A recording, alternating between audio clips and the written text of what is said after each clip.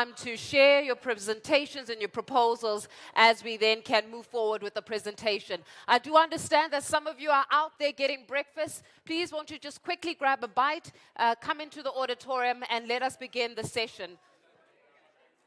The time on my watch says it is 12 minutes after 9 o'clock. I would like for us to formally begin in the next 3 minutes or so. So those that are still grabbing a cup of coffee, please do so. Let's start making our way into the auditorium so that we can begin with the proceeding. Lots to deliberate as a collective today, and I want us to be able to have ample time to ventilate some of those issues. So in the next 3 minutes or so, may I kindly begin a request that we start with the program, as we've got lots to cover between ourselves this afternoon. So a quick comfort break, a cup of coffee, and then in 3 minutes' time, let's formally begin with the proceedings. Thank you.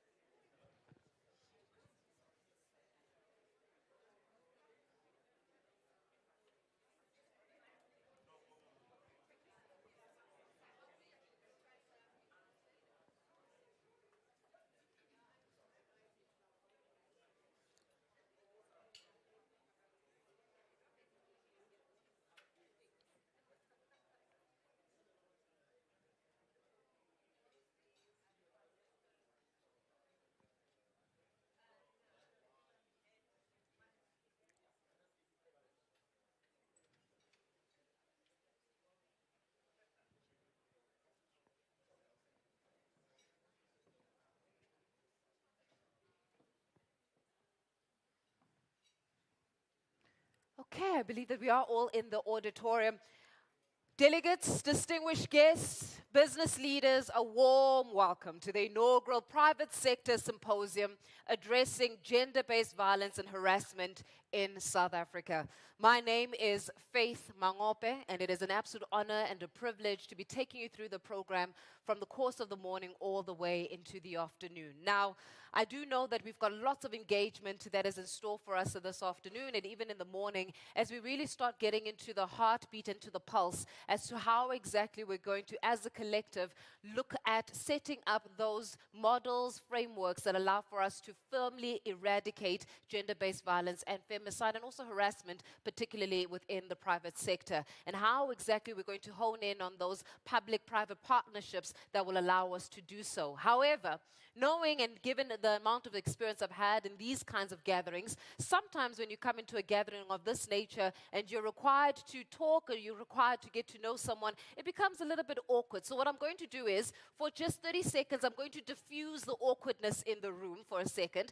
So I'm just going to ask you just to take 30 seconds. Please want to greet someone that you did not come in here with. Someone that you don't know. Find someone across the table. Hello, how are you? What are you doing here today? Lovely to see you. Find someone that you have never met before. We need to talk this afternoon.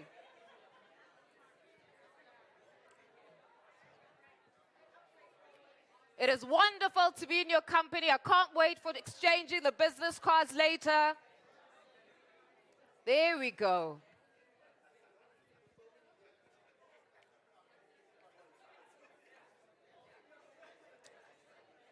Great to have you. Great to see you. There we go. There we go. I see some working in the room. I do witness some hugs as well, so keep it going. Fantastic stuff. All right, delegates, you may have a seat. I wanted to give you a little bit of insight as to the type of day that you and I are going to have, because ultimately, really, it is about those shared ideas, shared experiences, and being able to deliberate on how exactly we can start getting practical, especially with the mandate that has been put forward. But it all starts off with us being able to converse with one another and share those experiences, and what better way to do so than to establish relevant connections. May I also take this moment to welcome the following dignitaries who are joining us today. We've got Ambassador of Ireland, Mr. Austin Gormley, the UN Resident Coordinator, Nelson Maffa, and all the members of the UN agencies here present. Thank you so much for joining us as well this morning. We've got Advocate Shamila Batoy, who is our National Director of Public Prosecutions in the National Prosecuting Authority, as well as fellow prosecutors. Thank you so much, ma'am, for joining us this morning. Our government representatives from the Department of Women and Department of Labor, our Inspector General, most welcome especially, and a representative from the President's Office as well, so thank you so much for making your way here. Our keynote address and CEO champion of GBVH, that is Madame Nolita Fakudo. Thank you so much, ma'am, for joining us as well. And other key CEOs in the room today, especially Vodacom CEO and PwC CEO, former board chair of the fund, Dr. Judy Dlamini. Thank you so much for joining us as well this morning, and our fellow board members, organized labor presidents, the union representatives and organized business representatives, business leaders as well. Ladies and gentlemen, thank you so much for making your way today. Now, this symposium, I would like to urge for us to all start thinking about the questions and some of the insights that you're going to be hearing from the presentations, and really start engaging, particularly on as how to begin coordinating the practical implementation of some of the proposals that will be presented here by our speakers. So this especially goes on to organized labor. Please start also thinking about how is it that employees get to be affected by such mandates, and how do we find its practical expression, especially in the... To kick us off, ladies and gentlemen, into our wonderful symposium, won't you please give a round of applause for the GBVF chairperson, Miss Faith Kanyile, who's going to be welcoming us all here today. Please give a round of applause as she comes up.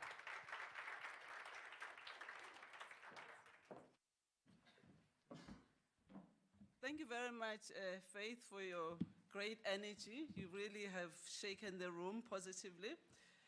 Good morning, everyone. I would really just like to welcome all of you today. It's an honor for me to be standing in front of you to open this very important gathering. All protocol observed, so I'm not going to go through the welcome or the recognition of specific individuals, because Faith has already done that. But I just wanted to say, this is really a special moment, because there has never been a gathering of this nature from the private sector with other stakeholders to look at ways in which companies can actively address the scourge of gender-based violence and harassment in the workplace, supply chain, and community at large. The GBVF Response Fund was established 3 years ago by the President of South Africa, as well as the International Women's Forum. At this short space of time, we have been able to contribute to supporting community-based organizations which are in the front line of fighting gender-based violence and femicide in South Africa, reaching over half a million people across our country. We did this with the support of the private sector, as well as various foundations that have allowed us to reach so many people. Today, we however, are turning our eyes on supporting the private sector to actively tackle gender-based violence and homicide in their companies and employment ecosystem. We particularly want to ensure that there is adequate support to companies in tackling gender-based violence in the workplace, with a full understanding of the law and other instruments that need to be implemented, such as the ILO C-190. As the fund, this initiative is particularly important as it drives collective action and collaboration among all the stakeholders in support of the implementation of the National Strategic Plan on Gender-Based Violence, which is also the framework that the GBVF Fund is using to end gender-based violence in society in South Africa. This symposium will not only share what companies are doing in the technology, mining, and retail sectors, but also we will hear from our bilateral partners who have been instrumental in supporting the fund. I would just like a special mention to the UNFPA, the UN Women, and the ILO, as well as the JSE in their support in this gathering today. I look forward to engaging in these important discussions and learning from the different speakers on how we can together tackle but also end gender-based violence in South Africa. We really don't want to be known as one of the most violent countries in the world, against women. So we really have to, it's not just about finding ways to reduce gender-based violence. It's really, we have to end it because it just, we know how it just hurts each and every members of our society. But we obviously need to make sure that today, as we launch the private sector, coalition, which is an initiative to support business in updating policies and procedures in line with the ILO C190. We together join the fight to end gender-based violence, because I think here we've got leaders of business, we've got executives, we've got critical players in the public sector as well. And this is the kind of leadership that is really going to help us end gender-based violence. So I really just want to wish all of us a productive, engaging, and positive day today, so that we can come up with ways to end, this sketch. Thank you very much, and enjoy the rest of your day today.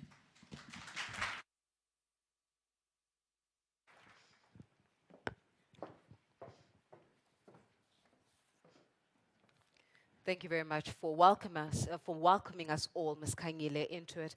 Up next, we're going to have the CEO's address, and really we're going to be drawing on insights from a case study of how the technology sectors have been managing to respond to gender-based violence and harassment. So with that, ladies and gentlemen, please give a warm round of applause as he comes up, the Chief Executive Officer of Vodacom South Africa, Mr. Sito Mdlalose.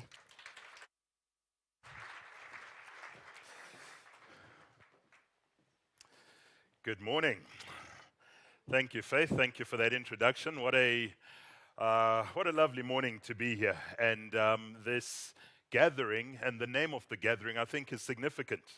I think the fact that this is a coalition describes exactly that a problem this big requires a coalition, that a problem this big cannot be solved by purely the private sector, nor only by government, but a true partnership between the two, and a true participation across the entire private sector.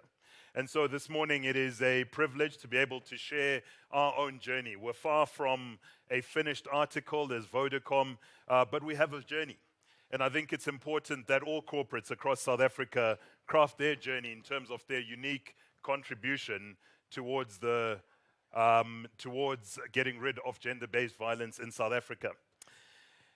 Our mission as a business, our vision as Vodacom, is to connect South Africa for a better future. We truly believe that the power of technology empowers lives and changes dramatically the course of economic outcomes. But we also believe that when we consider the communities around us, it's hugely important to figure out how our technology empowers these lives. And when we read and reflect on quotes such as this from the President in his forward on the strategic plan on gender-based violence, it stops us dead in our tracks. For while we want to connect for a better future, we also want to ensure that we do that with a view that says it's inclusive for all. And so reading quotes like this for us makes us think about our own vision and our own mission. He writes this: South Africa holds the shameful distinction of being one of the most unsafe places in the world to be a woman. We have amongst the highest rates of intimate partner violence, and recently released data from Stats SA shows that the rape and sexual violence have become hyper-endemic. This is a scourge that affects us all, young and old, black or white, rich and poor, queer or cis, rural or urban. It pervades every sphere of our society. And so as Vodacom, as we work and serve in multiple communities and societies across South Africa, it has become important for us to reflect on quotes like this.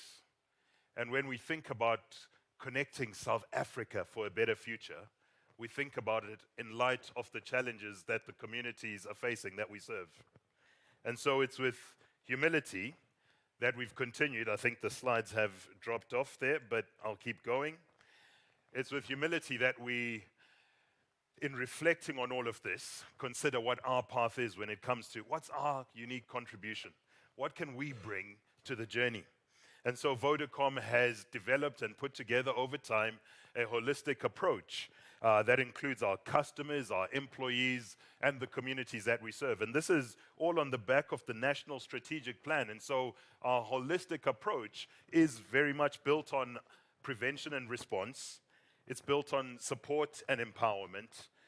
But ultimately, all of that is underpinned by strong partnerships. So let me just give you an idea of the things that we have been involved in. And I'll start with prevention and response. I think when it comes to prevention and response, there's various elements of what we can do. We're great at technology, and so we lead with that. One of the things that we've launched is the Bright Sky app, which we launched in 2021. It's a free-to-download app. You should look for it on the App Store, on the Google Play Store. It's free to use from your mobile app. It doesn't consume from your data, regardless of what mobile network you're on. And this app effectively provides support and information for those affected by GBV. It helps define what GBV is, helps make you understand what the law says about GBV, gives the users of the app an opportunity to keep a diary or a journal, to take and capture evidence, to be able to do that in a nice, safe space. We also have quite a cool feature on the app, which is in discreet mode. And so if someone was using that app and had an abusive partner, if you open the app, you wouldn't be able to see it because it can disguise itself as a weather app or something like that. But it gives that sense of safety and security for someone to be able to journal and so on. The other element of what we're involved in setting up the original Gender-Based Violence Command Center in terms of the services that were being given to that, a toll-free call center which was established in 2014 where victims can contact a counselor and access help. And that was the setup, and some of the start of that was driven or contributed to by ourselves. One that we're particularly keen on is when we think about technology and the way technology changes lives, we're very involved in education across South Africa. And the schools that we're involved in, we connect some of the schools, we connect over 2,600 schools across South Africa with free internet. But what we also do is we do what we're good at. We put in computer centers and equip them in IT skills because we think that gives them confidence in their overall education journey. But as we've done that, we've realized that the problems and the challenges they face are way greater than the technology skills that we're empowering them with. And so one of the elements that we've been involved in is together with the Department of Basic Education. I should use the clicker. Okay, there we go.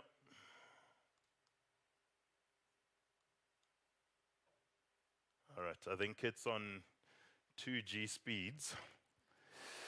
I'm guessing it's not on the Vodacom network. I'm seeing two different things on there in here, so I don't know.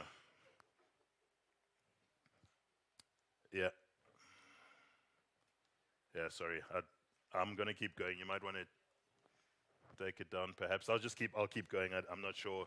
If you can figure it out, go for it. I'll leave that here and okay, I'll leave it on that. But so we're talking about the schools that we operate in, and one of the elements of empowering the children at school is really understanding what they're facing. And so we've placed psychosocial support workers within 25 of the schools of excellence. We call them schools of excellence because we equip them. We get rid of pit latrines for their dignity. We equip them with computer centers, but ultimately put psychosocial support workers to help them with what they're going through, with bullying, with gender-based violence, with all the different social ills that they're facing from where they come from.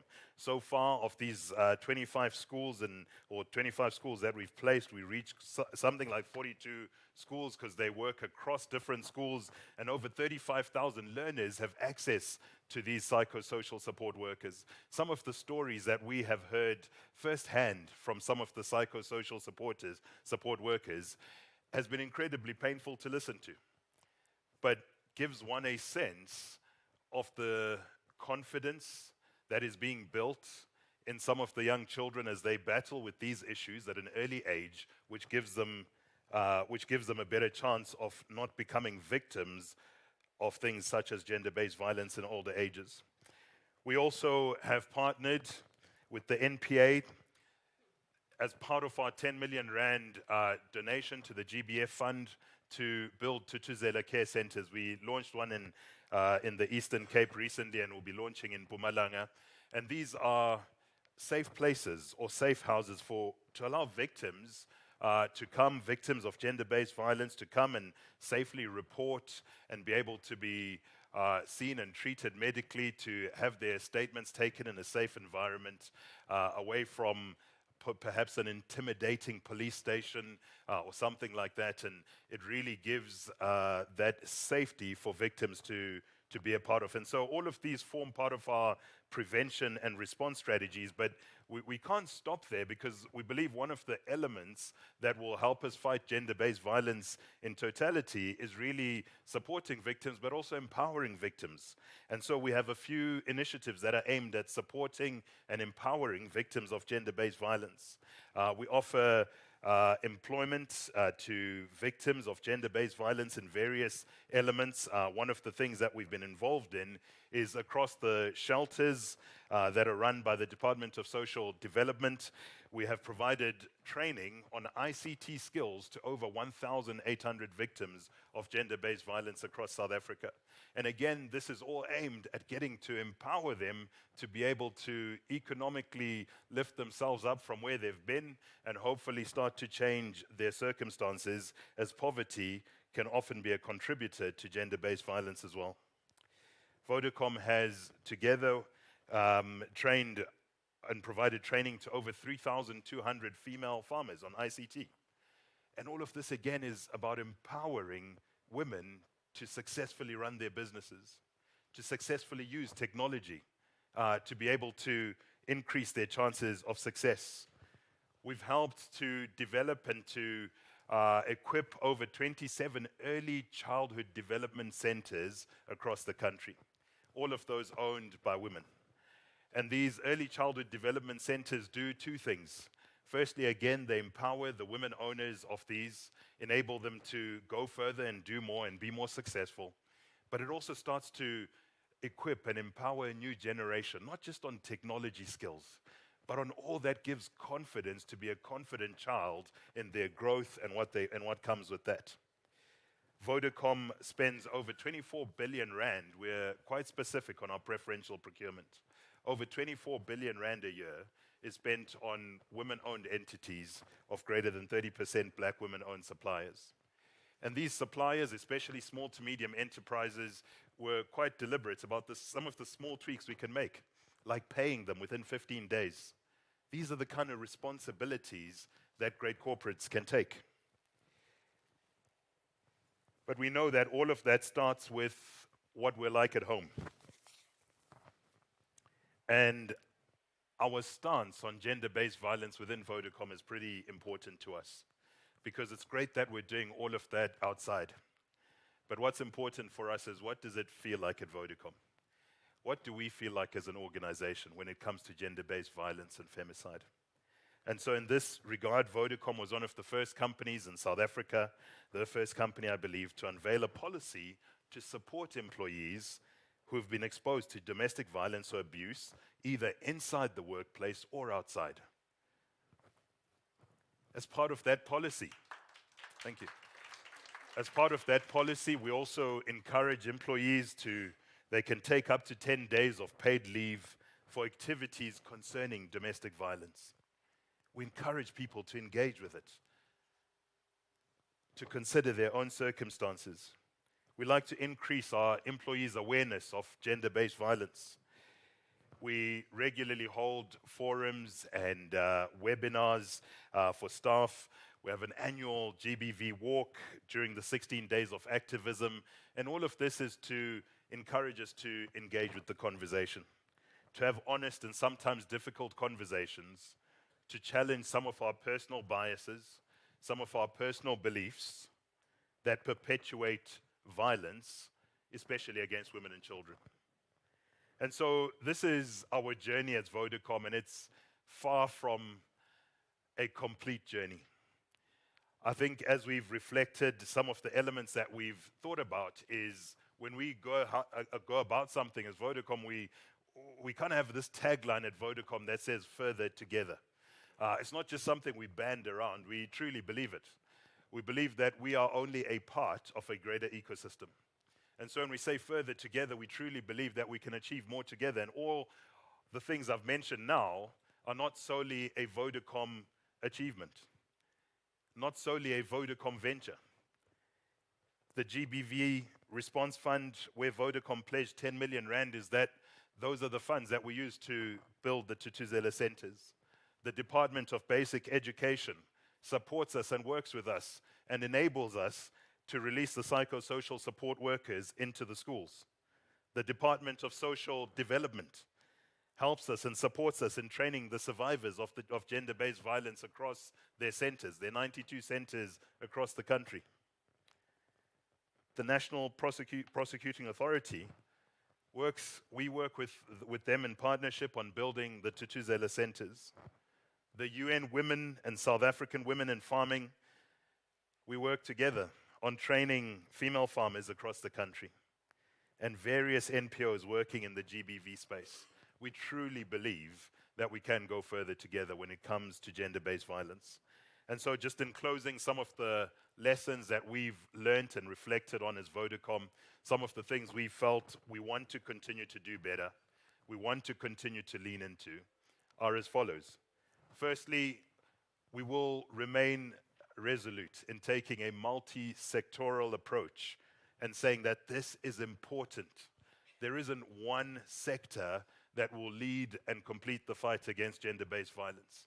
This is something that needs ownership right across the private sector, right across government, and a focus across all of the above.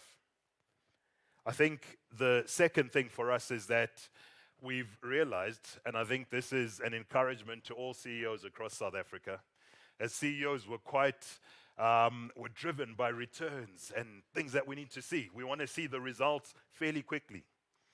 I think some of these things, when it comes to gender-based violence, needs a certain patience, needs a view of a long-term impact. This isn't about something that you do today and see a result tomorrow.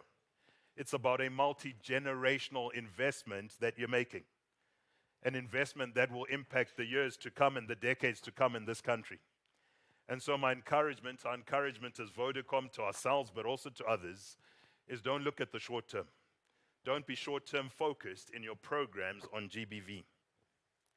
There are no quick fixes, but through sustained efforts and partnerships, we truly believe we can make a difference.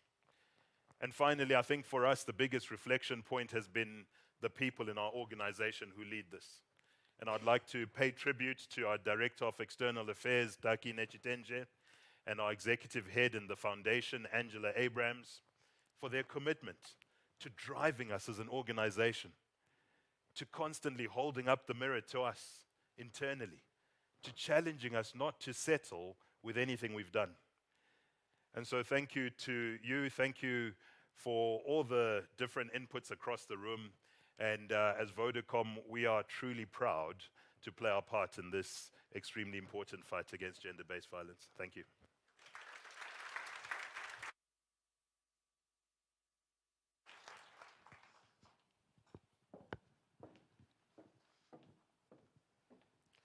Mr. Mdlalo, so thank you very much for that presentation. And I think that, upon reflection of what you were saying around how CEOs were very profit-driven and results-driven, I think that the best results that CEOs can get is investing in their human capital. And the truth of the matter is, if a woman is experiencing or a man is experiencing gender-based violence in the home, trust you me, they're not going to be an effective employee. Nor will they be able to provide those results that you need to enable that bottom line. So very critical points that you've mentioned as well, so much appreciated. The truth of the matter is our human capital must be well enough in order for them to produce the results that we are expecting. Ladies and gentlemen, to provide us a keynote address and also perhaps reflect on the case of Anglo and the role that the International Women's Forum South Africa has played in establishing this fund, please won't you help me welcome the chairman of Anglo American's Management Board in South Africa, Madame Nolita Fakude. Give her a round of applause as she comes up.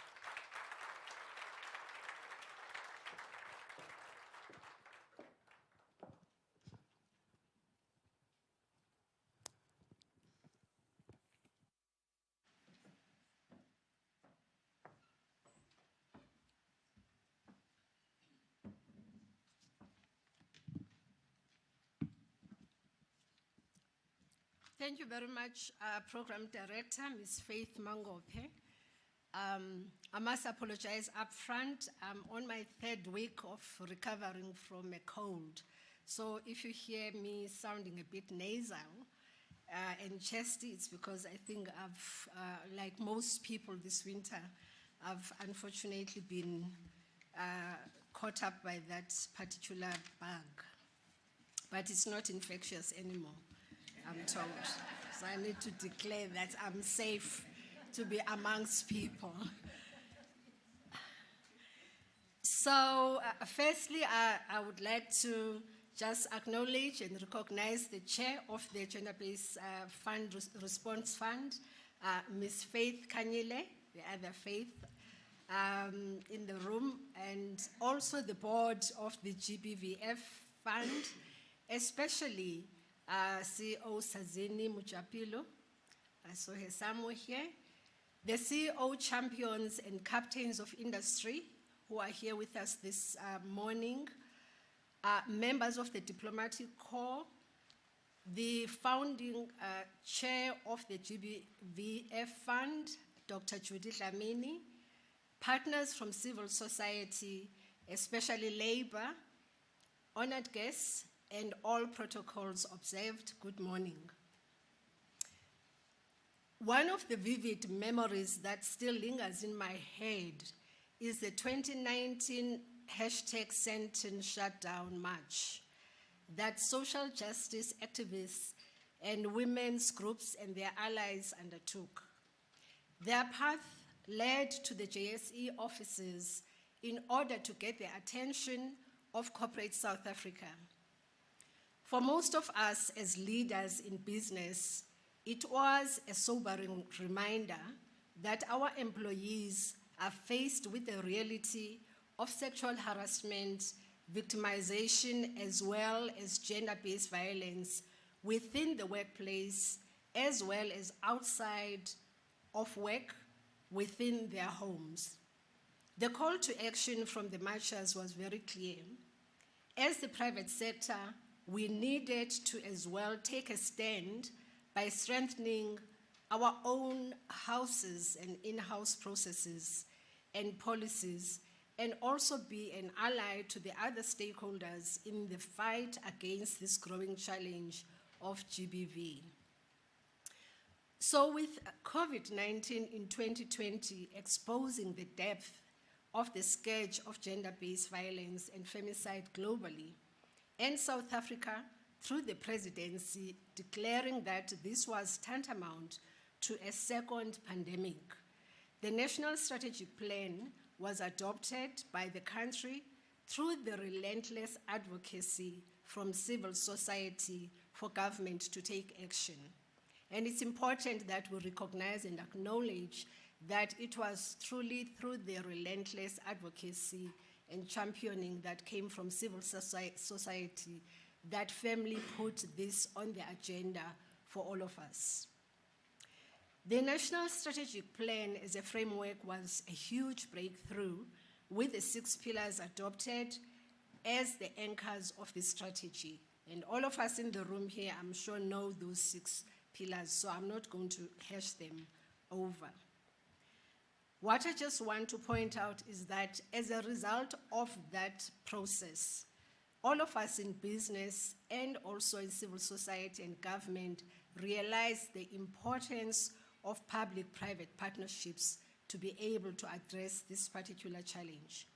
And so this morning, I'm kind of wearing 3 hats in one, and I will talk through to demonstrate to you how we have been able to deal with these issues at a multifaceted level, at a country level, partnering obviously with the presidency and government, as well as at business association levels, including the International Women's Forum of South Africa, as well as the Minerals Council, which is the industry I'm part of, and then at the 3rd level, at an organizational level, which is at Anglo American level, in terms of our own responses. The International Women's Forum of South Africa, like other social partners, got to participate in these discussions through the presidency.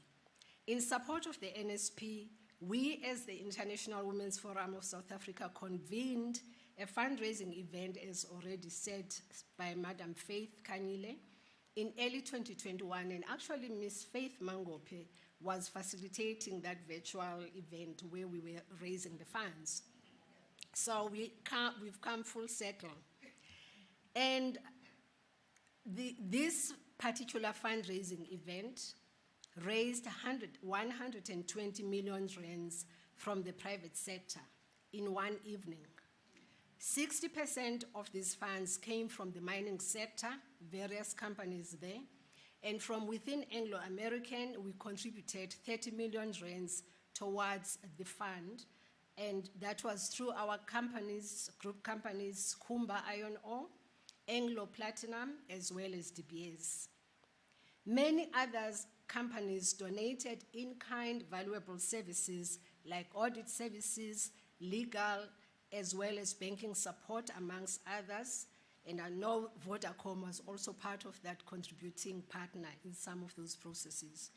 And this was to ensure that the GBVF fund had good governance and longevity.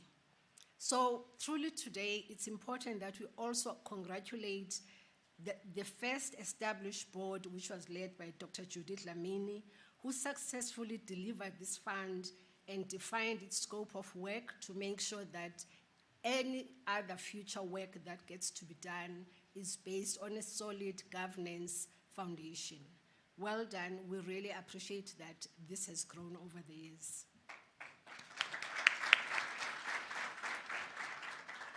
Secondly, from the International Women's Forum of South Africa, the Catalytic Strategy Platform was also set up in partnership with the JSE, Women's Development Bank Holdings, as well as Anglo American as its partners, focusing further on research and policy formulation, including the championing and addressing the gender pay gap challenge throughout boardrooms across South Africa. Our members of IWFSA, who serve on many boards as non-executive directors, are encouraged to continue to champion the issues of reporting on their organization's gender pay gap. And we know that much, much more work still needs to be done to close the gap in the various sectors. And tomorrow, a report will be launched by Ms. Faith Kanyile and the International Women's Forum and its partners, talking about the status of gender pay gap in the country.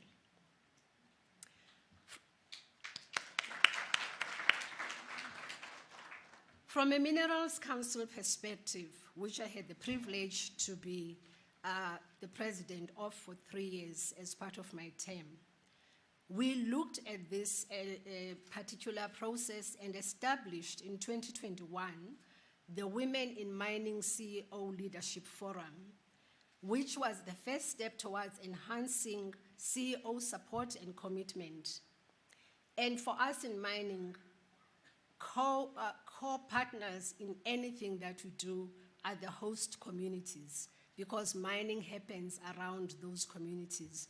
And therefore, any initiative or intervention that we embark on, we want to make sure that it does support and gets the support and commitment of the host communities. Within the CEO Leadership Forum, this is co-chaired by the President of the Council and another senior office bearer to ensure that there was sponsorship of this forum at the highest level of the organization. So when we established this forum, I co-chaired the forum with Neil Froneman, the CEO of Sibanye Stillwater, who is the largest employer in mining, to make sure that visibility of CEO commitment around this commitment on women in mining was there for everyone to see. Later on and recently, I have co-chaired that platform with Paul Dunn, who is the CEO of Northam Platinum, another critical player and employer in the Limpopo area. The Women in Mining CEO Leadership Forum established 6 foundational measures which we all adopted as companies and helped those who didn't have processes to make sure that they had them in place. And some of those include, I haven't started on my slides yet, and I'm not sure who's running with my slides. Because this, okay, I guess we'll get into that. I'm sorry. Is Najma running the slides for me? Maybe I should have the driver, please. Thank you.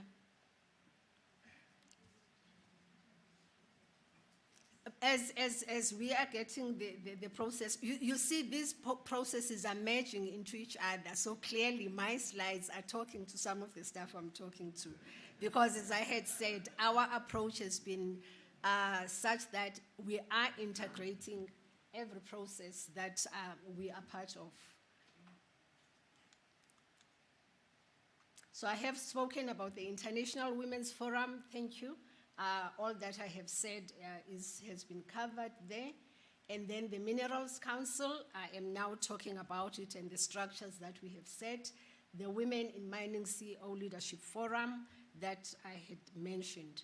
And secondly, the 6 foundation measures that were adopted and which we use on a quarterly basis to make sure that we get a sense of what is happening amongst our member companies to ensure that they have programs in place.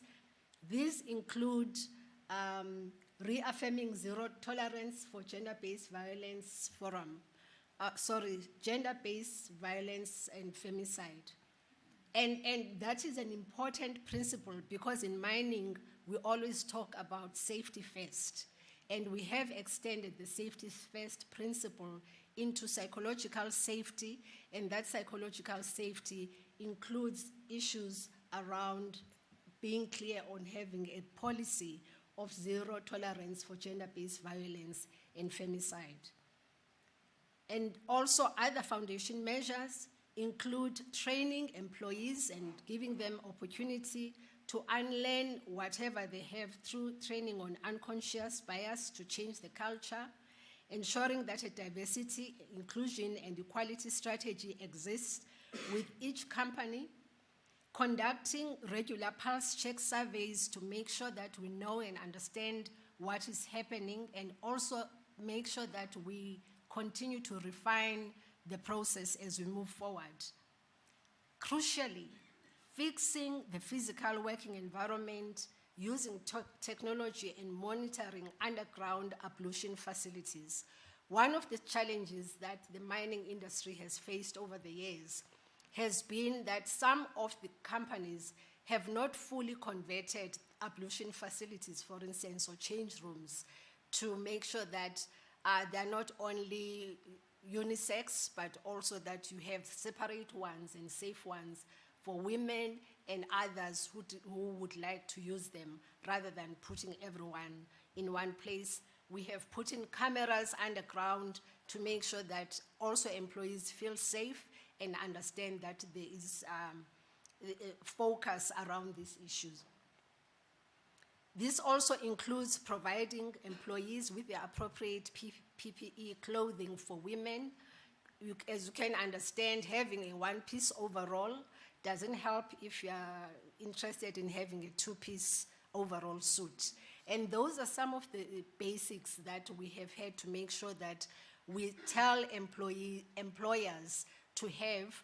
And this process has been supported by the Department of Mineral Resources, and now it's called Mineral Resources and Petroleum, as well as the Mine Safety Health Council, to make sure that there are processes and policies and also monitoring of performance in these areas. So the basis really of the foundation measures is all about safeguarding the workplace as much as is possible to create both psychological and physical safety for employees, especially women employees. Lastly, through the Minerals Council, we partnered with the NPA's Sexual Offences and Community Affairs Unit. And Advocate Batoy, I hope we are taking a tally from all these people who are supporting the Thuthuzela Care Centres, because by the end of the day, you should roughly be having 100 of those coming from the private sector, just from all of us being committed to that program. Because the Thuthuzela Care Centres are crucial in supporting all of our strategies in the private sector, in the public sector. And therefore, it's important that we work through a soccer, and it's been wonderful working with the teams there.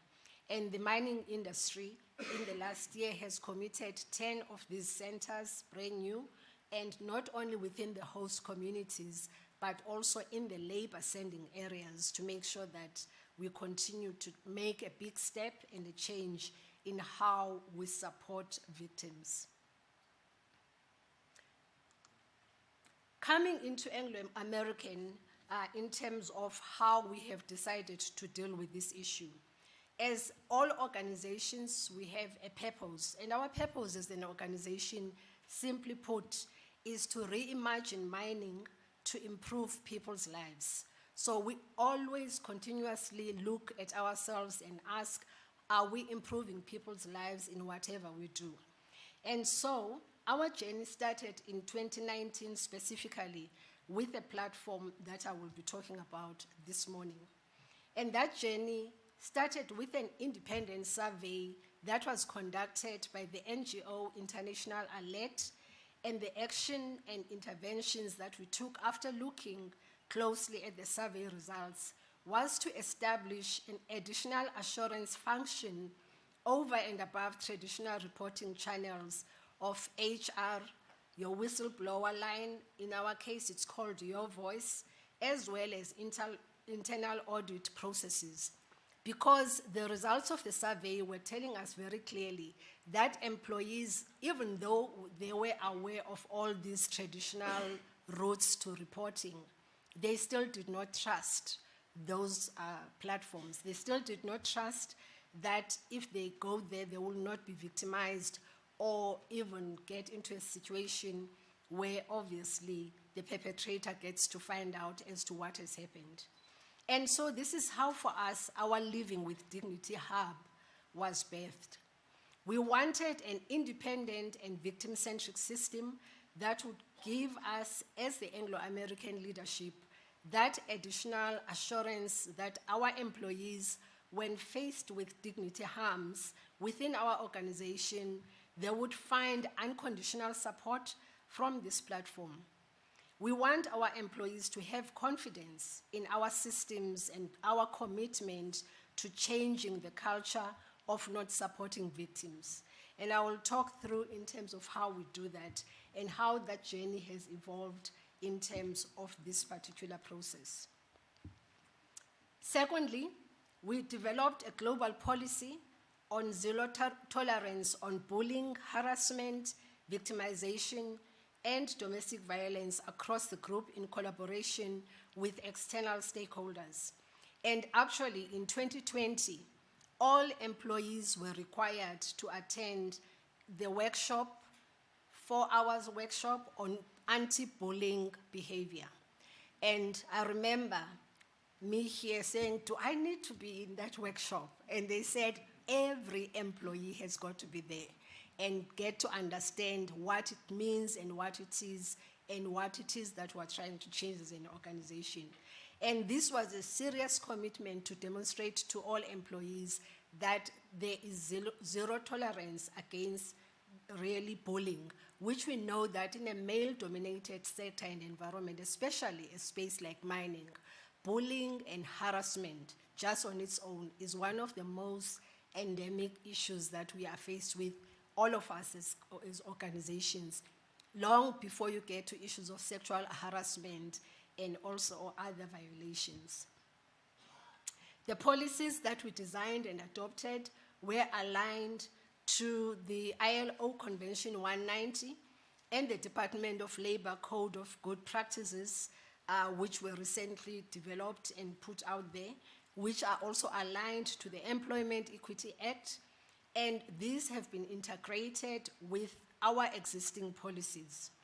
As recently as 4 weeks ago, the Department of Minerals and Petroleum Resources, through the Chief Inspector of Mines responsible for safety and health, issued a guidance note for the industry. It is very clear that the momentum on eradicating GBVF is going to be sustained by the mining industry as a whole, while we make sure that the guardrails are in place and continue to share best practices amongst companies through the Women in Mining Leadership Forum and have regular recognition of companies and leaders that are doing breakthrough work in this space. The Living with Dignity Hub has an end-to-end case management process, and this end-to-end case management process gives employees numerous pathways towards existing ways of being supported in the organization. I won't go into detail, but these are between urgent interventions as well as short-term interventions. And they range from emergency medical care. So in our communities, there are doctors that can be contracted within 24 hours. The general manager doesn't need to get additional permission. As soon as the hub is alerted of a harm, the person is able to access emergency medical care support, no questions asked.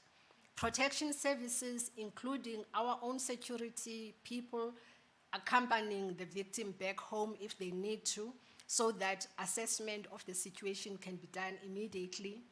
Trauma containment is also a process that we look at through immediate therapeutic support and right up to conducting risk assessments in cases of domestic violence and providing relocation to a safe house temporarily. So I was pleased to hear that Vodacom have got a similar system. With us, the minute we get to hear of a domestic violence case, the victim gets immediate full support, and if they need to be put in a hotel or safe space or wherever it is, they go there temporarily to make sure that they get the space and time to be able to work through how do they refer to the SAPS, how do they make sure that their family is put together and those that they need to talk to, they're able to do that. And this psychosocial support extends and is provided by NGO professionals and partners. And the only time we find it difficult to engage with this process, because it's important to talk about lessons learned, is when the domestic violence case is part of a divorce issue.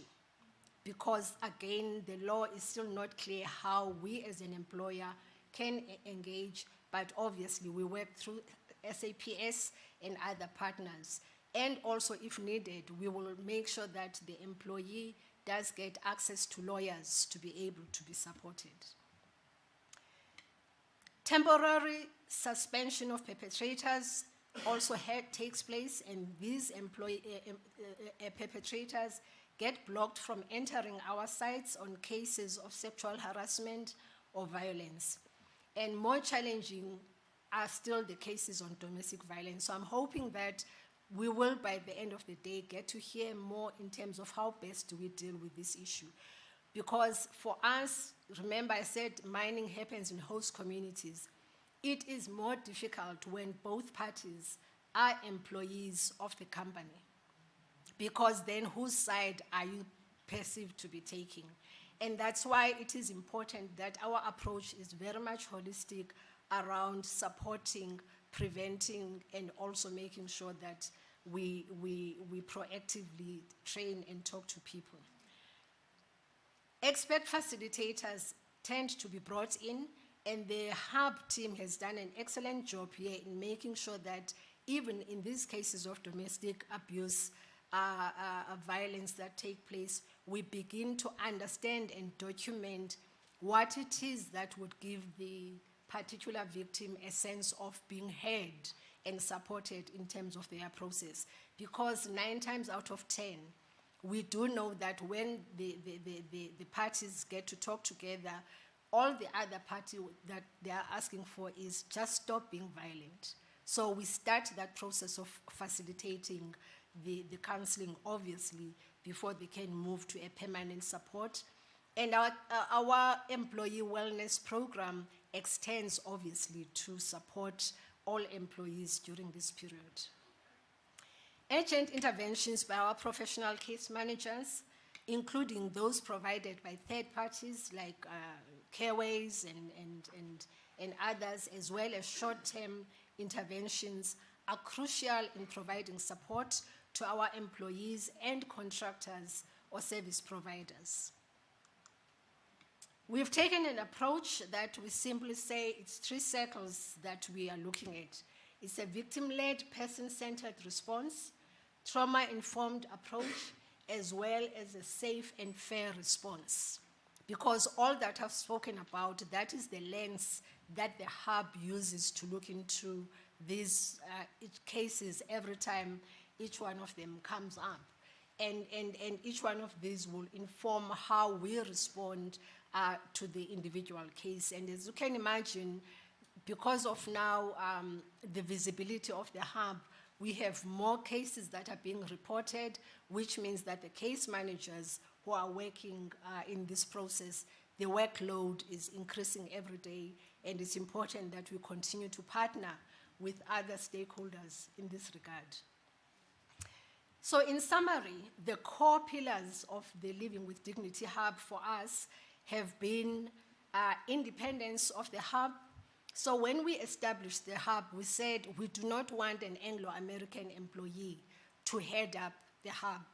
So we spoke about, do we call this person the ombudsperson, or do we call them an ambassador? And we worked through the various processes, pros and cons, and eventually we ended up saying the person who will head up the hub is an independent ambassador.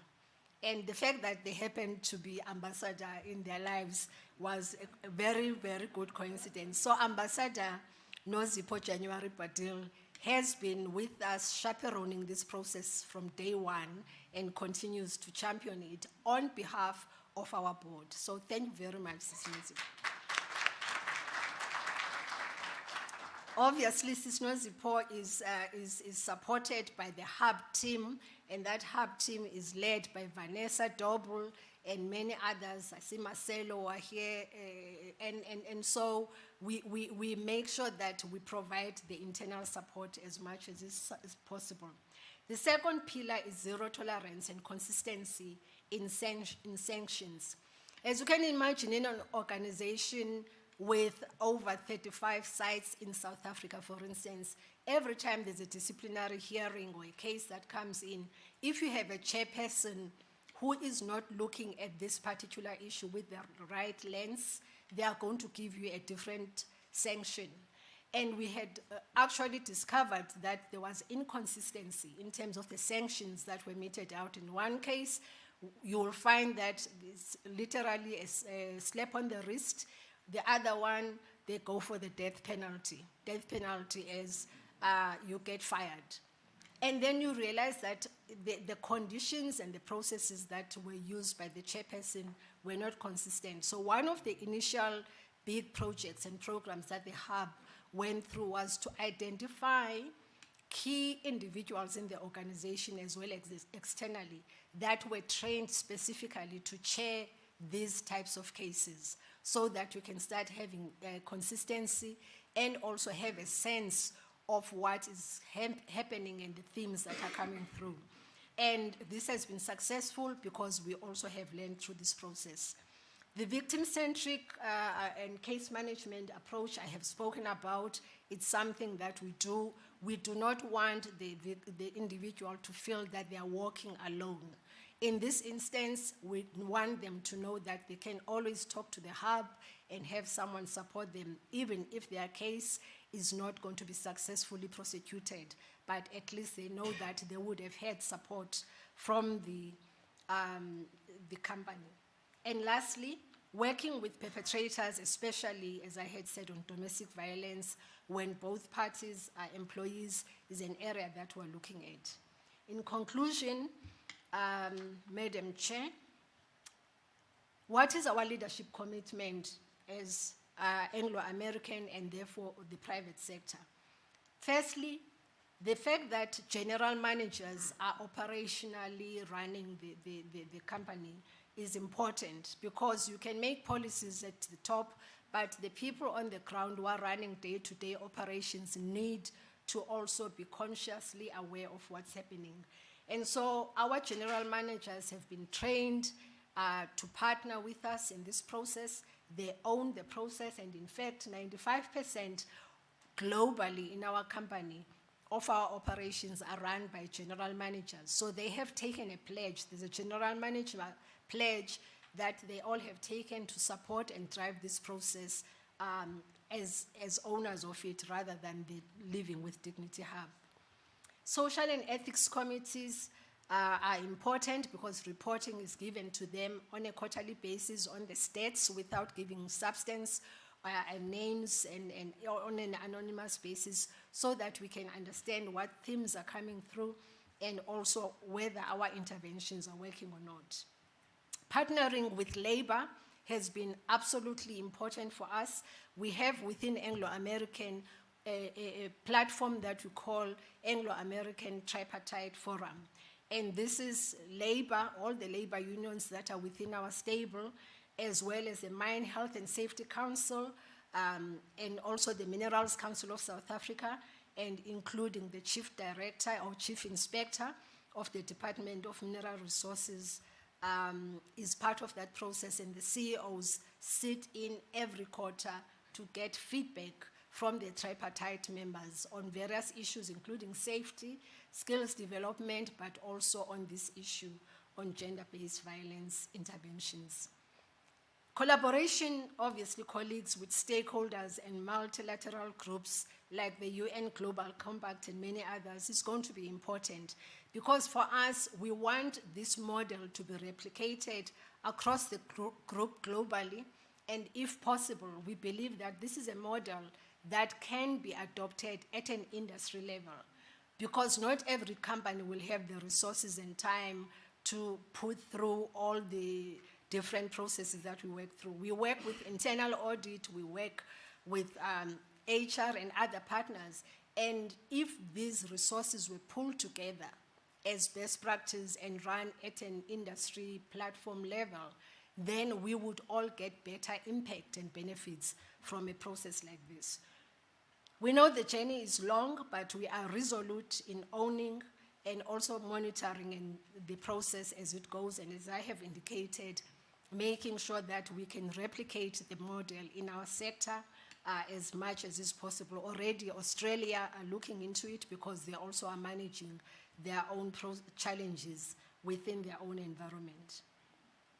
Next phase for us is to move from protection to prevention, protection, and enforcement in that order. However, no one company can do this alone, so collaboration and partnerships are crucial, and we hope that you will continue to be part of our journey. And as they say in Sunday school, continue to brighten the corner where you are. Do not complain about darkness, light your candle, and make a difference. Thank you very much.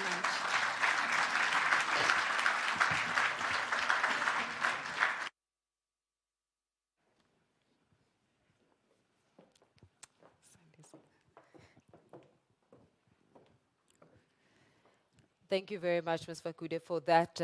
It is a very practical presentation on the work that is being done, and it allows me to borrow from the words shared by our late father, Utatu Nelson Mandela, when he said, "It always seems impossible until it is done." So thank you very much for showing us how exactly we can get it done. And speaking about the notion around how it really does put an urge on collaboration, I'm sure many of us can reflect on the horrific statistics that came out in 2021, which actually showcased how many gender-based violence calls were recorded by the command center, the GBV command center, within the first 3 weeks of national lockdown. Do we remember those statistics in the room? So some were saying it's about 120,000 cases in 3 weeks. So when we're talking about how collaboration is integral to being able to solve it and eradicate gender-based violence and harassment, particularly in the workplace, it really does mean that we need to do so much work because the work can actually be done. So we do thank you for those practical presentations. And in fact, we're going to be moving on that theme of practicality because we're also going to be looking at the case of PwC and how PwC, through the integrating of the GBVF work, especially when from a pro bono perspective, has really led to a broader impact in being able to address some of those sustainable development goals. So please, without further ado, please help me welcome onto the podium Ms. Shirley Machava, who is going to be reflecting on that for us this morning.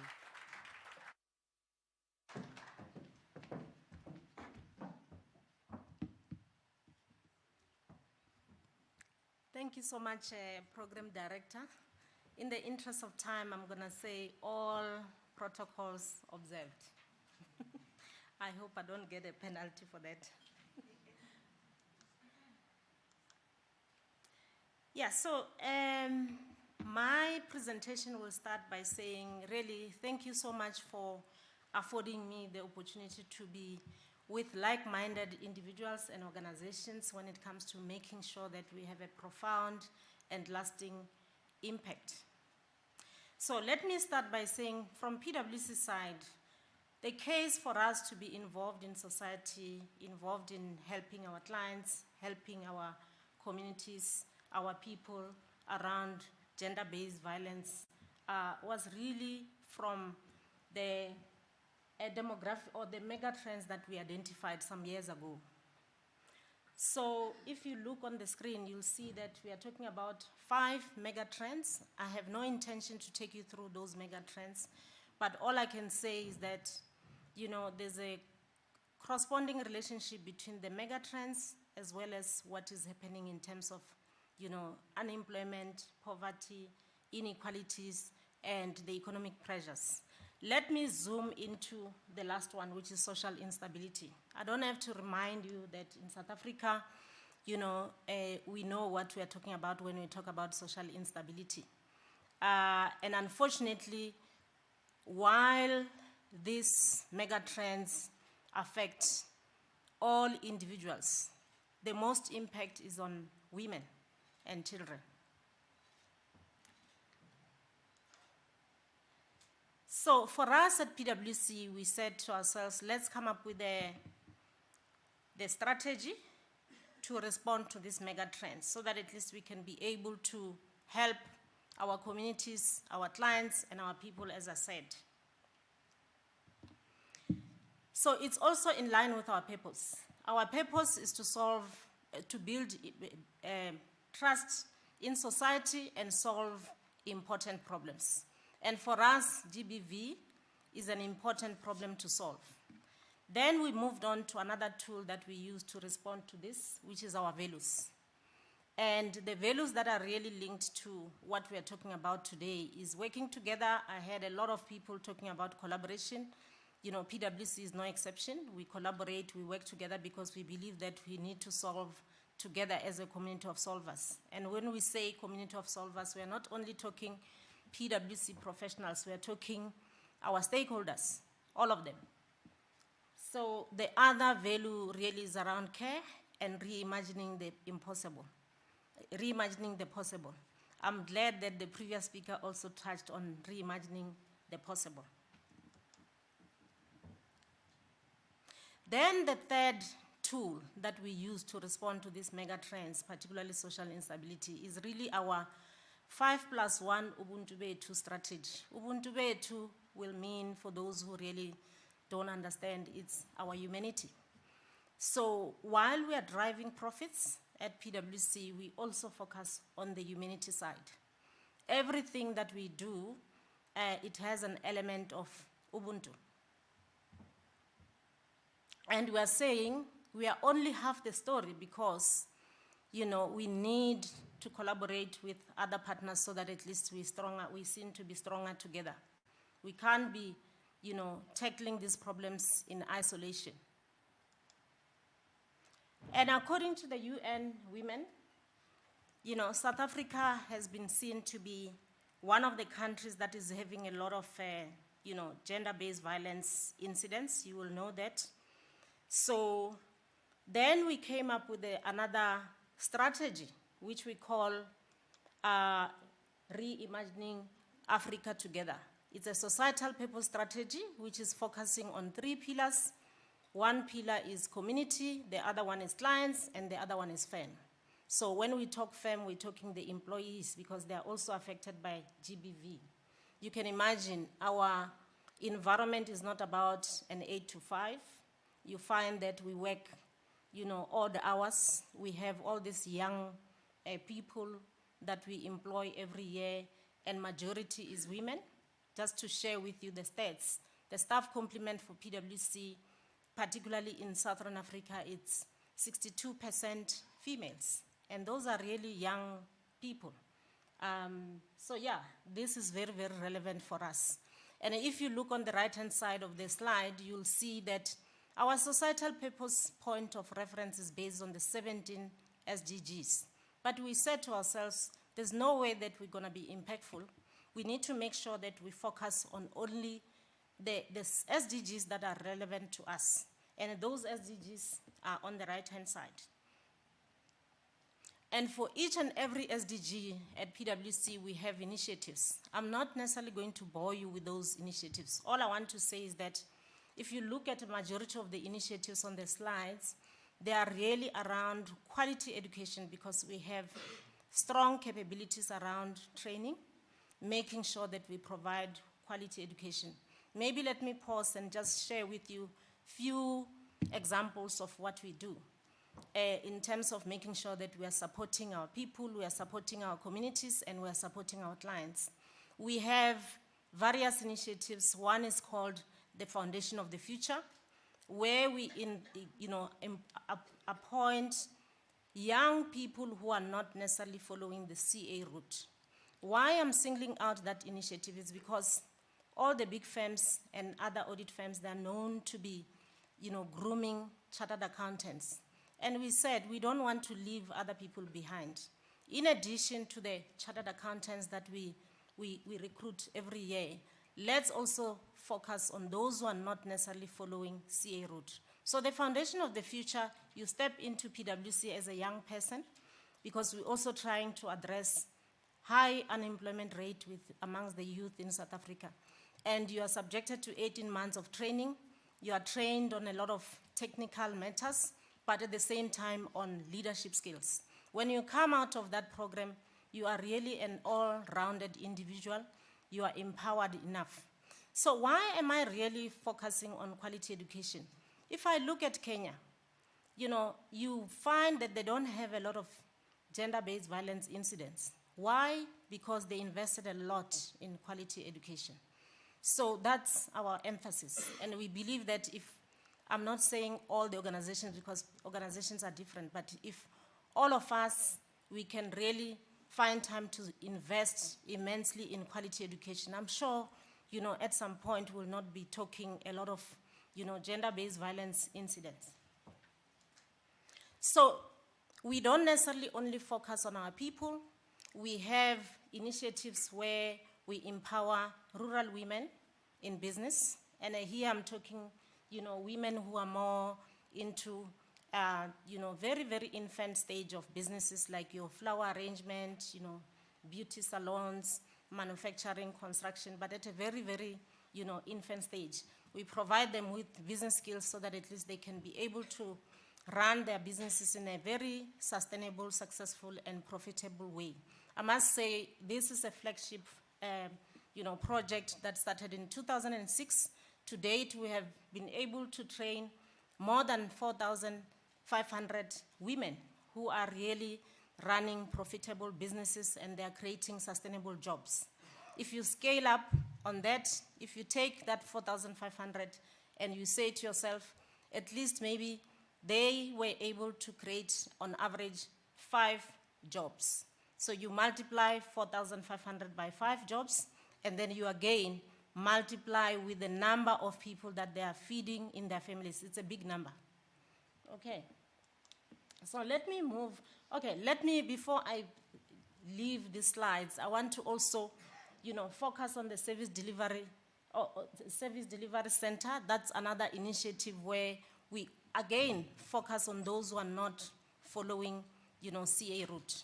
Again, it's around quality education. If you look at the stats, you'll see that majority of the people that we train in that program are women.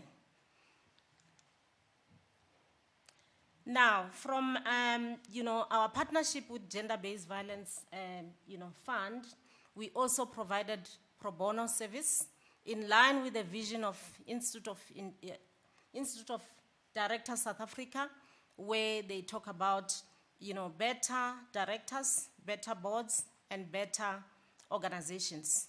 We were very, very critical in making sure that we establish a robust governance process in terms of risk management, in terms of providing accounting services, and making sure that policies around governance are in line with what is expected. And as I said, that is really pro bono. We never charged anything, and we're going to continue to support them because we believe it's important. So if I look at this slide, within PwC, we were the very first audit firm amongst all the audit firms to come up with a domestic and gender-based violence policy.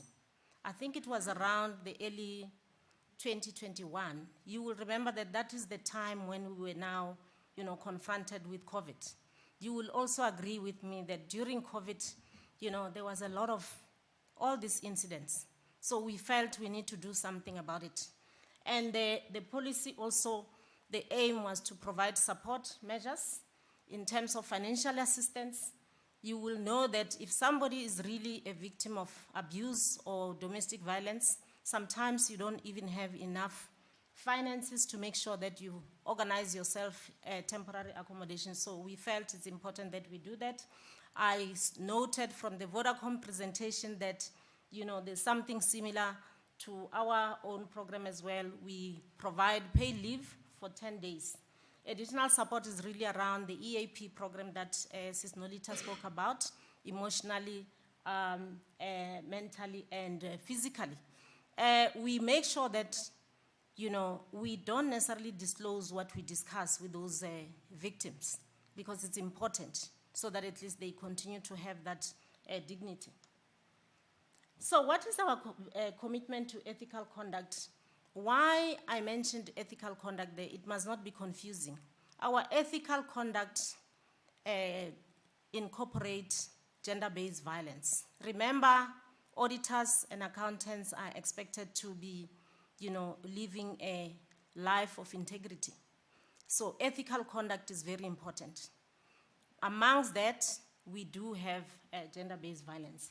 So we committed to our core values, as I indicated to you, the zero tolerance when it comes to harassment and bullying. Ubuntu Betu strategies, our strategies are said. We made sure that we appoint the chief ethics officer across the whole of Africa who is our EXCO member. She provides us with updates on matters around gender-based violence and other things. She also has champions underneath her so that at least she can have the support. She also reports to the Social and Ethics Committee from a governance point of view. I must indicate that we have another structure called the Africa Risk Council. So we have a lot of structures so just to make sure that everything is aligned to what we are expecting. Our focus areas are really around global complaints, discrimination, free environment, making sure that we are transparent in whatever we do, encouraging the speak-up culture as well. So what are the key ethical conduct initiatives that we do? As I said, the speak-up culture, there's a lot that we do around making sure that our people are not afraid to say anything, whether it's a partner who is involved, a partner who was involved in bullying or harassing a trainee accountant, a first-year trainee accountant, we don't care. Even if it's myself, even if it's our Africa CEO, everyone. So we also provide training to our people, making sure that they are up to date with what is happening. That training includes bias. You will know that sometimes, this bias is really a very controversial word. I'm not saying unconscious bias because we have a lot of information. We can't continue to talk about unconscious bias. So we need to talk about bias. So, but we don't stop training our people so that at least they understand, because let's face it, PwC still, while I'm saying majority of the staff complement is 62% females, however, overall, it's still very male-dominated. So you will understand. You can't take chances and say, oh, these are professionals. You need to continuously create that awareness. We have awareness campaigns, Ethics Week. We dedicate a week around October to make sure that we revive whatever we have in place. People are continue to understand what they are expected to do. We have the ethics conference every year. We have roadshows. We have a hotline. We have consequence management. This is really to do with disciplinary committees, having people who can be able to run with these disciplinary committees in a very objective manner.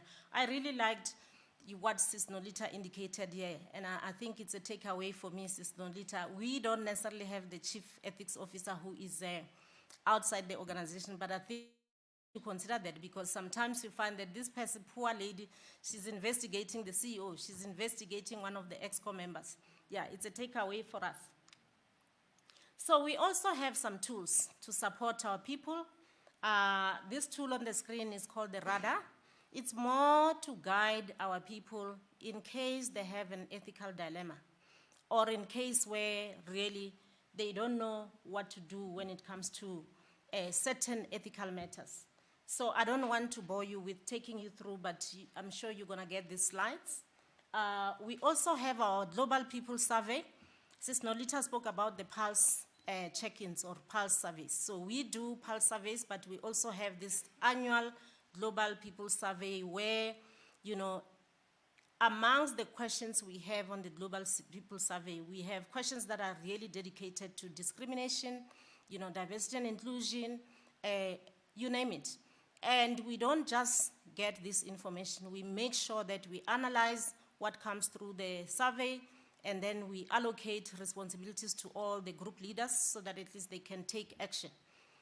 Remember, this is a KPI for all of us, starting from the Africa CEO to a very junior person within PwC. We also have pledges. I just extracted, some pledges, but we have pledges for the whole EXCO. The pledges that you see on the screen is really for Dion Shango, who is our Africa CEO, and myself as the PwC South Africa CEO, and Taruna, who is our Africa Chief Ethics Officer. I'm not going to read the pledges to you, but the message here is that we do have pledges, and we make sure that we revive those pledges. What are the challenges that we confronted with when it comes to this gender-based violence program? It's really around resistance to change. We have more than 5,000 people around Southern Africa PwC. So you can imagine different cultures and whatever. So, but we have a solution for that. We make sure that we engage our staff complement on a regular basis and make sure that they are aware of what we are trying to achieve, aligned with our purpose again, our values, and our strategy.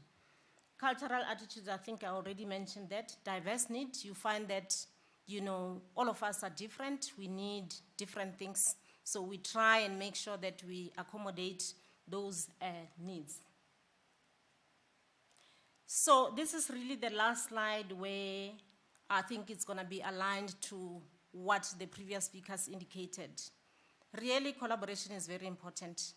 For us to be where we are today as PwC is because we are walking this journey with our key stakeholders. You know, the tone at the top as well from PwC is really helping to really make sure that we guide our people on a regular basis. And for us, it's not about just doing things for the sake of doing things. It's about leaving a lasting impact. We measure everything that we do. So if you look at the strategy that we have, the ethical conduct is one of the pillars. At the end of the year, on a regular basis, we measure to say, you know, if we invested in this area, what is the impact? Our commitment is really, again, around Ubuntu. We believe that we are interconnected. We cannot do this alone. We need to have a unified approach, involve other key stakeholders like government, civil society, and individuals that are really, really having the same mission. The call to action for us is together we can do more. We need to continue to solve together. Thank you very much.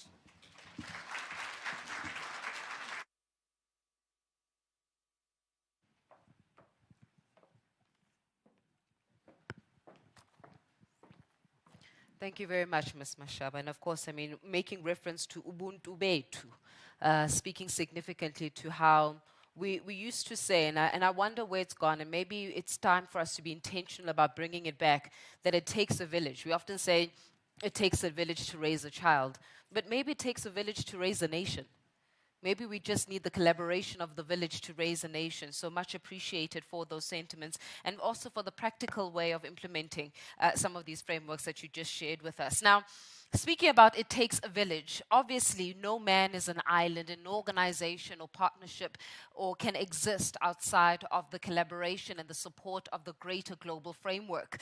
And with that, ladies and gentlemen, may I kindly request our dignitaries who are going to be sharing their messages of support onto the coalition and perhaps looking at this private sector symposium agenda. First up, may I please ask the United Nations resident coordinator, and that is the coordinator of the UN in South Africa, His Excellency Nelson Mufu, to come up and share that message of support. And after that, of course, I'll call the ambassador. And then we also have a message of support from the UK High Commission. But first, our UN resident coordinator, Mr. Mufu, please make your way to the podium. Please give me applause.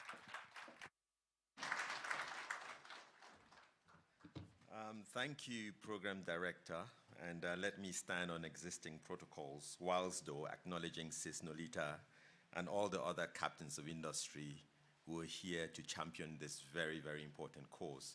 Of course, I speak on behalf of the United Nations family here in South Africa, and in the audience, there's several colleagues, particularly from UNFPA, UN Women, and ILO, that I need to recognize.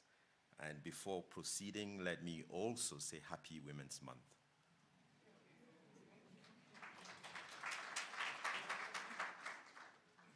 It is actually a profound honor to address you today as we come together for this important gathering, which focuses really on preventing GBV in the workplace. It is a crucial moment in the ongoing efforts to create safer, more equitable family, social, and work environments across South Africa.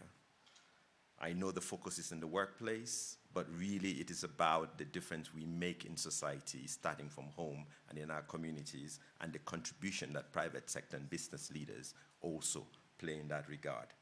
And in a context where GBV including femicide and harassment, is deeply entrenched and seen as a pandemic, a gross human rights violation, we all need to, as we've heard this morning, work together. We need a whole of society, whole of government, and whole of economy intervention.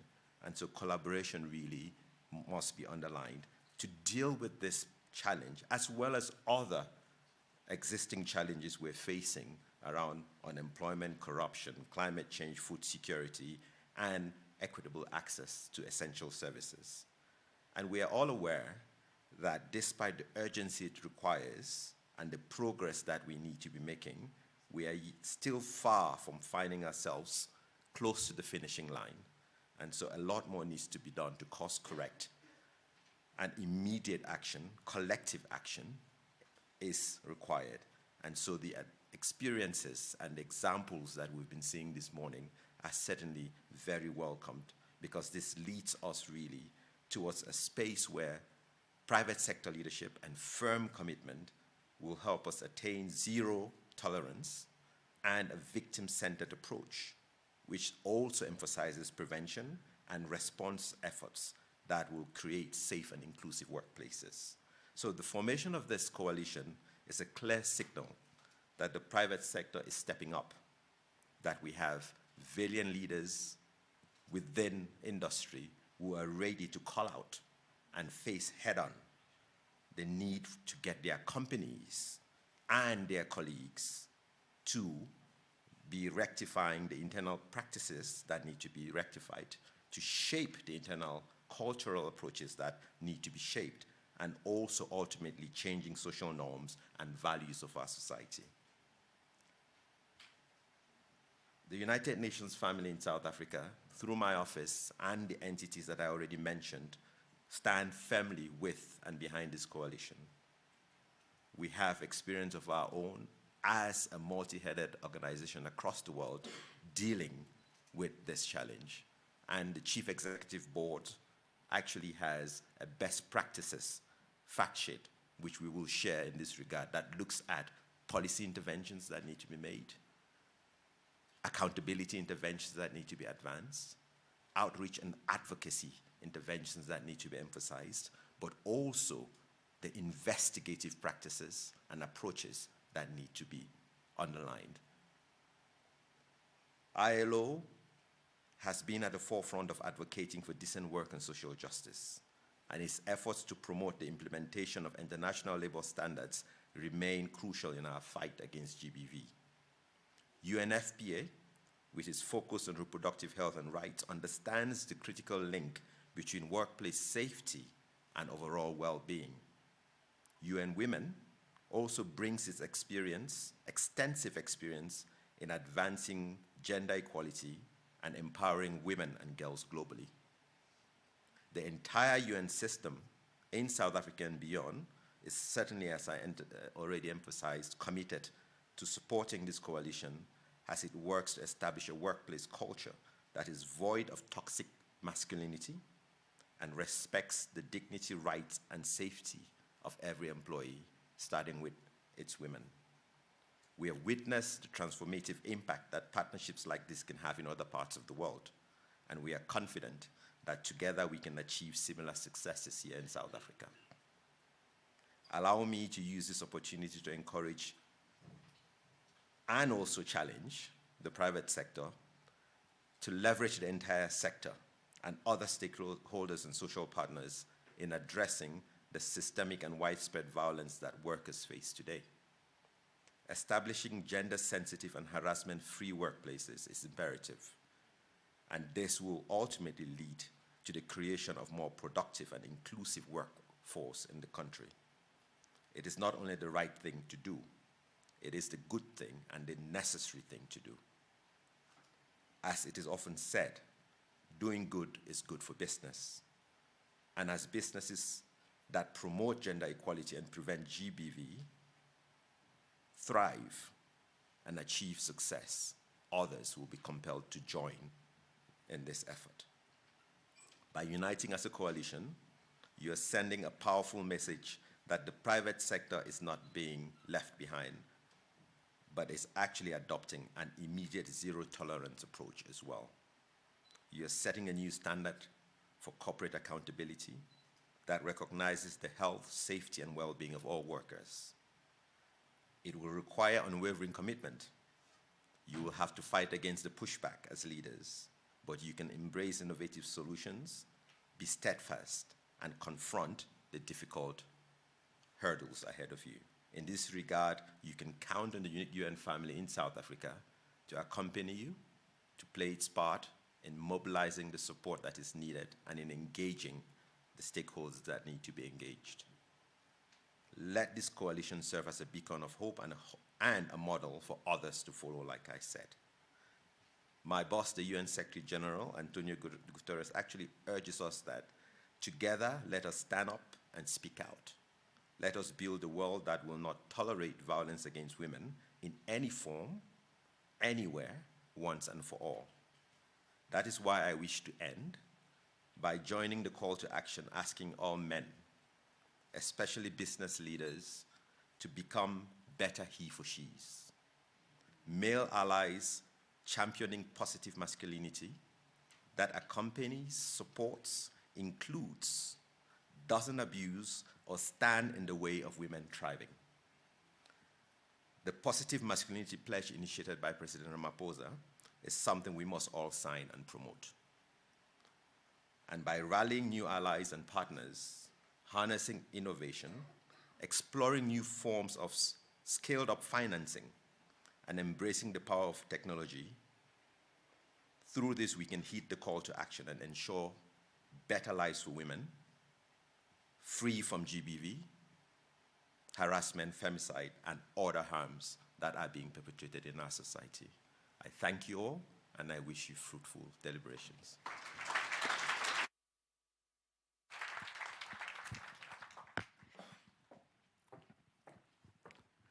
Thank you very much, His Excellency. And I think that resonated. I mean, when you said it, the room went, when you were speaking about how do we become better he for she's.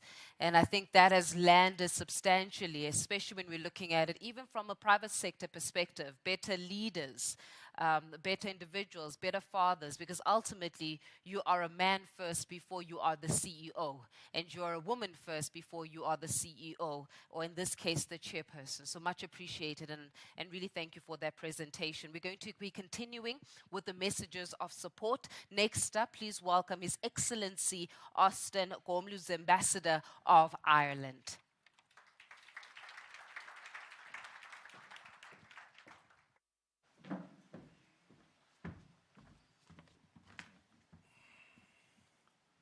Sani Bonani, Dumalang, Hoymoran, Yegwev Galer. The last one was Irish, by the way, it's Gaelic. So all protocols observed. I love that phrase.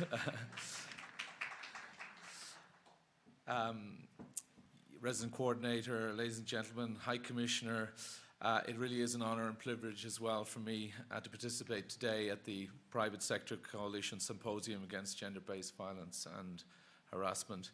Apologies for my voice. I've won over the chairperson of Anglo American in that I've been carrying this cold for 5 weeks.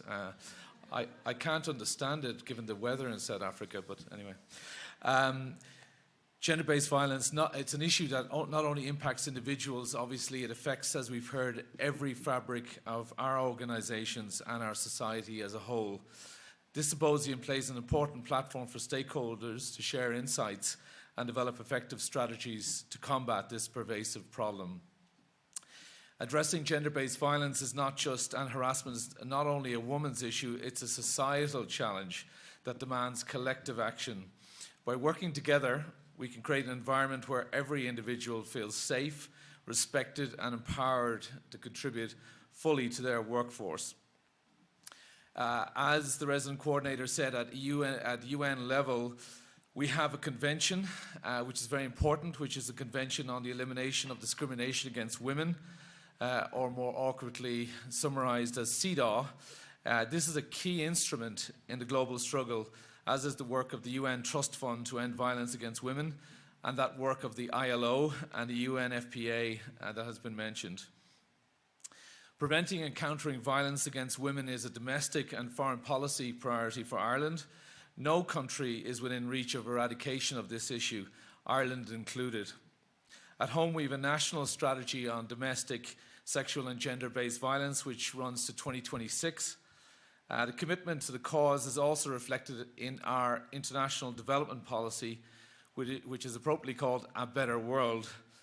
Gender equality is one of the 4 key priorities in the policy, which focus on the furthest behind first. The empowerment of women and girls and the Women, Peace and Security agenda is also a key foreign policy tenet, as reflected, for example, in the centrality we gave to the issue in the 2021-2022 our membership of the United Nations Security Council. The national commitment that we have underpins the work that we do in South Africa and across Africa indeed, including the proud partnership that we have with UN Women on gender-based violence in South Africa. The technical support that UN Women is providing to the private sector coalition is also in part made possible through direct funding from our embassy, and that reflects our wish to ensure that our efforts are aligned and that they're impactful. Ireland is also active over many years in partnering with non-governmental organisations in South Africa, including SCAT and SONKE, for example, in tackling the scourge, and it is a scourge, of gender-based violence, and putting in place and implementing the Women, Peace and Security National Action Plan in South Africa.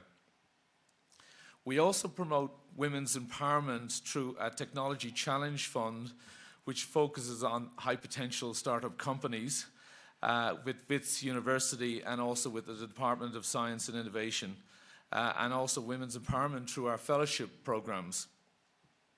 The private sector, you have a pivotal role to play in this collective endeavour. As business, you have the resources, the talent, the innovative spirit necessary to lead the charge on gender-based violence and harassment. By implementing robust policies, providing training, and fostering a culture of zero tolerance, we can set a standard for what is acceptable in our workplaces. Furthermore, by sharing best practice and collaborating with one another, we can amplify our impact and drive meaningful change. Just a word of mention about the business and human rights agenda internationally. This makes a link between state obligations, such as those set out in international human rights treaties, and the responsibility of business to protect human rights. Some countries, including ours, have taken steps to implement the UN guiding principles on business and human rights through national action plans. We certainly in Ireland have found this a useful way of engaging the private sector and encouraging due diligence and responsible conduct. And I think in South Africa, as I understand, you have plans to work in that direction towards a national action plan. I should also mention that there are discussions at UN level about a legally binding instrument for companies in this area. Our national strategy in Ireland on GBV focuses on making digital spaces as workplaces across the public and private sectors safer. This includes awareness raising of the legislation that already exists, as well as training in the area. An independent media regulator has now been established to promote safer online spaces. Legislation is in place to support victims of gender-based violence, including through the provision of statutory paid leave entitlement. This is at national level of up to 5 days, and I congratulate the companies as well in South Africa that have put similar in place. Accountability and transparency, of course, are important in the journey towards women's empowerment, and that should in turn contribute to a reduction in harassment and GBV over time. Data plays a key role in accountability, including, for example, in measuring the gender pay gap. And again, in Ireland, all government ministries and organisations with over 250 people are now required to report on progress in closing the gender pay gap. And as a former head of corporate services in the Department of Foreign Affairs and Human Resources, I could feel the cold hand of that reporting requirement, and it certainly focused our minds. Our organisation, which is the Department of Foreign Affairs, tries to lead by example in women's empowerment. The promotion of equality and inclusion and the celebration of diversity is a core pillar of our human resources strategy. We are taking active steps to reduce gender pay gap in the department, and the senior leadership positions are increasingly occupied by women. In fact, over half of our ambassadors and consul general worldwide are now women, so I'm in a happy minority in that respect. I just want to take a moment now just to commend all the stakeholders here today and the coalition for the progress that you've made. Together, it's clear we can build a framework that not only addresses GBVH, but also promotes a culture of respect and inclusivity in our workplaces.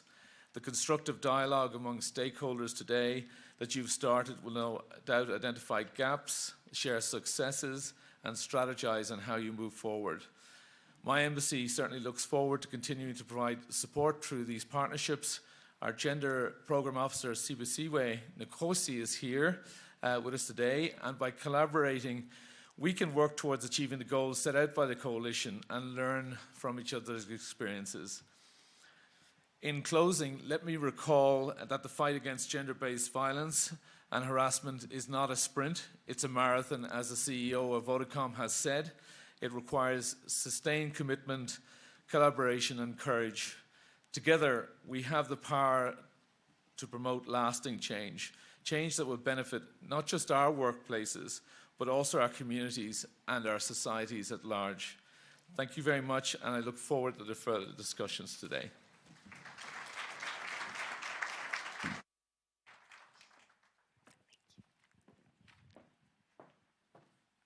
Thank you very much, Ambassador. We've also got His Excellency Anthony Phillipson, who is going to be sharing the message of support, our UK High Commissioner, who unfortunately was not able to join us for this morning, however, has sent his message of support via video. So let's take a look. Hello everyone, I'm Anthony Phillipson, the British High Commissioner to South Africa. I'm really sorry I'm not with you in person today. I'm actually on leave with my family.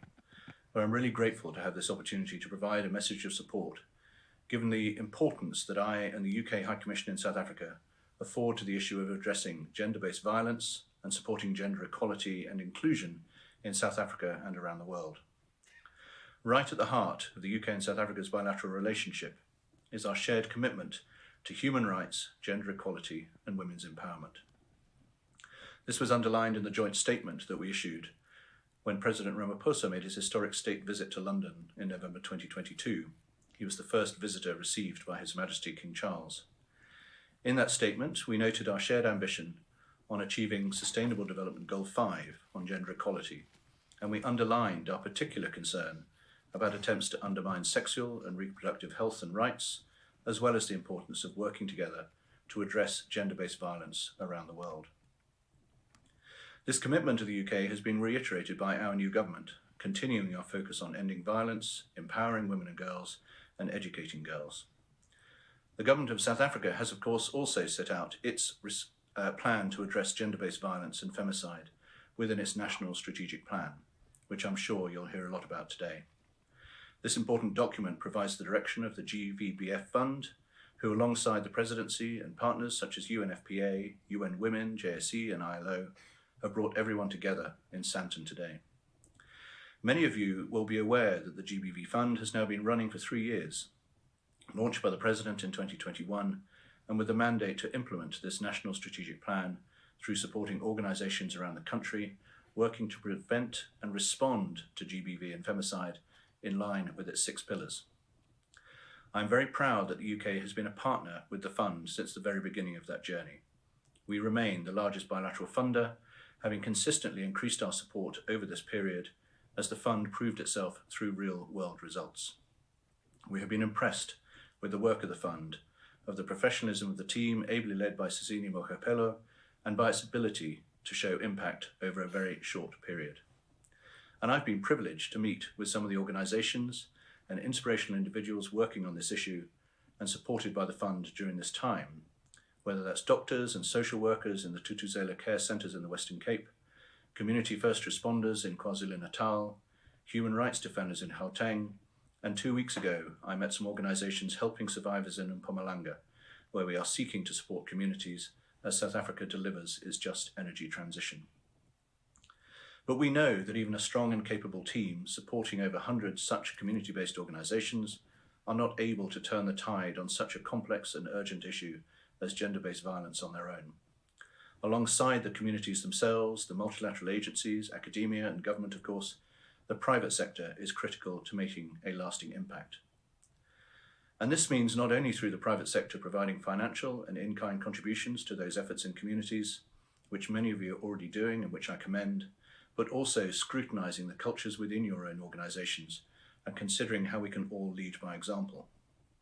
In my own organisation, the Foreign, Commonwealth and Development Office, since we hosted a safeguarding summit in London in 2018, which followed a crisis of safeguarding cases in the international development sector, we have taken a long, hard look at our own internal culture and how we can try to make sure that not only are concerns taken seriously when they arise, but also that we create an environment that makes people feel safe to raise concerns, particularly those relating to sexual exploitation, abuse and harassment. We have sought to understand the lived experiences of our staff in the different contexts where we work. We have a dedicated safeguarding unit and safeguarding investigations team, and we have set up a network of hundreds of safeguarding champions across our organisation, including our global network, of which I am one, who receive additional training and whose job it is to make sure that our colleagues are aware of the processes that exist, of their rights to report unacceptable behaviour if and when it occurs, and to assure them that it will be taken seriously and they will be supported. I'm sure there will be many best practice examples which will be shared today, but we should also be clear about where we have not met the standards we expect of ourselves when it comes to preventing sexual exploitation, abuse and harassment in our workplaces. It is through this that we can learn how to do better. But this is not an overnight process. It is one wrought with sensitivity, complex power dynamics, and the importance of cultural change. So it's not easy, but we all know that it is worthwhile, and we all know that it is imperative. So this is why I'm excited by the launch of this coalition and its associated compact, and I wish it the greatest success.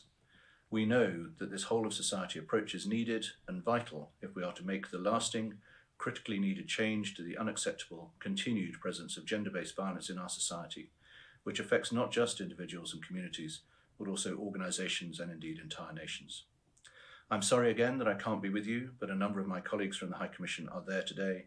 I hope you all have an excellent and productive day together, and I look forward to our future engagement in the coalition as we strengthen our collective action to end gender-based violence and femicide, and in doing so to create a more equal and inclusive world for all. Thank you very much.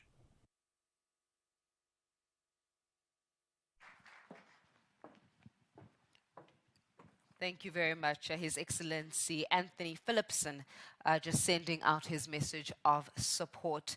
While distinguished guests, let me also take this moment to welcome onto the podium the National Director of Public Prosecutions, Advocate Shamila Botoy, who's going to be reflecting on the case of Thuthuzela Care Centres and really the role here on private-public partnerships as well as that impact. So please, without further ado, please welcome onto the podium Advocate Shamila Botoy.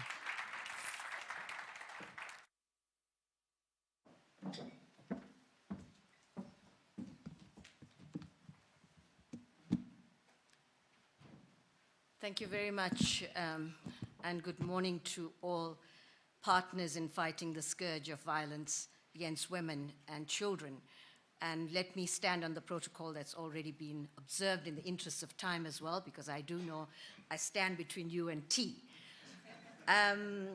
So I'm meant to be working these. Okay, I am. So firstly, we've heard some figures and statistics about the scourge of gender-based violence. And I just want to emphasize one or two things, which really I hope brings home how serious this issue is. We heard the stats earlier on that the WHO estimates that 736 million women, almost 1 in 3, have been subjected to physical and or sexual intimate partner violence, non-partner sexual violence, or both, at least once in their life. That is 30% of women aged 15 or older. In 2023, the World Population Review report notes that 3 countries in Southern Africa, South Africa, Lesotho, and Botswana, top the list of the 10 countries with the highest rates of rape worldwide. And these statistics, our South African Police Service statistics, for the second quarter of 2022-2023, indicate that between July and September 2023, the country recorded 10,516 rapes, 1,514 cases of attempted murder, and 881 murders of women. This translates into 114 rapes per day. 114 rapes per day. A rape every 5 hours, and between 9 and 10 women being murdered every day. And that is what we are dealing with in South Africa. So as a country, we've done much, and you've heard a lot about what we're trying to do to tackle this scourge. The Gender-Based Violence and Femicide National Strategic Plan, which we've heard about, is government's response to this. And it places obligations on both government and the private sector to address this scourge. We have a very, very well-developed legal framework that criminalizes gender-based violence, femicide, and domestic violence, and I'm not going to go into details about this. So there's no problem with the legal framework. In dealing with gender-based violence, as the NPA, we adopt a victim-centric approach, which is part of our strategy. And you've heard this. It requires a multidisciplinary approach, and the NPA is a critical part of this chain. What are we trying to do about this? And let me be clear at this stage, ladies and gentlemen, that I'm not dealing here about what the NPA is trying to do internally, like many of the companies, in terms of our sexual and other forms of harassment policy, in terms of the training that we do, in terms of our employee wellness, etc. I'm really focusing on what we do together with many partners to help victims on the road to becoming survivors of gender-based violence. So we have the Sexual Offences and Community Affairs Unit in the NPA, which was established in 1999, and it's responsible for the NPA mandate to actually prosecute and manage gender-based violence. We do focus on best practices, policies, training, etc. I'm not going to go into any detail on that. But as part of this mandate to develop best practices, we've set up, you've heard about the Thuthuzela Care Centres. And many people have said that we do not market this enough. And I'm certainly hoping that as many of the partners here, you are going to be speaking the language of Thuthuzela Care Centres, both in terms of your own organizations accessing the services, but also making it more aware and marketed as something that victims can utilize in trying to move from being victims to survivors. And so the question is, why do we need these? And the reason for this is that we really need to, many victims fear secondary victimization in the court system. And this aims to address that issue. What is this Thuthuzela Care Centre model all about? It is a one-stop court-directed facility that provides services for all gender-based violence victims. And as I said, it's aimed at reducing secondary victimization, increasing reporting rates, and ensuring that we have a case-ready matter to take to court. We also try to reduce the cycle times from the reporting to the finalization. The Thuthuzela Care Centres, we should be proud of as a country, has been recognized as an international best practice. And there have been efforts to try to replicate such in other parts of Africa and globally. It requires partnerships with key government and business stakeholders. Health, social development, of course the police service, and the Department of Justice. These centers have generally been housed in a public hospital space, and they provide comprehensive pre-trial services, whether they are psychosocial, medical, legal, to victims of GBV in South Africa. The sites for these centres are based on several criteria, including the volume of GBV cases at a particular police station, the number of cases that are dealt with in a court in that area, the available space at a local hospital, the presence of the police, family violence, child protection, and sexual offences unit, known as the FCS units, and the availability of NGO services, which are critical, as well as stakeholder buy-in. It's not possible to do it without this. And I must emphasize, we work very, very well with the various government departments to set up these centres, both in urban, peri-urban, and rural areas. I'm not going to go into, oh, I'm meant to be moving these. I'm sorry, I haven't been keeping you. I'm used to other people doing some things, you know. Delegation is part of my job. But forgive me for that. So I'm not going to go through all of these, but basically this slide shows you the full cycle of the type of services that a victim entering a Thuthuzela care centre would receive. Right from at the top, reception and welcome of the client, explaining what kind of services to receive. And this is done by a Thuthuzela Care Centre coordinator, which is an NPA staff member. We then have trauma containment services, which is also a victim assistance officer, also provided by NPA or sometimes other government departments. You then have medical or forensic examination by a health practitioner. We have bath and shower facilities. You have sometimes, you know, you have to post-exposure prophylaxis has to be provided by the healthcare professional. We look at psychoservices, social services by the Department of Social Development and various NGOs.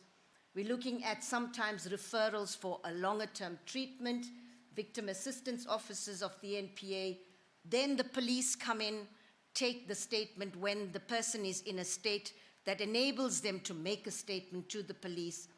And then we have the NPA prosecutors that come in again with court preparation, victim assistance officers, to ensure that we work closely with the police to move these cases through the investigation phase and then prepare victims and witnesses for the actual court case. So this is, in a nutshell, what this center does.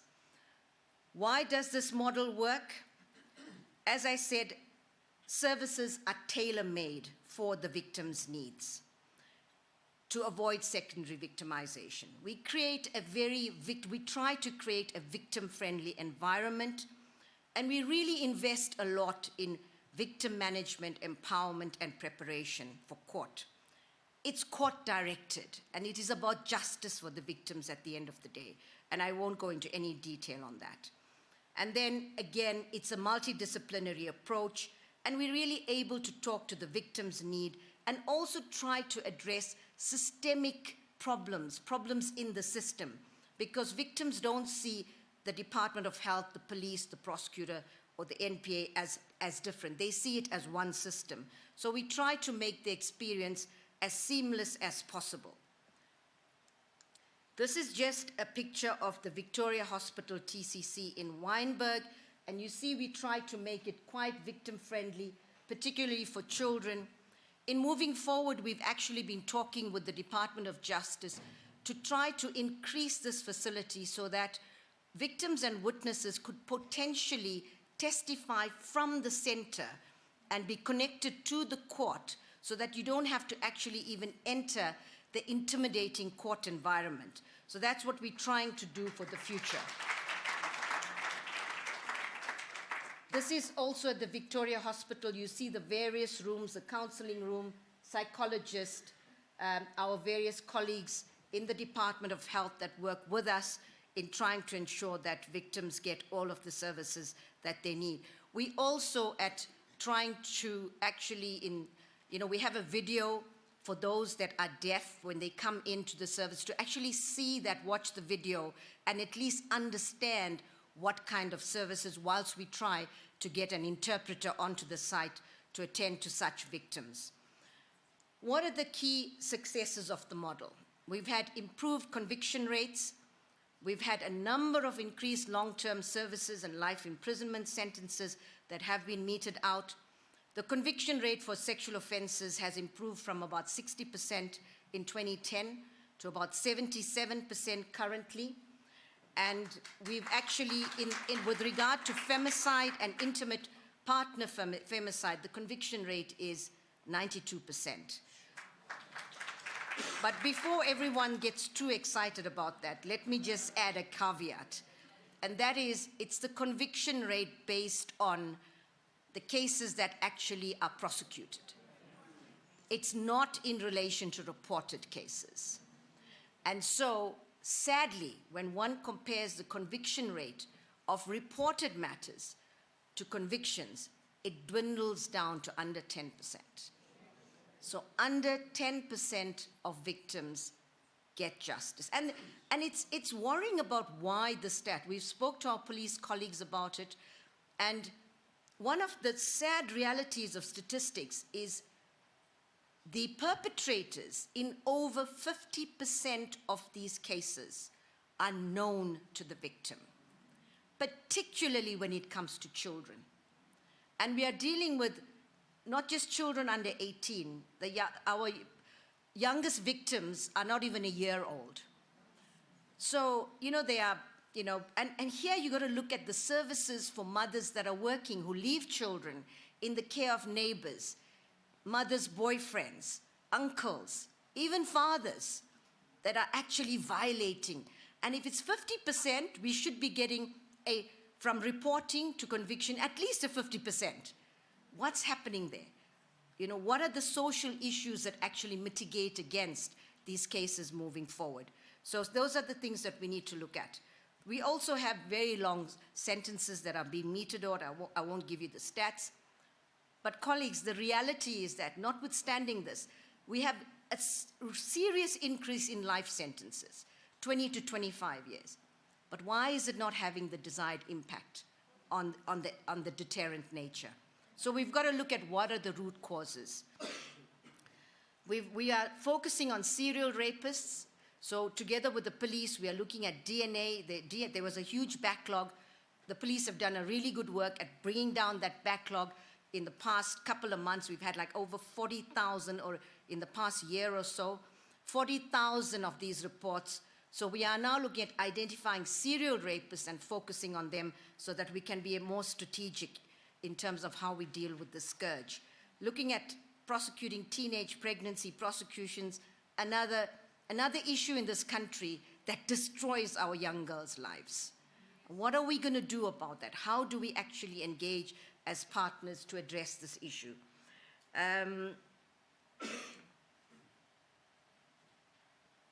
So expanding the TCC footprint.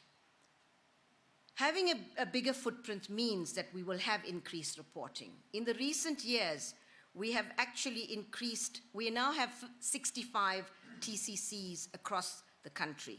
I should say, I think one of my other slides deals with it, but in the past 3 years, since we really started engaging with the private sector, we have increased from 55 to 65 in 3 years. There have been 10 more TCCs that have been set up. And I'll talk about that now in terms of how our partnership with business has helped government do this. So we have 175 of these FCS units in the police, and sadly not all of these can actually reach the services of a TCC. So we're hoping that we can at least expand the footprint to make sure that all of these police units have access to a TCC. I won't talk about the National Strategic Plan. You've heard about that, the pillars, and in the interest of time, I'm just going to go through this. So I'll just move to the next slide. Yeah, I think I'll just pass on this as well. Just really emphasizing the need to work with the private sector, to work together with the public sector. I'll just pause on this slide. As I said, in 2021, we had 55, now 65 TCCs. And this is really, it's not just about more TCCs. Some of the Thuthuzela care centers needed reaccommodation. They needed to be refurbished. And we have been working with many of our private sector partners to do this. So since 2022, we have actually the first brick and mortar standalone TCC that is not housed in a government space. As we mentioned, they were normally housed in public hospitals. And we found what would happen is when the hospital needed the structure, even though we have good stakeholder relationships, there have been instances where the hospitals have said they want the space back. So it creates challenges for us. So the first brick and mortar standalone TCC was built since 2022. We've had a number of them that moved from park homes to modular structures. And so, you know, the aesthetics, it's much more welcoming for the victims and children. They feel more safe in these spaces. We're very pleased that also since 2022, the TCC model is being marketed more by our private sector partners, and I'll mention Spar in this regard. You may see some of their bags have the TCC there with the phone number that you can actually call in order to access the services. So maybe some of our other partners need to be looking at what they can do along similar lines. These are just, again, you know, just photographs of the Dilokong Thuthuzela Care Centre, the first standalone brick and mortar one at the top. That's in Heiderveld, Western Cape, which is the modular home. And this one is in Mitchell's Plain. We just launched the Mitchell's Plain one.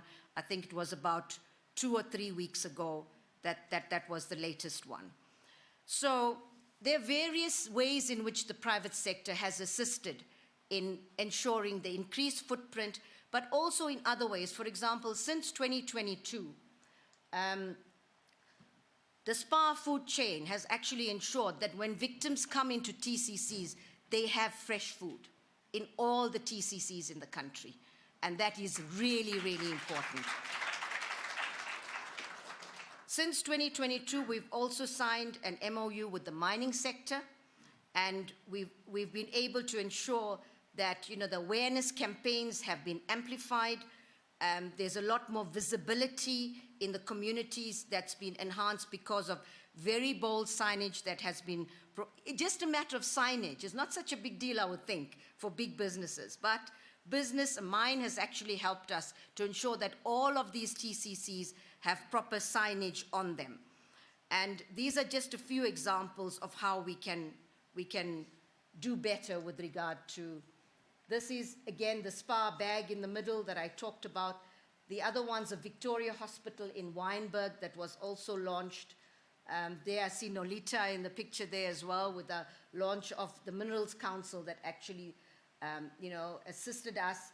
And we must also, I have to emphasize that the work with the GBV Response Fund has actually really assisted in many ways as well. So that was a Craddock Thuthuzela Care Centre that was launched as well. And we see our CEO from Vodacom that's there. We're certainly hoping that the TCCs will be on the maps and Google Maps and things so that people can actually find these more easily today.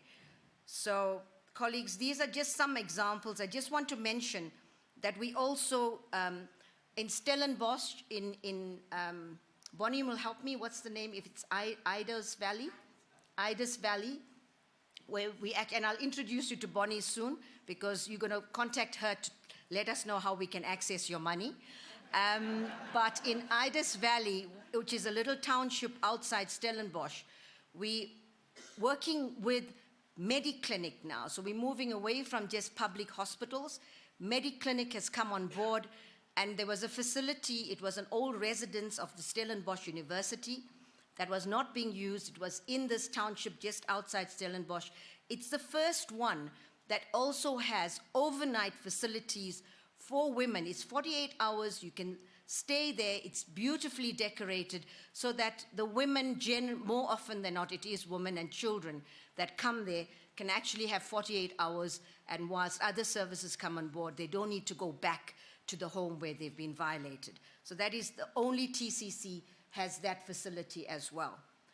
We all heard about values-driven leadership, and I'm not going to emphasize that again. We all have to have the same values and have the same outcomes in mind in order to ensure that we really, promote a zero-tolerance environment. There are various, private sector companies that have assisted.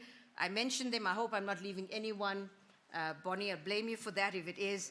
Spar, First Strand, Vodacom, the Response Fund, of course, the Minerals Council, Impala Mines, Glencore, Harmony, Gold Mine, Fraser Alexander, Anglo, Clicks has just come on board, Exaro, Sasol, Adams and Adams, Sibania, Stillwater, Seriti Resources, Sidibella Resources. I knew I couldn't stop once I'd started reading all of them, but they're there, and we really, really thank you for that. In Stellenbosch, it was the Ring for Peace Foundation that also assisted in setting up that facility. So notwithstanding all of this, it's still a scourge. It is still a serious problem. And I think about, we've called it a pandemic. Our executive director of UN Women, our former deputy president, Phumzile Mlambo Nguka, she called it the shadow pandemic. And I think about how, as a country, we dealt with the COVID-19 pandemic. We must have the same kind of urgency to deal with this pandemic. And so our clarion call to the public sector really is, if you have not already done so, please join us. How do we do it? Maybe one corporate entity looks at setting up one Thuthuzela care center, or adopt a TCC for reaccommodation, for refurbishment. And that's the kind of assistance you can give us, in order to ensure that we increase the footprints, but we also make it better and more user-friendly for those that actually come to these centers. We've already heard, I'm not going to go through this, we all need to work together. We heard our program director quote from President Mandela, who said, "It always seems impossible until it is done." And I think that is really what must drive us, because notwithstanding all the good work that we are doing, we're still not able to deal with this scourge. So I hope that, Bonnie, maybe you want to stand up so everyone sees you. Advocate Bonnie Curry-Gamwo, who is she is the Special Director of Public Prosecutions in the NPA, who has really been at the absolute forefront of driving this initiative with business.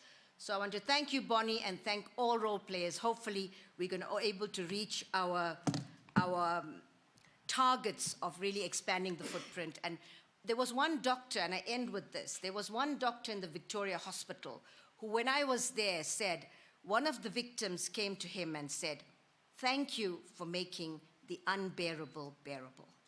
And let's continue to try to do that. Thank you.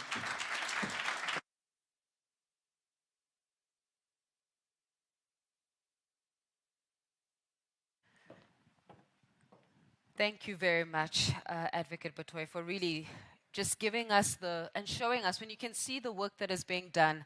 I don't know about you, but it moves me to just dig a little bit deeper, and look at exactly what the pockets have got. So maybe, Bonnie, maybe we'd like to stand again, just in case. There we go. There's Bonnie. She's receiving your EFTs. Colleagues, we are going to take a moment where we get to have a comfort break just to stretch our legs, because when we come back, we really are going to have a working session where we start integrating some of the presentations that have been made, but also looking at how do we chart the way forward as we try to really uncover the implementation, monitoring, evaluation, especially of some of these presentations as well. We're also going to be hearing from the ILO after the break as well, and we're going to then have an open discussion. So it's really a lot of work that is going to come in. May I request that tea has been designated for 30 minutes, but can I request that we just shorten it, just to also allow us time at the end of the session so that we can have that networking session, and you also do have moment to have lunch. So instead of the 30 minutes, would you be comfortable with 15 minutes to grab a cup of coffee, grab something, have a comfort break, and then we come into the session at 11:45 to begin with the second half of the program? Is that okay? Fantastic stuff. All right. I will see you in about 15 minutes. Please have your comfort break, and then we'll come back and resume shortly. Thank you.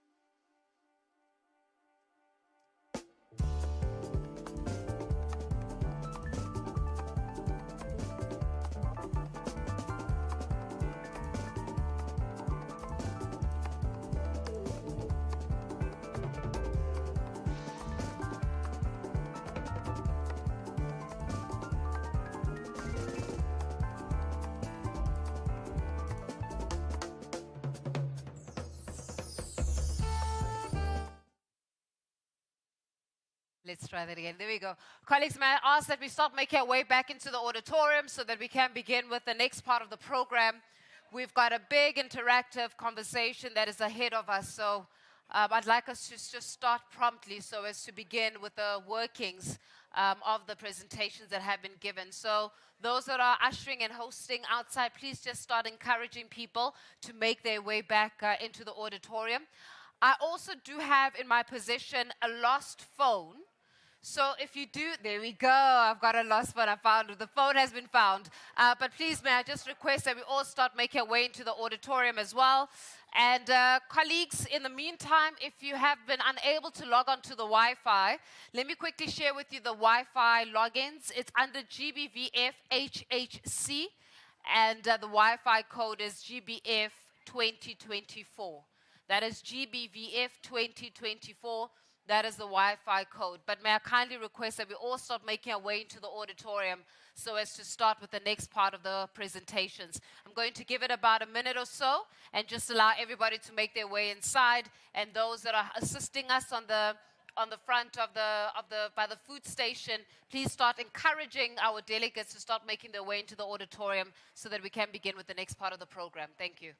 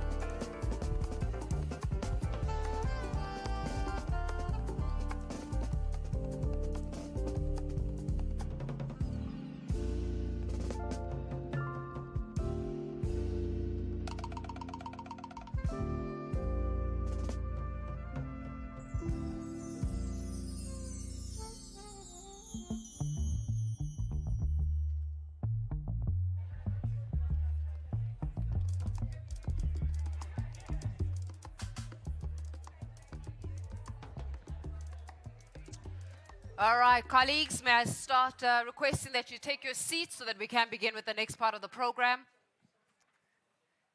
Now, the next part of the program is going to be quite interactive. There will be opportunities after presentations for us to have an open discussion and really facilitating and seeing how we can start integrating some of the presentations that have been brought forward through the course of the morning as to how then do we start setting the course of agenda as the day progresses and even after this particular symposium has come to a conclusion later on today. So please start thinking about some of these questions to be posing. We're going to have roving mics that are available for you so that you can begin asking your questions as well, as we are joined by different stakeholders in the room, very significant stakeholders in the room. Please start using your voice as to ventilate some of these issues that we're going to be touching base on during the course of today. So especially after this particular presentation that I'm going to be mentioning in just a while, there will be an opportunity for us to go into an open discussion, a Q&A session where we really can start now bringing up some of those issues and fine prints as to how to make these conversations and the proposals that have been brought forward, how do we make them work? So, ladies and gentlemen, just also a reminder for you, Our Wi-Fi code is GBVF 2024.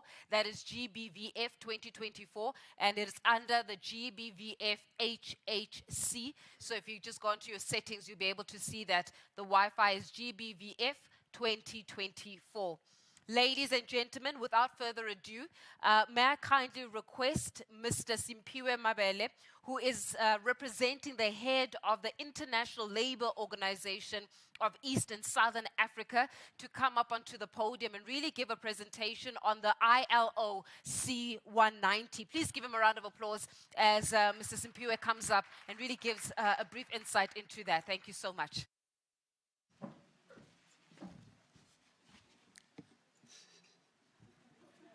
Thank you very much, Program Director, and good afternoon, everyone. Program Director, I actually stand on all protocols so that we don't waste time. But I have to make a disclaimer. When we were planning for the event, I became part of the event and everything was fine, but I started listening to the speakers this morning, including Sis Nolita here, and everybody was mentioning C190. And then I realized that this is putting too much pressure, especially for somebody who's coming from the ILO. So there are other Cs. C190 is not the only C that is there. So I'll have to mention and reflect on other Cs as I make my remarks. I thought it would be good, Program Director, to quickly locate the private sector within the term world of work. I know that workplace was used more than once by previous speakers. They also used the world of work. But I thought if I were to illustrate the world of work without using an academic or dictionary type of a definition, I will indicate that the world of work is actually characterized by various elements, and you will see how complex it is. It is characterized by people who are looking for employment. There's people that are actually have exited employment. There are people who are in employment. But most importantly, there are three horizontal sectors in the world of work that we have to look at. One, government. Of course, there are people that are working for government, and this country employs more than 2.4 million of them, including national, provincial, and local government. But majority of people that are employed are in the private sector. And if you look at the labor force survey, particularly the first quarter of 2024, it indicates that there's 6.7 million people who are in some formal employment. And then we have a third category in the world of work, which is civil society, the non-governmental organizations, people who are working for the NGOs that are providing support, not only to government or the public, but to the private sector as well. But the spotlight today is in the private sector. And I was listening to the previous speakers, and I was listening to the terminology that is used in the employment and labor space, just as a way to make sure that we are leaving no one behind. And I never had the term informal economy. People who are working in the informal economy in the country. The formal part of informal economy in South Africa employs 3.1 million people. We have 1.2 million people who are working in our private households. They form part of the world of work. We have almost 1 million people who work in agriculture. So when we talk private sector, we're going to have to consider all these components. But C190 that has been used, it's a normative instrument. So it's Convention 190. It's 190 because it's the 190th convention to be adopted by the ILO. So there's 190 more because there's C191 as well. There is C144. Sis Nolita, when she was speaking earlier, she used the term tripartite. And in the context she used, she was referring to tripartite as government, employers, and trade unions. So that arrangement is informed by C144 on tripartite consultation. So I think at this stage you can tell that there are more Cs than C190. So it is important to actually make sure that we relate C190 with the other relevant Cs that I will talk about. So the standard setting arrangement in the ILO, it's a very comprehensive process. I've put up this slide because it follows a tripartite arrangement. The government of South Africa, for an example, is led by the Department of Employment and Labor. We have BUSA, Business Unity South Africa. I know they are in the house. They will be speaking after me. We also have organized labor. The president of COSATU is also here. Thank you, Zingi. There are other federations, SAFTU, FEDUSA, and NACTU. So this is the space in which C190 and the other Cs are actually developed and adopted at a global level. But it's also important because the CEO of PwC used a term, decent work. And I was reflecting to say, if I were to be asked, Simpiwe, what is decent work? Just in 45 seconds, we don't have too much time. So decent work is characterized by 4 pillars. If you were to measure decent work, you will have to look at the rights of workers in their working environment. You will have to look at employment creation as another pillar. You will have to look at social protection. And this is where issues of social security, your occupational safety and health, this is where they are located.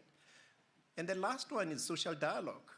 And the very same example that the chairperson of Anglo depicted, that there is importance of involving government, importance of including employers and their representatives, and organized labor as well. So that is decent work. But the challenge that C190 is seeking to address, it's what we call the decent work deficits and challenges that are related to violence and harassment. And I'm not going to go through all these decent work deficits. I'm just going to pick a few. One of those is actually issues around gender-based violence at work. And that's why the world of work concept becomes relevant, because we now know people work anywhere.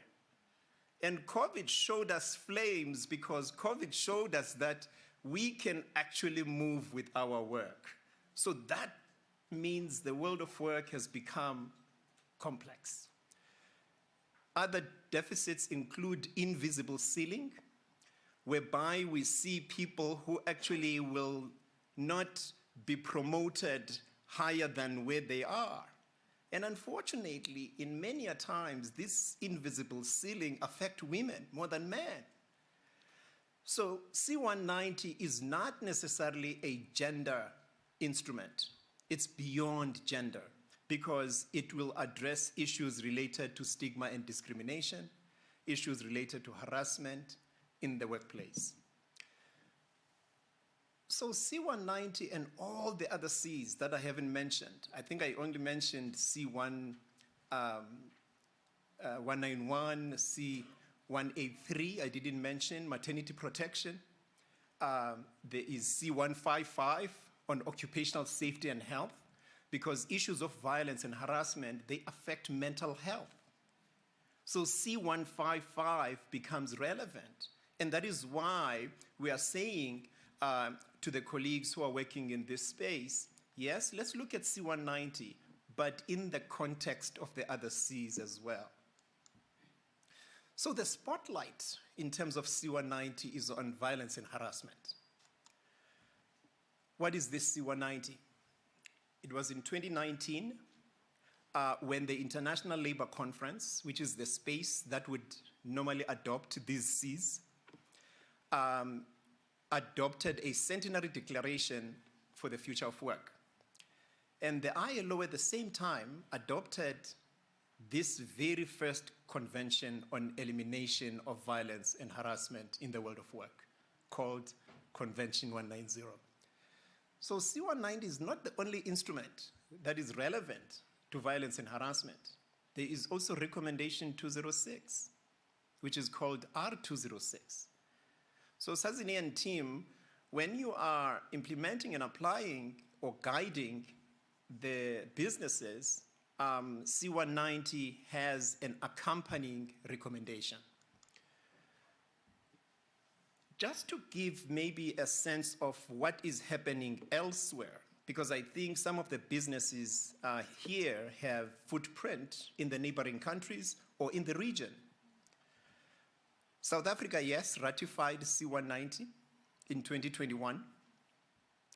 And to date, there are 44 member states globally that have ratified C190. But given that my portfolio covers East and Southern Africa, I become interested in terms of the sub-regions, particularly East and Southern Africa. So out of the 44 member states, C190 is in force in 32 member states. And what this means is those member states now have an obligation to report on what they are doing on C190. And that is one of the characteristics of a ratifiable standard. But if we now come closer in the region, in Africa, we have 9 out of 44 ratifications. And I could easily go through the list, but I do want to save some time. I highlighted Southern Africa in red. There are 4 member states that have ratified.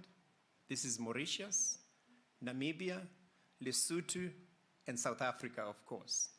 So it will be important when we look around in terms of what is happening elsewhere regarding the application of C190, we don't look very far.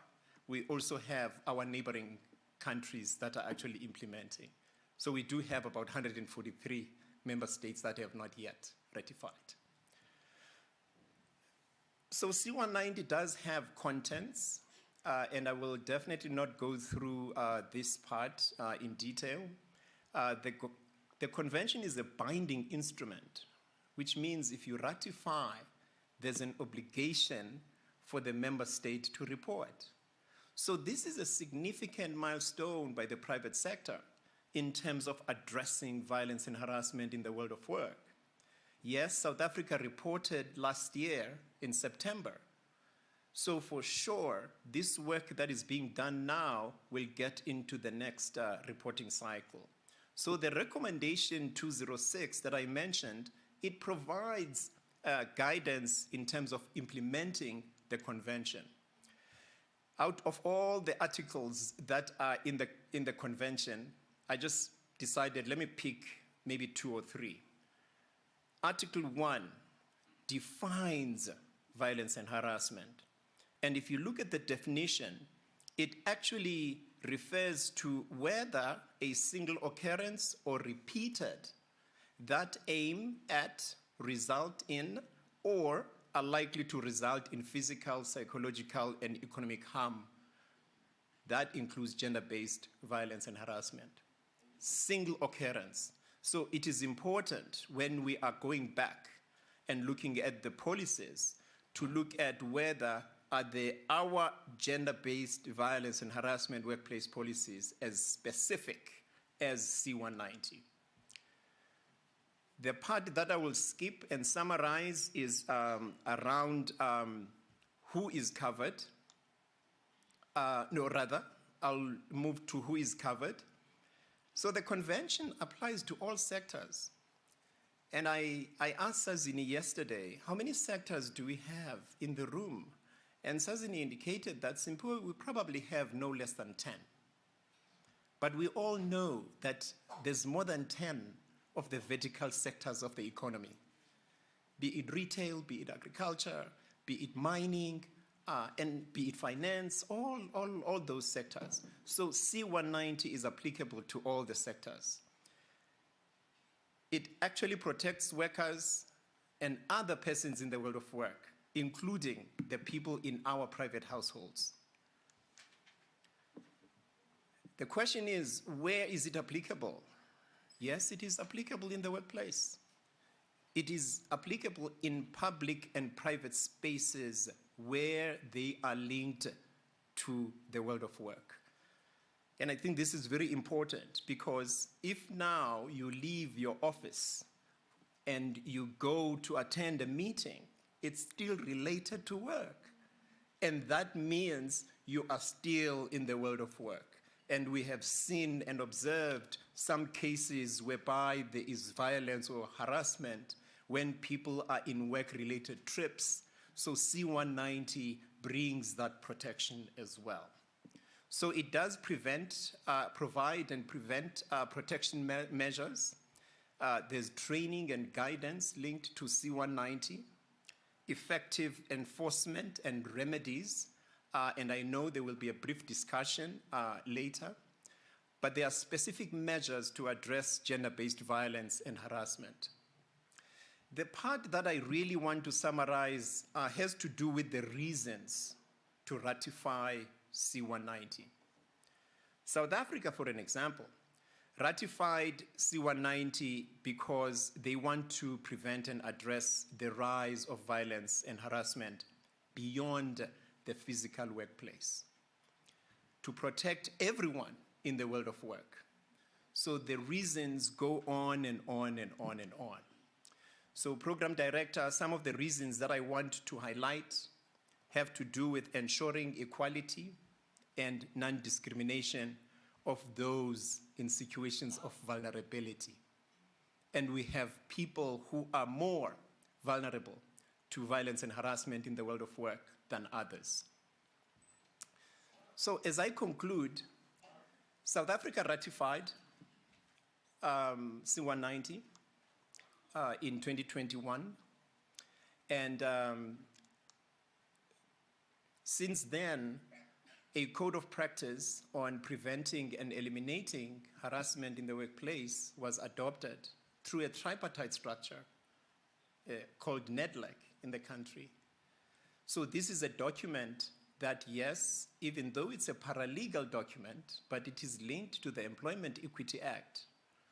And I think at this time, you realize that because C190 is a normative instrument, it then would result to other legal and normative instruments in the country. So there are other tools, and the panel will be talking about these tools in a short while. So, Program Director, as I sit down, I want to quickly reflect on a personal experience that remains a good lesson for me even today. Some time ago, I'm not going to mention years or numbers, maybe you might figure out, the country used to have fitness centers, and there was a brand called Health and Racket. And that brand, their facilities were actually taken over by Virgin Active. So at the time, being a young professional, I also joined one of the fitness centers I used to frequent, and they had introduced a talking scale. You know, the scale you weigh yourself in. And something interesting with all the gadgets, and I know that there are ITC people in the house, something interesting about the gadgets, you know, be it your phone, they have a particular way of talking. You get on the scale, and then it goes 89.9, next. And then somebody else comes, 68.5, next. And then somebody else goes. So this day, when they had introduced it in this particular fitness center, I was also very curious, but I noticed that I was not the only one. And I realized that people were actually not leaving the queue.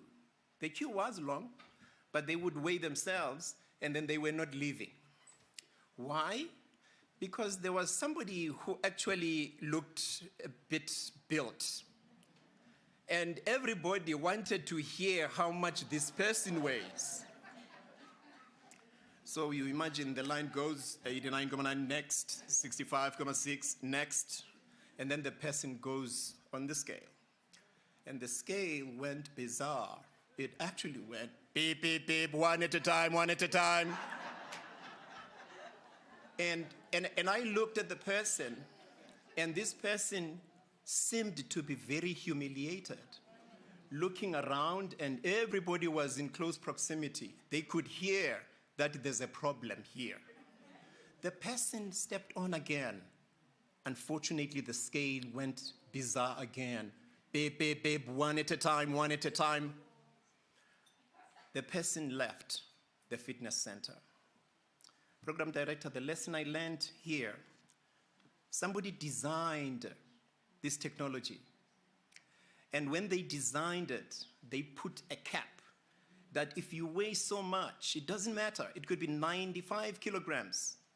But if it weighs so much, it considers as more than one person. But then forgetting that some of us would weigh more than that weight. So the lesson for me was, let us include people that are sometimes affected by these circumstances and situations, because they will have living experiences in their lives. So as a global policy developer myself, I make it a point that I ensure that there is inclusivity and diversity in terms of policy development. I thank you very much.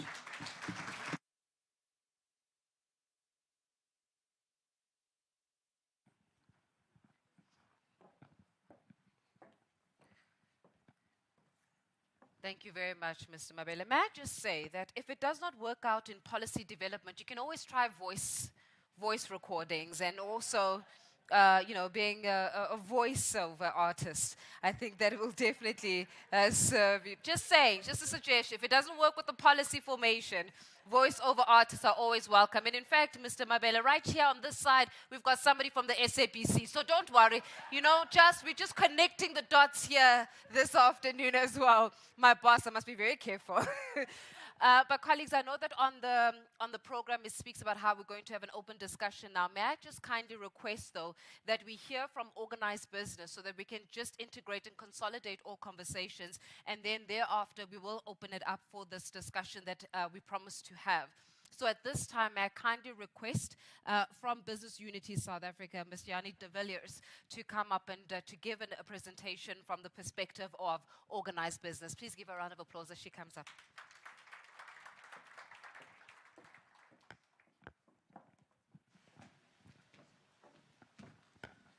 Just have to say that wasn't me. I did fall into the venue this morning, so it's been a day for us. But thank you so much for your kind introduction. Ladies and gentlemen, my name is Jani de Villiers. I'm a representative, as been said now, from Business Unity South Africa. It's lovely for me to spend time with you this morning and to hear from all the different private sector colleagues. I also have to say I didn't coordinate my remarks with Mr. Mabele beforehand, but we were giggling about it because we work together very, very closely. And I, too, am somebody who works in policy. So I'm going to try and make sure that there isn't too much overlap in terms of our remarks on C190 specifically. But as a representative of organized business in South Africa, I'm acutely aware of the devastating impact of GBVF on our society as well as on our economy. It's a pervasive issue, and it affects thousands of people, as you've heard today from all the different speakers who went before me. Now, I've been fortunate enough to serve as an employer representative both in the actual crafting and adoption of C190 in Geneva, as well as an employer representative in the crafting of the harassment code, as we colloquially refer to it, in the NEDLAC process. Now, C190, as you've heard, addresses violence and harassment in the world of work, and it marks a significant advancement in labor rights. It truly is one of a kind, and I think it's something that if you spend any time with it whatsoever, the people in this room will know that it is something that addressed an issue that all of us knew needed addressing in a very unique way. From an employer's perspective, understanding and implementing the principles of C190 is crucial, and this is for several reasons. Now, in my day job as a consultant, I get to work with the nuts and bolts of this and physically go to organizations and see what is it within an organization that we can change to make sure that the organization, though we know that C190 is a binding international treaty that involves our government and not necessarily our employers, what can we take from C190 in terms of principles to use within workplaces to make sure our workplaces are safe? The first one would be that C190 mandates employers to create a workplace that is free from violence and harassment. Now, this includes, obviously, GBVF, and this obligation helps to ensure that all employees can work without fear of harm. This is essential, obviously, to maintaining morale and productivity within a workplace. And by adhering to C190 and the principles of C190, employers can foster a culture of safety and respect, which is very vital to employee satisfaction and retention. The second issue would be ratifying and implementing, ratifying from our employer side, implementing the principles as employers helps employers align with international labor standards. Now, this would obviously minimize legal risks. What government has done as a first step was implement a new harassment code, and employers know that they need to adhere to this harassment code. If you don't do so as an employer, there could be legal risks in terms of Section 60 of the Employment Equity Act, which provides that employers who do not take these matters seriously and act to eliminate cases of discrimination may face serious legal repercussions. That obviously is something that we definitely do not want, and I can say for sure that from Business Unity South Africa's side, we make sure that employers are armed with all the necessary information that they need to implement the principles of C190 in their workplaces. Now, a safe working environment obviously also contributes to the overall wellness and well-being of employees. C190 emphasizes the importance of addressing psychosocial as well as emotional harm. This can significantly affect productivity in our workplaces. When employees feel secure, they are more likely to engage fully in their work, leading to improved performance and reduced absenteeism. C190 and the principles of C190 recognize that violence and harassment disproportionately affects marginalized groups, especially female individuals or women within our workplaces. By implementing policies that align with the principles of C190, employers can promote a more inclusive workplace. This is not only enhancing employers' reputations, but it also attracts a diverse talent pool. We want to make sure that people feel at home within workplaces, and we want to attract as many and as diverse people as we possibly can. The convention itself also encourages social dialogue. I feel very passionately about social dialogue, and I think if you've spent any time working within the NEDLAC structures, you would know that social dialogue truly is the cornerstone of policy making in our country. I'm so happy to see my colleagues from organised labour here as well. I feel very, very strongly that the issue of harassment and violence within our workplaces is one of those mutual interest issues where we can take hands across the table as employers and unions and work together in a constructive way to make sure that our workplaces are safe. I have had the fortune of working with the Motor Industry Staff Association and actually recording videos for them because they've decided to take hands with employers and to say we want to train not only our members but also employer representatives and managers in how to manage situations of violence and harassment within workplaces. So I have, as an employer representative, been working closely with them and making sure that all their material is up to date and that employers hear from a fellow employer representative as well. Now, the business case for addressing gender-based violence, I think, is something that needs to be handled with sensitivity as well. But the truth is that there is a vested interest for employers, both big and small employers, as Business Unity represents both large corporates as well as small businesses. It's the right thing to do, not only from a moral and ethical standpoint, but it also makes good business sense. GBVF leads, as I said, to increased absenteeism at work, reduced productivity, and higher healthcare costs for employers. It can also damage a company's reputation and make it harder to attract and retain talent.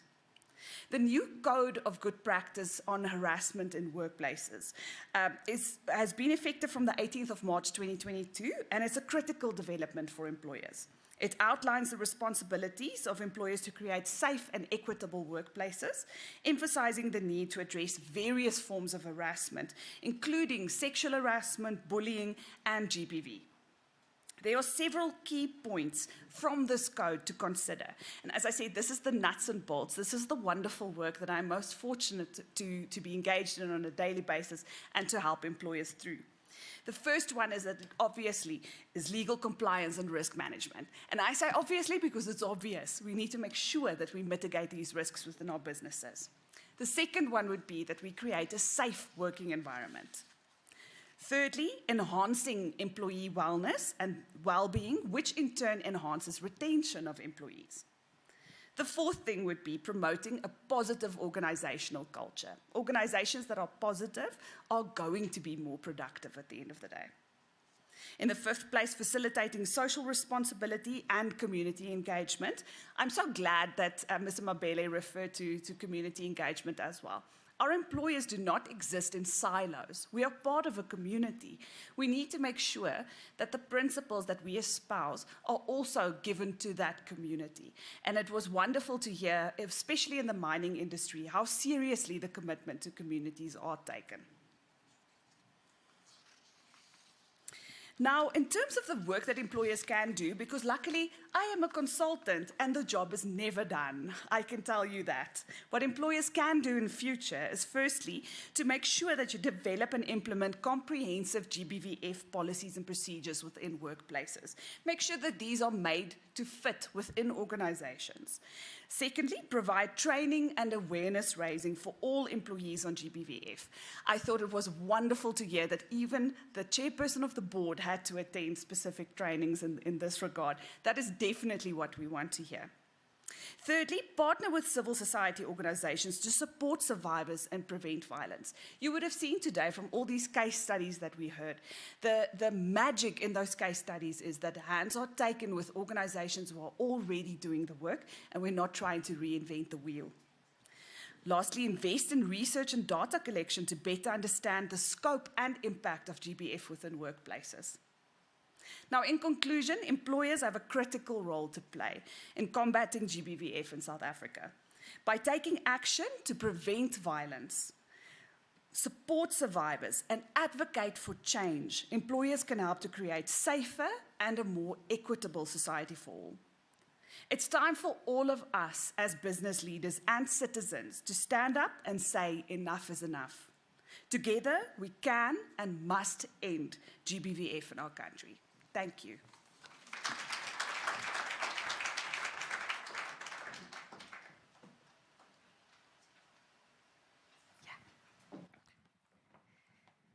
Thank you, Annie.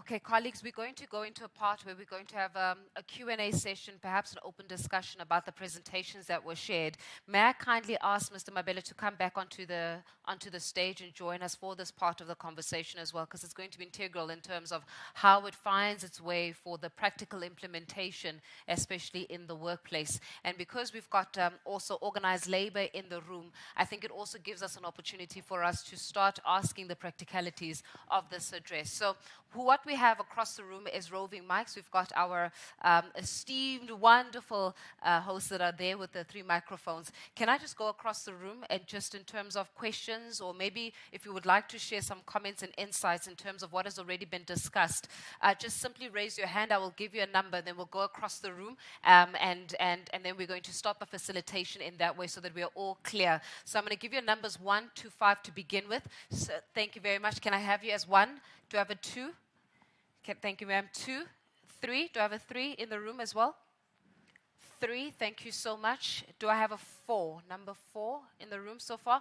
Number 4, please. And then number 5, the lady at the back. So do we all have it, hostesses? And that way, we're able to go across the room without any mishaps or mistakes. So number 1 is right there at the back there with the lady. Please, ma'am, won't you just give your name as well as your designation, and please go into sharing some insights, commentaries, or some of the questions that you may have to either of our guests here on the panel. Thank you. Thank you, Program Director. Ndama Dumise, Wise for Africa Director.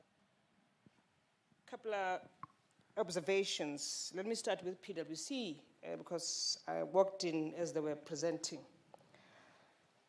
And in the work that is being put together to to have this coalition, I think the first thing that we need to recognize and maybe even work on is to have the set of minimum standards and rules of engagement as a coalition, right? What are the things that you are coalescing around? You can't be everything to everybody. And also the ethical issues. Once there is a problem with one of the companies and the sexual harassment cases in that company, how are you going to deal with it? It's important. Whether people can opt in or opt out in this coalition, and what are the guidelines on opting in and out, right?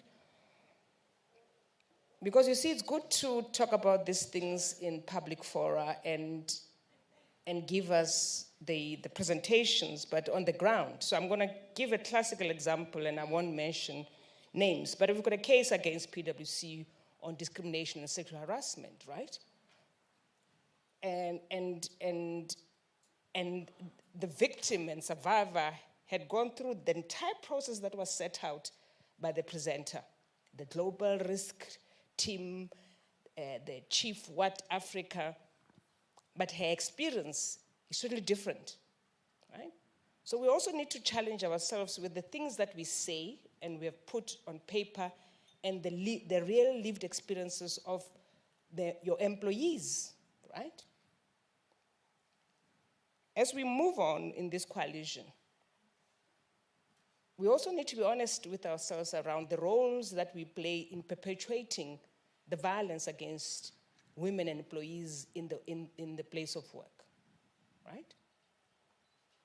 And when we need to confront all of that if this coalition is to succeed, because we have to be honest about the roles that we have played to continue to subjugate women, to discriminate, to bully women in the workplace, right? But we have all these laws that exist, but we make it very difficult for when a woman rises up in an organization to address sexual harassment, we silence them.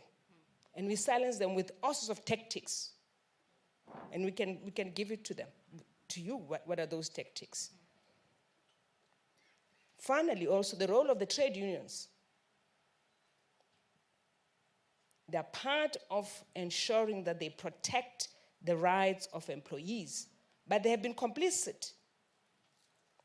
They have been complicit in the subjugation and silencing victims who come up and talk about their violations in the workplace, right?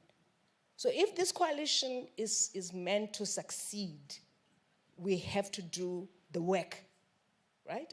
Amongst yourselves as corporates, confront some of your own inadequacies and confront them head on, so that for South Africans to rally behind the work that you are doing, they must know that they can trust. So when you say you create a safe space for your employees, it can't be creating a safe space by saying it, but realities that is not happening in the workplace. Ma'am, I'm going to pause it. Can I just pause it there just for the sake of time? And I do appreciate the authenticity within which you made this, because it really does put a challenge on us to go beyond just talking about it and coming up with solutions. Yani, I think that we could also answer on behalf of business in terms of how then do we start putting accountability back onto businesses so that they do not become complicit in it. And I think the bigger question also, as is also part of the presentation, is and it speaks significantly to the practicalities that you're talking about, that on a normal day basis, if there's a harassment case, the first thing that they tell us is go to HR. Who does HR represent? So let's get into some of those issues. I've got number 2. We're just jotting down, we're noting also in the room. Can I go to number 2? Our number 2 speaker, it was just here, please. Thank you. I'll sit down and try. That's fine. My question was actually to ILO and Busa.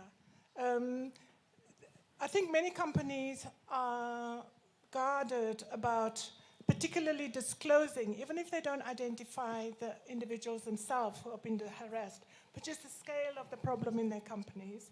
And we've just seen in Rio Tinto that they're now having to deal with a class action suit because they had the courage, first of all, to identify the problem and then expose it to the whole world. And I think many companies have been inspired by what Rio Tinto did, but now they're faced with a class action suit.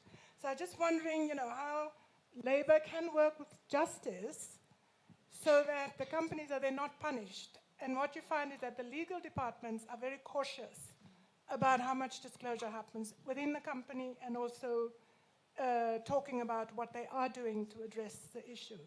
So if you can touch on that and see where that contradiction, that tension, how we can address that within the business environment, but along with the Justice Department and our society, because class action suits actually come from the ground, come from citizens and civil society and employees as well. Thanks. Much appreciated. Can I go to number 3? Where was my number 3? Oh, there we go. There she is. Thank you. Hi, everyone. I think my question would go to everyone, basically, that spoke, because what I noted is that what the different companies are doing are sort of streamlined. They are related to each other. I'll make an example with what Vodacom and what PwC had said with having 10 days paid leave for gender-based violence and domestic cases. I think it's very important because most of the people that end up withdrawing cases of gender-based violence is because they feel that they cannot go to court during the week and keep, making excuses at work because they're not there. And then all the speakers then spoke about all the initiatives that they're doing in their various companies within the workplace and beyond the workplace borders. But then I am a user of Vodacom. I didn't know of Bright Sky. I do feel that we do have a lot of beautifully written policies and a lot of initiatives, but then the awareness to actually get out there to people and say, this is what we're doing.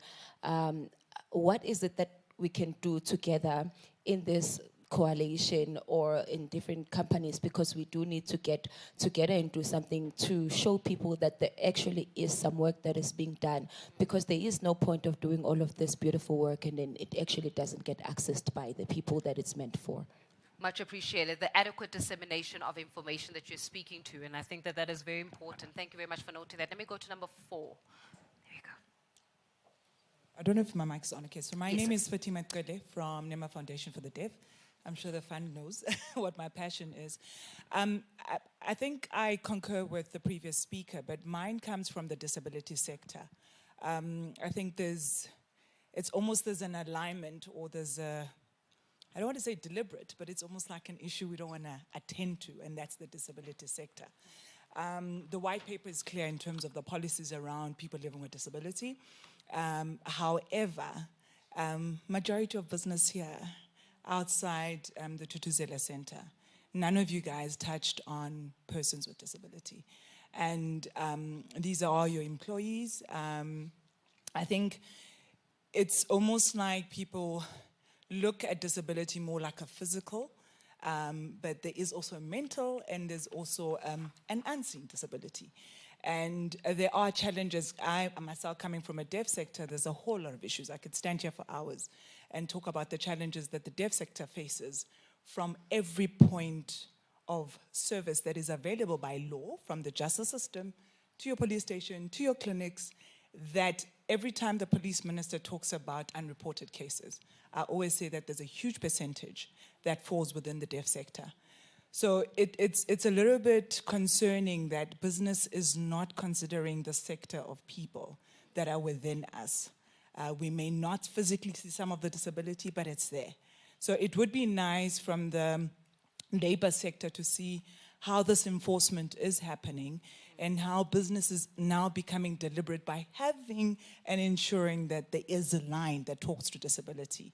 I mean, we're quite grateful as an NPO that's only been around from 2017, but the support that we receive from the fund has enabled us to make that noise, has enabled us to ensure that we've put a voice to the voiceless, and that's the deaf sector. Thank you. Much appreciated. Number 5. I think the lady at the back. Yes, thank you. My name is Peli Sankomo. I'm a development economist, and I chair the economic power on gender-based violence, which is Pillar 5.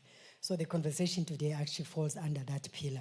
So thank you very much. I'm just going to make 3 points. I think the first issue I want to make is that I welcome this opportunity, today of this launch, because I think it's a very transformative intervention, but also it sets it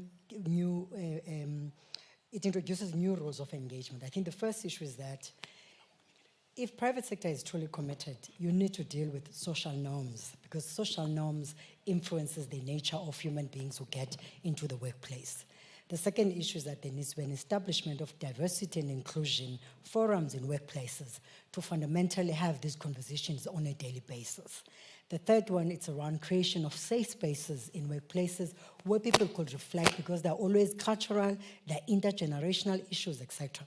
But also the last point I want to make is that there is already a sectorial, multi-sectorial approach that we've undertaken in dealing with gender-based violence in South Africa, which that's where I come from, that's where Brenda comes from, where she spoke earlier.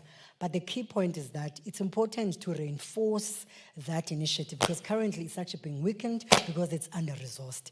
And where I'm really would want to plead that we trade cautiously is that we must reinforce structures that we've created so that they don't go through a natural death because somebody else is creating something else is new.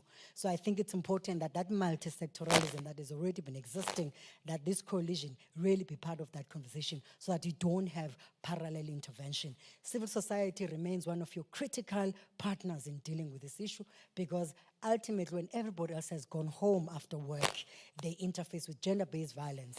And people who are in the front line are community-based organizations, and would really like them to be part of this conversation. Thank you. Just check my mic. I'm asking that we pause the questions for now just to give our panelists an opportunity to respond. And may I also just encourage us, because this is an open discussion, and it is a forum that calls for engagement. If you would like to also add insights, please just raise your hand in so that you are able to do so.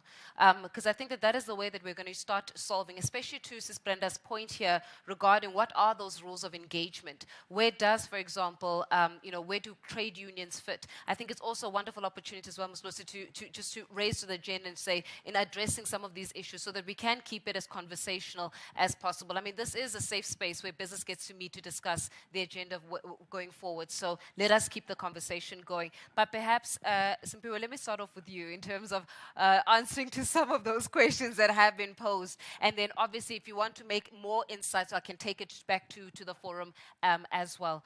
Just check if you've got a microphone on you. No, you don't have a microphone. Please just get a microphone very quickly. Thank you so much. Yeah, thank you very much, Faith. I think I just want to quickly reflect on 3 points that were raised. The first one is around the rules of engagement.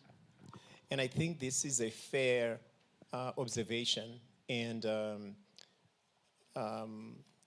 proposal to look at. Yes, the ILO has been part of the discussions around the establishment of this coalition. And I think consistently, there has been some guidance to caution in terms of asking, where are the parameters? Because we wouldn't want to leave anyone behind. And I think if you look at the slide I showed earlier on the world of work, then there has to be an agreement that what is this coalition stand for? Who is supposed to benefit from the coalition? And who is going to be in the driving seat in terms of the coalition? Because when you look at the terminology I used, Faith, I used tripartite. And this is at a national level. But there is another term which is applicable when it comes to the workplace. And it's called bipartite. Somebody made reference to HR, for an example.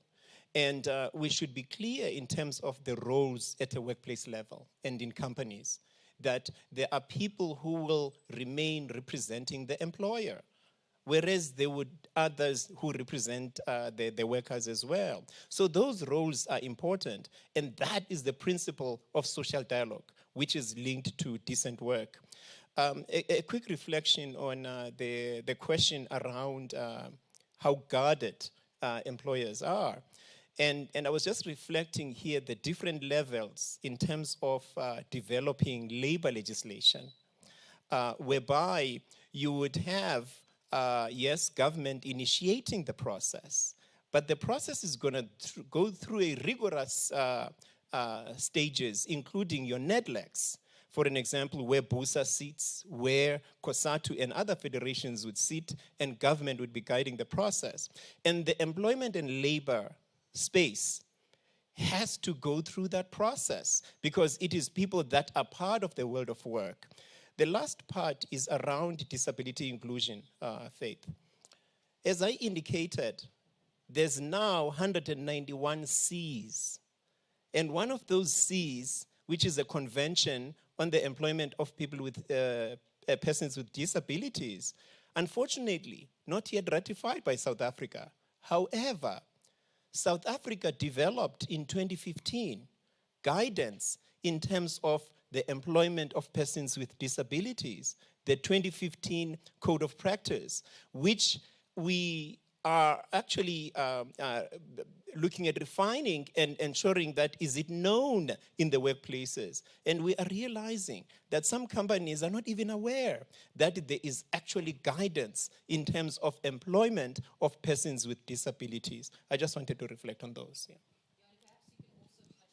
On the insights that were shared by one of our colleagues saying it is all good and well to have all of these programs that are initiated by private sector, but if the people don't know about it, then what's the point of it all? So how then do we start instituting the appropriate and effective mechanism of dissemination of information? Maybe we can touch on that, and also just building on the issue around transparency as well. Absolutely. I think let me kick off with transparency. Yeah. I think being in a room like this today, and I just want to make it clear from my side, I'm a person who influences policy on behalf of business. So it's wonderful to be here where there are practical examples of where these policies actually come to life and where there are best practices that we can distill and share with each other. And I think that would be the magic of a coalition such as what we are building here today, is that we get together and share things that have worked in particular workplaces so that we can take those examples and take them to other workplaces who perhaps might not have the answers that have already gone through. I wanted to touch on the disability aspect just for a second, because Busa sent you someone with an invisible disability today. I actually should have opened with that. It's a very, very difficult issue, and I speak here from personal experience. In terms of being accommodated for a disability within a workplace, in terms of even disclosing of disability in a workplace, it's a very, very difficult process. And I will be the last person on earth to tell you that that is not the case, or that all employers will accommodate you, or that it is you know, your path is wide and wonderful from here on out. It's not the case. There is a reason why we struggle as the private sector to get to a 3% target, even a 2% target in terms of employment of people with disabilities within workplaces. That is introspection that the private sector needs to do. I'm saying it to myself as a Business Unity South Africa representative, and tongue-in-cheek to every single private sector person here. It's all of us. It's all of us together who have to look at this. Coalitions such as these, where we can share best practices and kind of how problems have been addressed by other in private sector entities, and build on that and make sure that we carry this information through would be amazing. I have been in more than one conversation from Business Unity South Africa's side where I didn't have this kind of information at my fingertips in order to share it. So I will definitely be looking at this coalition to see where all these best practices come out, so that we may disseminate and share them. Very last thing. Yeah. Sorry, I talk a lot. No, it's good, because we need to cover some of those questions that were asked. Great. Definitely. And from the Rio Tinto perspective, I haven't read the case, and class action lawsuits are a little bit outside of my wheelhouse as somebody who works with labor law, but we need to stop these things before it gets to that. And matters that are addressed within the workplace will not get to a class action stage. I feel very, very strongly that employers need to address what is going on in their workplaces before it gets to that place. One of our big retailers had a program which what they called, if you see something, say something. And they turned every single person within that workplace as a mini HR to say that if I see an interaction that isn't 100% above board, in my opinion, I don't care what the context is. I am going to take it to my manager, or I am going to take it to my HR. If I was wrong, I'll apologize. That's not a problem. But rather be wrong and apologize than leave actions and not address the kind of things that we're seeing. Much appreciated. Colleagues, may I just ask if we can release our panelists for now? And I tell you why, because we've got another panel that is coming up, which will allow us to ask further questions as well and continue with the discussions. So you are relieved of your duties temporarily, but please give them a round of applause as they do take their seats. Thank you so much for really answering very difficult questions. You can, feel free to leave it that side, Ianu. And in fact, in that spirit, let's continue, because we also need to touch on the private sector coalition model panel discussion, where we really are going to be going into some of those issues that have come up clearly within the room this afternoon. And we're going to be looking at, for example, how then do we start probing our key stakeholders in order to address some of these insights. So may I kindly ask the following individuals to come up to take a seat, who are going to be part of this particular panel as we continue with the conversation. Please welcome Ms. Sazini Mujapilo, who is from the GBVF Response Fund, as she makes her way to the front. Also welcome Ms. Zianda Ngoma from UNFPA as well. We're also joined by Ayanda Vimbi from UN Women, Vuyo Lee from the JSE, and Mr. Simpiwe Mabele from ILO. You're definitely earning your big bucks today. Mr. Simpiwe, please come on up to the podium as we're going to begin our conversations as well. Please give them a big supportive round of applause as they come in to discuss some of these issues that are quite pertinent.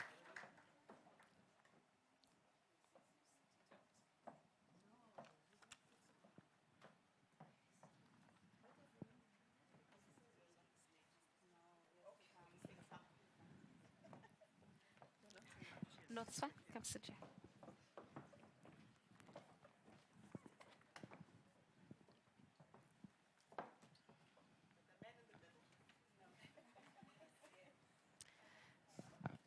And he's aptly dressed too, with a red tie. So it coordinates very, very succinctly. Perhaps though, let's start the conversation, Sazini, with regarding the defining, and I think it also came out with the previous panel around what do we mean here in the rules of engagement. So let's start from the beginning. Can you just tell us really about why the private sector coalition? No, thank you. And good afternoon to everyone in the room, and thank you so much for making the time to come and share and listen, and we learn. As the fund, our role is to convene stakeholders such as yourself on the issues around gender-based violence. And we also collaborate and try and create strategic initiatives that will facilitate how we deal with gender-based violence in the country. We are a private sector-led fund, and some of our donors are here in the room, which is great. So when we looked at how best to move the agenda going forward, in dealing with gender-based violence and the role of private sector, I think fundamental to that, I think Prof. Shisana consistently says, it's a whole of society approach. And I think it's fine that we receive funds from private sector and global development organizations in driving and supporting community-based organizations. But what we realized, as we are a private sector-led fund, we haven't quite curated an initiative that allows us to support private sector in contributing consistently in dealing with gender-based violence. So whilst, yes, we get the funding and we support community-based organizations through funds, one of the things that we had not thought through was enabling private sector to look at gender-based violence in the workplace. The conversation was ignited by the presidency in looking at how important it is for us to translate and implement the ILO C190 after it was rectified. And in so doing, one of the main things we then took a step back and said, what is it and who are the key partners that we need to involve? We obviously approached the UN agency, and we had already been working quite closely with the presidency in understanding what the task at hand looked like. The JSC was a natural step, as we had already convened an information session with them around the C190 with a few companies. So for me, it was a natural progression to start looking at how then do we move the discussion forward, not as a conversation or a webinar or a small discussion, but rather a sustained initiative. So out of that, in looking at the slide on the table, on the screen, there are 16.7 million people that were recorded as employed in South Africa. Obviously, public sector is the majority employer, with about 2.8 or 2.5 million employed in public sector. The balance sit outside of public sector. How best do we reach over 14 million people in the country is through the companies that they work for. So with that narrative, one of the main things we then looked at doing is to see how, moving the agenda forward, we convened this steering committee that pulled together a model that we would then encourage companies to implement. But as a starting position, we started trying to look at how best to do it, and we wanted to keep it simple. We didn't want it to be a long, drawn-out process, but we also recognized that it's going to take a bit of time. And we estimated about 2 years. So what exactly was involved, or is involved? Firstly, we're asking companies to adopt a 3-step framework to drive prevention, protection, and enforcement. We're also asking companies to be part of this coalition. In so doing, they would look at how to rectify the C190 and the other Cs that Simpiwe mentioned, set up an executive champions that are dealing with GBV. What we try to do in the morning is demonstrate how you're already doing some of the work, but a lot more still needs to be done. We showed some of the companies and the work that they have been doing, which is exemplary. And to their own, as they presented on their own, they did say, we are doing this, but a lot more work is required.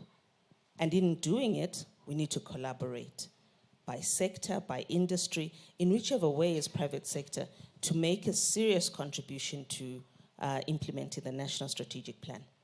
So one of the main outcomes that we want out of this private sector coalition is executive champions like you saw this morning, who will stand up and say, we have a zero tolerance environment around GBV.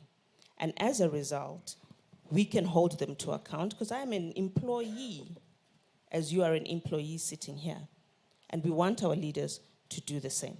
So from that perspective, we then curated this initiative, working with the steering committee that's sitting here in front of you. We have then looked at how best we can implement the coalition and what work will the coalition be doing in translating and transforming the world of work or the workplace in becoming gender-based violence-free spaces. Well, in this case then, perhaps, Ziyanda, let's talk a little bit then to the essence of this maturity model. I mean, what is it about, and how will exactly this maturity model actually work? Thank you so much, Faith. As I begin, maybe let me start off by saying, we as UNFPA, the United Nations Population Fund, we started out this work engaging the private sector with partners.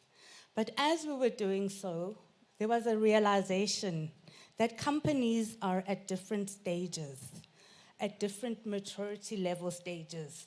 And we asked ourselves, what would a good response to gender-based violence and harassment entail? What would a not so good response mean? What would the areas that would need to be strengthened?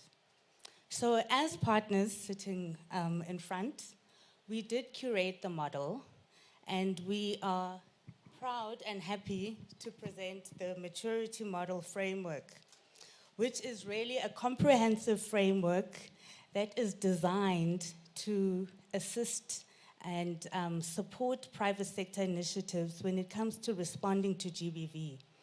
We will go into the model slightly later, but the essence of what the maturity model is, it aims to guide the private sector and in order to systematically assess and evaluate not only their capacities, but also the capacity to engage internally with internal employees, but also take it out and looking at the supply chains, and also then looking at the society and communities at large.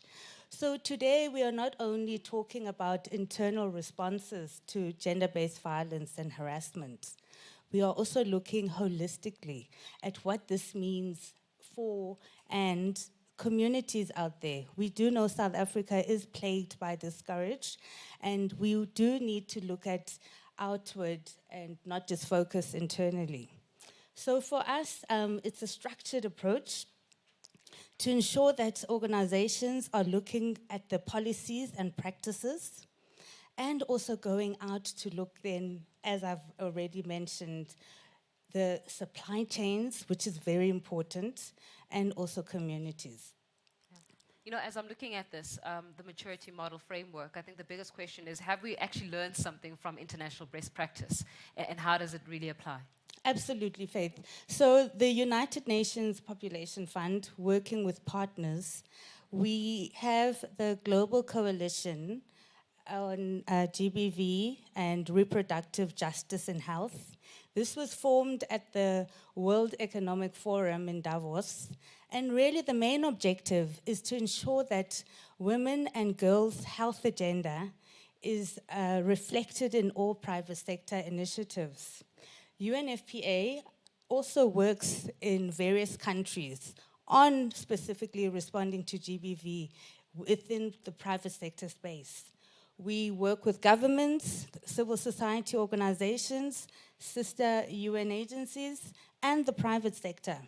For example, in Turkey, we launched the Business Coalition Against Domestic Violence, and we learned a lot of invaluable lessons from those initiatives that we have imparted on this initiative. So absolutely, Faith.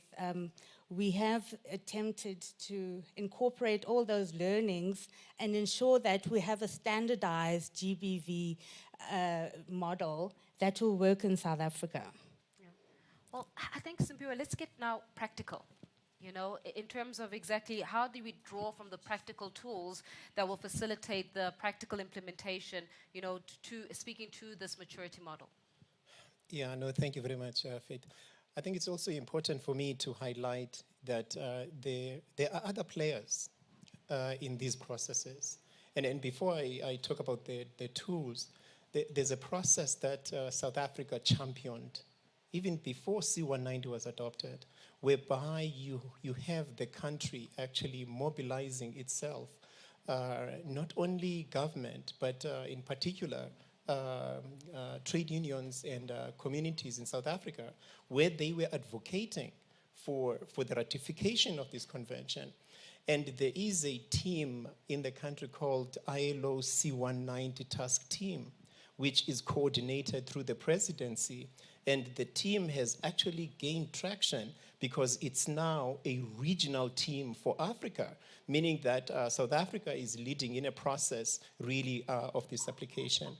But what we thought in terms of this whole process was to draw some experiences and lessons at a global level. Of course, C190 will be part of the tools that are providing this guidance. But not only that, there are other instruments. For an example, after C190 was adopted, the ILO developed tools specifically for the employers. So these kind of tools will be used alongside other tools. And then you also would have guidance in terms of specific groups there is a guideline on LGBTIQ plus inclusion, which was adopted in March 2022. So there's a series of these instruments, not only from the ILO, but from other UN agencies as well. But then we also realized that we require instruments that were also developed locally, so that we make sure that existing instruments and existing mechanisms, like your Chapter 9 institutions that are relevant, they play a role. So this C190 task team is very instrumental in terms of the entire process. So there are 4 areas that the maturity model will be looking at, having guided by these tools. One, a self-assessment process, whereby at a company level, there will be a comprehensive assessment, which will be done by the company to look at what are some of the strengths, what are some of the areas that require improvement. And for sure, the maturity model itself will be informed by a variety of these tools that I was talking about, so that once the assessment is done, then the maturity model can be applied, as my colleague indicated. But there's a component in terms of action planning, which will really require a tailored approach, because different sectors, different companies have different circumstances. So it's important. And then finally, the issue of implementation, whereby the action plan has to be put into practice. I'm glad my colleague mentioned the issue of inclusion, particularly for persons with disability, Faith, because we are applying an intersectionality approach when it comes to the process. And some of us here may recall that this is an approach that was coined by Kimberly Crenshaw in 1988, when America was faced with various forms of discrimination. So it's going to be important to look at this through that eye as well. Hence, I was saying, let us look at the other C's that will be relevant. Thank you. Yeah. I mean, Sanda, when we're talking about and elaborating on what has been said by Symposium regarding inclusion, I mean, achieving gender equality as well as women empowerment obviously is quite central to achieving economic inclusion in itself. So, and also looking at the agenda that has been set by the Sustainable Development Goals as well, that needs to work. So the bigger question is, how will it work? Thank you so much, Faith, our program director. I want to start just by mentioning that UN Women's mandate in particular is to promote gender equality and empowerment of women. And I also want to remind all of us that all the work that has been done to evaluate progress across all Sustainable Development Goals has highlighted one thing in common. We are not making progress on gender equality, and we are lagging behind with all the Sustainable Development Goals. And so this particular issue of we are not achieving gender equality and we are failing millions and millions of women across the board. And I want to specifically highlight the indicators that are falling under Sustainable Development Goal number 8, which is the increasing income inequality across the board. And we have seen indicators in our country of this inequality in the form of unemployment, underemployment, and also the employment figures. Now, what I want to do to highlight this issue is that we all are aware that if we're not achieving gender equality in the different indicators, we're not going to be in a position to achieve all Sustainable Development Goals.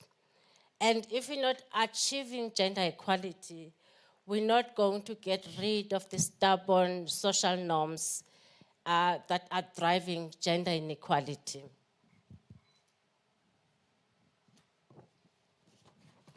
And in South Africa, we've had this morning the indicators, the persistent, the high levels of gender-based violence. And the hidden issue of sexual harassment in the workplace in particular, because there is no concrete data that is available to measure this issue in the workplace. But what we know for sure, that it is costing the country, our economy, billions and billions of rands. And therefore, what is required, and based on the work that we have done as the UN agencies, as government, as the private sector, as civil society organization, is to ensure that we draw lessons on what is working and what has worked, and be able to inform what needs to happen. And at the center of this, it is all of us, each one of us, drawing from our leadership to inform what needs to happen in the workplace. We've seen this morning some of the examples that are being shared by companies that are working in this space, good examples that we can replicate. We also need to ensure that we look at how we use our leadership, our expertise, to inform what happens in the marketplace, to drive diversity and inclusion of women and men in the workplace. And lastly, it is also how we ensure that we promote gender equality and advocacy and meaningful work in communities that we work with, to ensure that we drive the issue of inclusion and also take into account all interlinkages with disability that has been mentioned. This morning, the issue of geographic locations and other exclusionary factors that have been put on board. And these women empowerment principles, in the language of UN Women and the Global Compact, will be used to inform what happens in this model that we are developing as the steering committee, to ensure that it is providing us with tools that we can use on a daily basis. It is also providing us with platforms where we can share and learn from each other, where to identify best practices and be able to scale up these best practices in the different companies. And lastly, it is important for us to track and monitor progress and identify the winning formula, because it is this winning formula that will inspire us to move forward and address the systematic discrimination of women and achieve gender equality. Thank you. Thank you very much. And you know, when you are sharing those insights, Ms. Anna, Ms. Vuyoli, it brings about the conversation around companies being able to incorporate this actually into their reporting framework. I mean, you're saying that we need to learn from best practice, you know, so we're not islands. So how then do we start learning from best practice? And I think more than anything else, monitor, evaluate, and also be able to look and measure impact, so that we can replicate. Maybe speak a little bit to that as well. Thank you very much, Faith, and good afternoon, everybody. It really is a pleasure to be here today. This has been a labor of love for all of us. I think in my experience, what I've found is that just measuring is not enough.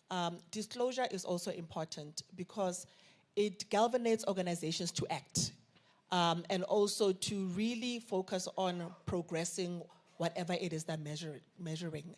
And I think there are many examples around that. When companies started reporting on their carbon emissions, or they started reporting on the female representation on boards, they also started to set very clear targets about what they wanted to achieve and the management actions that will help them progress those objectives. So it's with that in mind that I believe that as part of the coalition, we need to promote disclosure, external disclosure. And the objective is not to name and shame, really. It's also to enable us to quantify and also be able to objectively measure the impact that the private sector is making in addressing GBVH. I think there are two mechanisms we can look at as a starting point, and it is a starting point. Obviously, as we develop these models further, we'll start thinking about what else. But one of them is the integrated report that companies release 3 months after their results. And in that space, we've got the 6 capitals, and one of the capitals is social capital. I do think that organizations can start talking about what they are doing to progress social capital by addressing the issue of gender-based violence. And then the second part is we've got, the JSE had developed ESG disclosures, disclosure guidance to help organizations think a bit more about how they can communicate on their activities on ESG. And I do think as part of the disclosure, we could actually look at how we can include the activities and the strategies that companies are taking to address gender-based violence. And it's probably an opportunity to take the maturity model forward, where companies can now talk about where are they on the levels of maturity and how they've progressed and what they've actually done to progress. And I suppose companies would ask themselves, why would I want to do that? And I think we've had those discussions today. I mean, Faith, you alluded to collective learning. We all want to learn from each other. For example, when Vodacom launched the policy on GBVF at the JSE, we looked at that policy and we said, oh, this is something we can actually implement in our business, and we introduced that in our business in 2022. We looked at other exchanges to see how they're promoting gender equality, because they've been reporting on that as well, and we also took that on board and developed a strategy. So it is a mechanism for sharing, but also for providing the case for organizations to join the movement. And the other reason why companies would need to look at it is, you know, there is growing investor activism, where investors are also looking at what are you doing to address the social economic challenges in the country. And more investors are going to want to know this. What are you doing to deal with female representation, gender equality? And you cannot address gender equality without addressing the issue of gender-based violence. It is one of the barriers, and you can imagine if we eliminate this barrier, how much more women can actually offer to the economy. I think we've got a few gifts now. The latest Companies Act, the amendments have actually proposed that every single company needs to have a social and ethics committee. So there is a platform where companies can have these discussions, and where at board level we can actually address issues such as GBVH. I guess the next step is, what is the scope? Because I think that the lady in front, the second lady who asked the question, she talked about what is the scope, because some companies would worry about how much disclosure and whether that disclosure opens them to reputational risk. I think the social and ethics committees can actually sit down and think about how much disclosure is necessary and work together with the private sector coalition to determine that. Much appreciated, Ms. Vuyulu. May I ask colleagues if we can just open it up as well for questions? I'm also mindful of time, because we also have got quite a bit to get through. So, and don't worry, there will be plenty of opportunity as well to speak to some of these questions, especially during our lunch and networking session as well. But if I may take this moment and open it up to the floor. But while I'm doing that, please give them a round of applause. It's not easy having to make these presentations and submissions up here on this platform. Ma'am, I see you. Can I have one? Can I call 2, ma'am? And then so let me make it 3. So can I take 3 for now? And then we'll wrap up. I'm just mindful of time as well. So very quickly, let's get the first microphone to the lady at the back there. And then 2 will be here, and then 3 is here.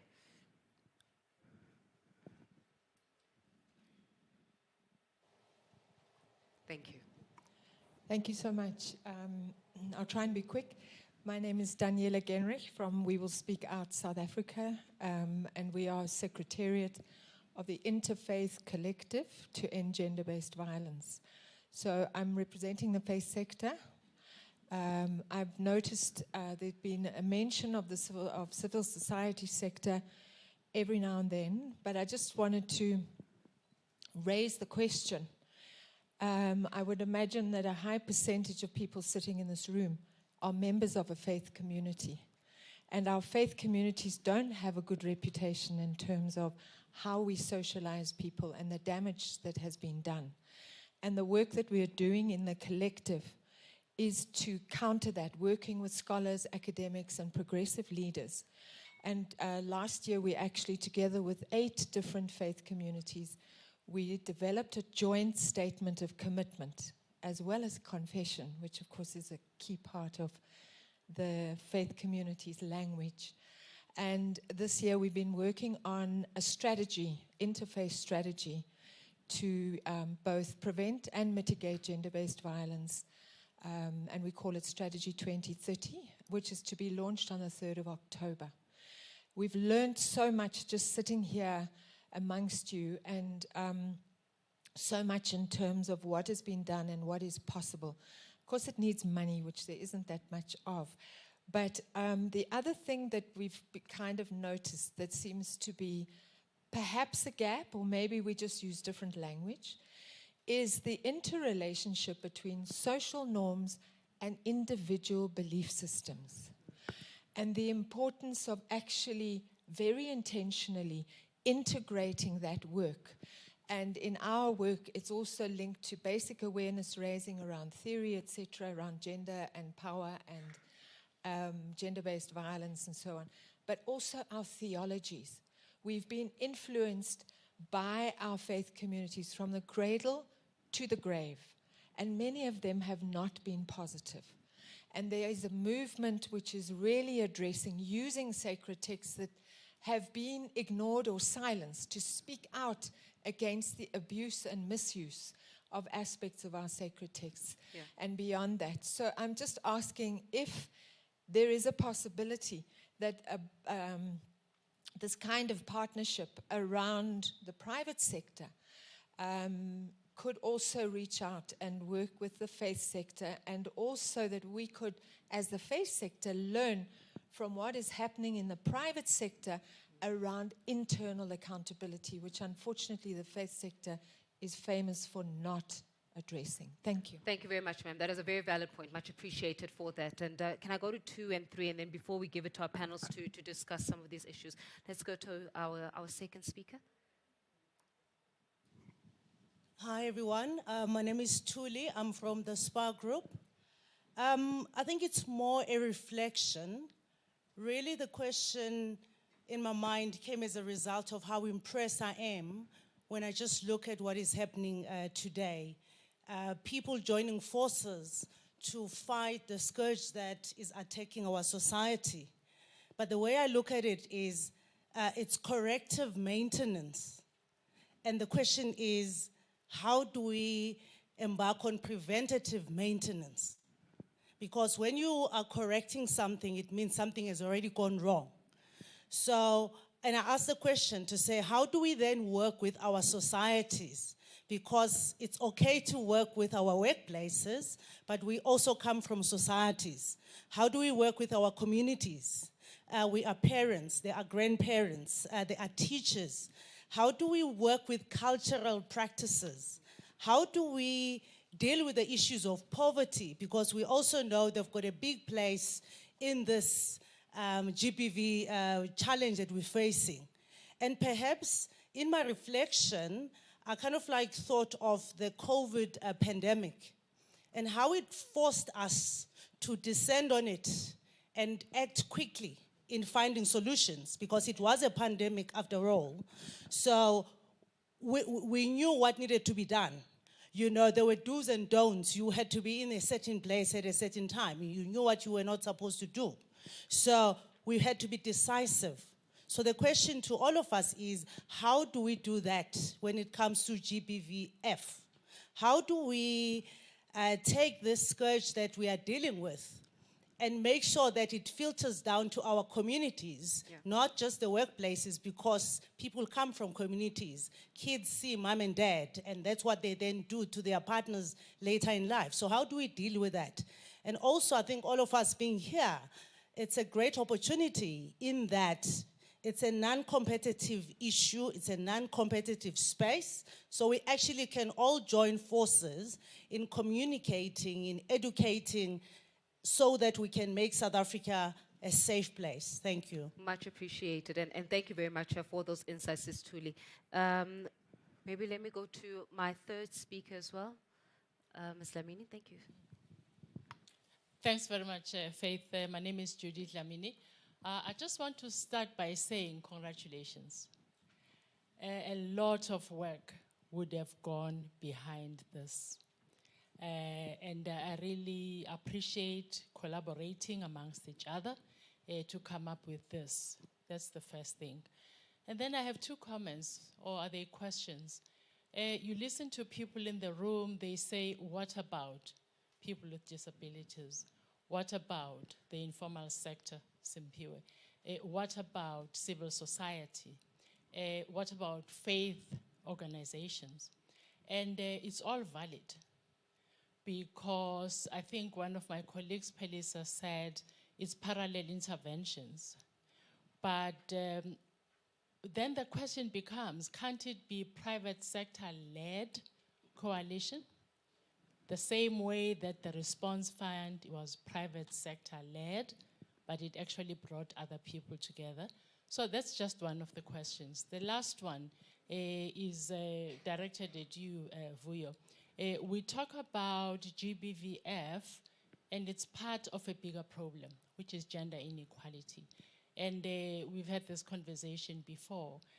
When you talk about disclosure, why don't we just have a gender equality index where people disclose? Because I think it's Ayanda who spoke about gender inequality being at the base of the ills that we have, GBVF being one of them. So what would it take to have a gender equality index? Thank you.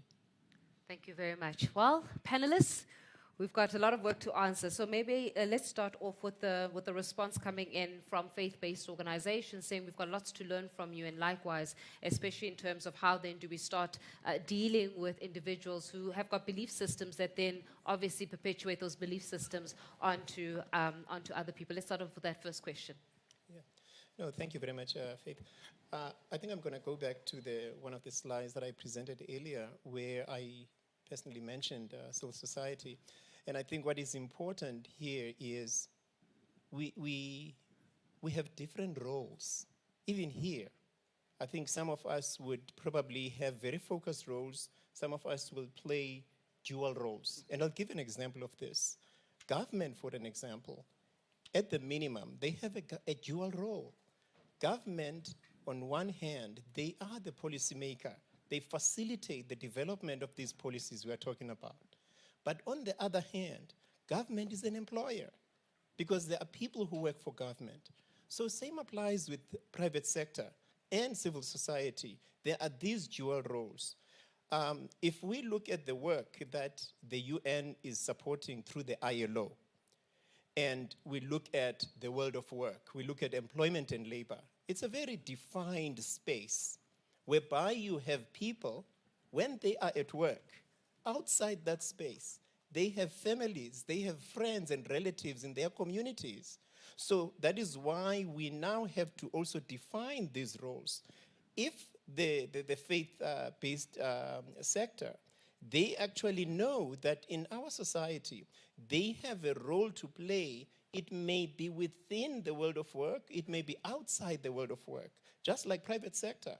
Private sector is not only about work, it's about other roles as well. So I thought it would be important to also recognize and acknowledge the different roles that we play. Thank you. Perhaps let's also touch on Sis Thuli's question around looking at preventative maintenance as opposed to then looking at how do we correct what has already happened. Maybe who would like to take it? Sis Ayanda?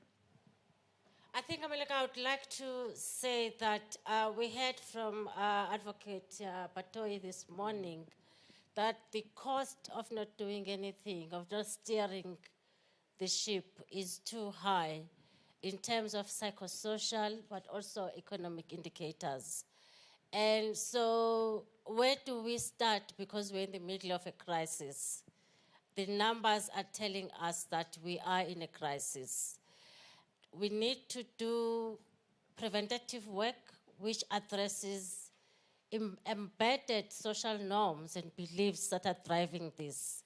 but we also need to respond to the current situation. So I'm proposing a combination of a methodology that looks at ways of how we stop the tap from leaking to where it has already done the damage, and we need to fix that. So the National Strategic Plan on Gender-Based Violence and Femicide, which is the umbrella response, articulates all the components of the work that needs to happen to ensure that we tackle this challenge from all directions. Yeah. And of course, we've got that big question around the Gender Equality Index. Yes, but if I'd like to add on the prevention side, I do think we can tackle it two ways. One, I mean, we're all here and we are adults. We need to speak to our youth, because it's the boys who see what's happening at home and think it's okay to actually to be physically violent towards another woman. It's the girls who also believe that being beaten is an expression of love. We need to start with our children as well, to talk to them about these societal issues. We tend to keep it away from them because we think they're young, but habits start early. So we need to actually think about that. And then the other part is, I think for the longest of time, perpetrators have felt protected in their work environments because corporates have kind of said, this is messy, it's a family matter, right? And we're not going to do something about it. I think and Advocate Batoy spoke about it earlier, when there are consequences, people would also think twice. If you are saying as a corporate, we are not going to appoint anybody who's got a history of gender-based violence. In our policy at the JSE, we've got a line that says, if you work here and you are found to be a perpetrator of gender-based violence, we will deal with you. It may have happened at home, but we will deal with it here as part of our disciplinary process. Now, if you know you're not protected, you will also start thinking twice about going out there and being a perpetrator. The Gender Equality Index, Ma'am Judy, I think it's a very good idea, and we are closer than we think. As a starting point, the Sustainable Stock Exchanges has developed a framework, a Gender Equality Index, for how stock exchanges can measure themselves in terms of how well they're promoting gender equality. It's an inward-based model where you look at things like how do your products, your CSI interventions, your philanthropy, how are your salary mechanisms and your communication internally and advertising, but also externally, how you are promoting this within the how you're promoting this externally. And what it encourages is that companies do a gender audit every year to see how far they are according to these mechanisms.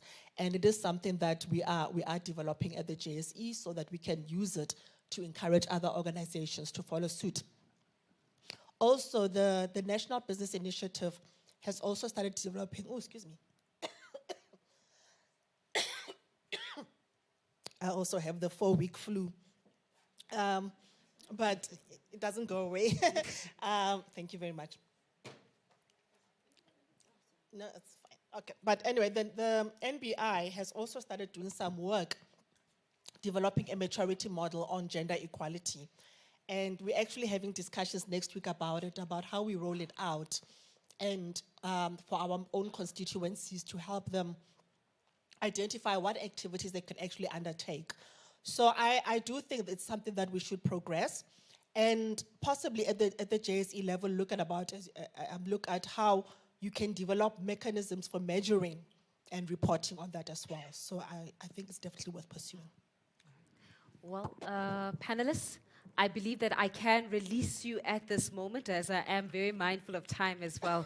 That is moving fast ahead of us. I know that the program has been quite insightful, so I do thank you and I appreciate you for your insights and for really sharing into some of the slides that we were speaking. Please give them a round of applause as we do release them to take their seats as well. We have the CEO of the GBVF Response Fund, Zianda Ngoma from UNFPA, Ayana Mvimbi from UN Women, Violi from the Johannesburg Stock Exchange, and of course Mr. Simpiwe Mabele from from the ILO. Ladies and gentlemen, with this, let me just have a pulse check of the room, because I know what happens at 36 minutes after 1 o'clock. The energies drop. So mine is to make sure that your energy is kept up. Are we all right? Thumbs up. Are we good? All right, maybe let's start again. Let's just do a bit of a clap. Let's see in the room. Blood circulating. Okay. I have to always check, you have to be consistent with this, because I know how by the time it's 1 o'clock, everybody's going, oh, I've been up since 5 o'clock in the morning. So don't worry, we're almost at the end of our program, but of course, not without having some insights coming in from the Group Sustainability Executive at Spar. And you would have seen the wonderful work that Spar is doing, especially with the Thuthuzela Care Centres, that was obviously demonstrated by Advocate Shamila Batoy a little bit earlier on in her presentation. But please, to look at the case study of Spar Group, let's welcome and give a round of applause for Mr. Kevin O'Brien.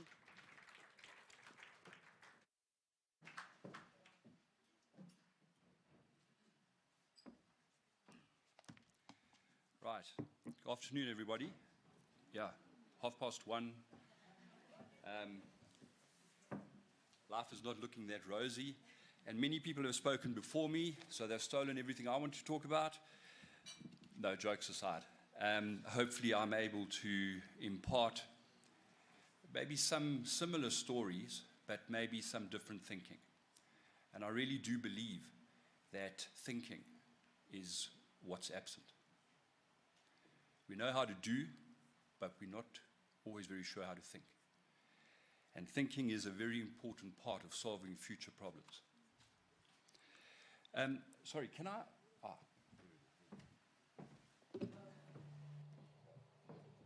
Okay, so good afternoon, colleagues. And as has been said, all protocols observed. I know there are some very important dignitaries here, and I do not want to be disrespectful to you, but it really is a great pleasure for me to be here, and thank you so much to the organizers for inviting the Spar Group to talk to you. In 2019, people at Spar were both saddened and outraged at the murders in close succession of Jess Hess, Alejandra Jechels, Megan Kramer, and Yuneni Mwatiana. We live in hope that our competitor colleagues were equally saddened. After these events, we at Spar decided we did not want to merely dress in black, go on a march, and wave placards. So we resolved to work to make a real difference in ending gender-based violence and femicide. In September 2019, our CEO at the time penned an open letter in which he committed all Spar members to work on providing practical solutions to ending gender-based violence in this country. The emphasis is on finding practical solutions to making a difference in the lives of those who need it most, when they need it most. Spar regards itself as being a purpose-driven organization, and we proudly ascribe to our purpose, which is to inspire people to do and be more. In addition, we take pride in living up to our values of family, passion, and entrepreneurship, particularly those of family and passion. We're a company that actively talks about our values and how they can entrench these in our culture and our work life. So it was a natural progression to imbue these into our GBV initiative. I think what's really important just to reflect here is that purpose, the why we do things, is so critically important as well. And when you have a purpose as an organization, it's not only to live that purpose or those values within the walls of your organization, but you also have the courage to stand up when things are happening outside of the organization that are contrary to those values. So I refer to the work that we're doing around GBV as an initiative. And that's what it is. It's not a campaign. A campaign is short-lived and focused mostly on raising awareness, whereas we realize that there is a mountain of work to do to end GBV. And we've heard about this today. So we are all committed to continuing with this work until we can say that we have succeeded in ending gender-based violence and femicide.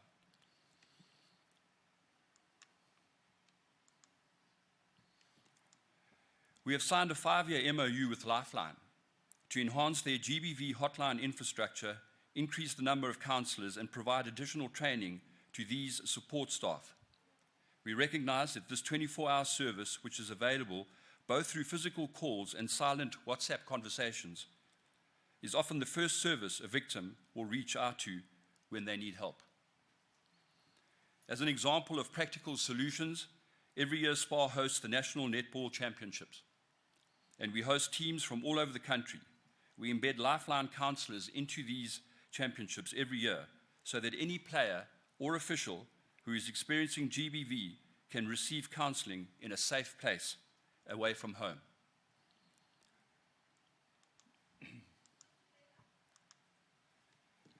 Our next major initiative is working with the National Prosecuting Authority and the Thuthuzela Care Centres. And I think a lot has been said about the Thuthuzela Care Centres today, and Advocate Patoy in particular explained exactly how they work and what incredibly important work is being done by them.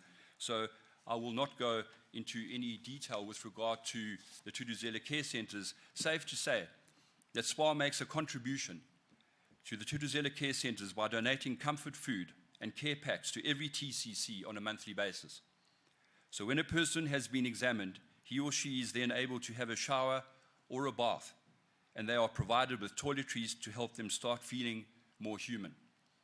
Then when they see the site coordinator or counsellor, they can have a cup of tea or a juice and something to eat. It may only be seen as groceries by some of us, but to those in need, it is a message that someone cares about them and they are of value. And the issue of care is really, really important when we look at the future of what we are trying to achieve here as a coalition. I think the world is devoid of care. Care is seen as a soft thing. Purpose is seen as a soft thing. Values are seen as a soft thing. They are all incredibly important things that we need to think about as we plot our way forward as a coalition or as human beings. In addition to these monthly comfort and care packs, Spar is also working with the National Prosecuting Authority, the Department of Health, and local authorities and traditional leaders to build a new TCC in rural KwaZulu-Natal in Jacini. And some of our colleagues have spoken before on the work that they've done in also assisting in building TCCs. The state-of-the-art design is in the final stages of planning and receiving the various levels of approval before we can start building. So it is a very exciting initiative, as it is one of the first rural TCCs to be built from scratch. And we're also working with relevant authorities in KZN to create a new DNA lab. The DNA labs, as we all know, are scarce and a critically important part of bringing perpetrators to justice.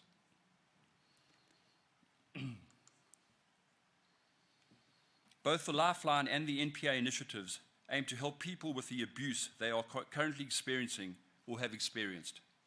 So we're also trying to act proactively by working with True Life, who send young adults into schools to teach learners of various ages about gender equality and gender-based violence. Using the tagline, "Brave choices equal better futures," True Life aims to encourage young people to live healthier lives by providing relatable role models, and also provides teaching resources for ongoing support to educators who need assistance.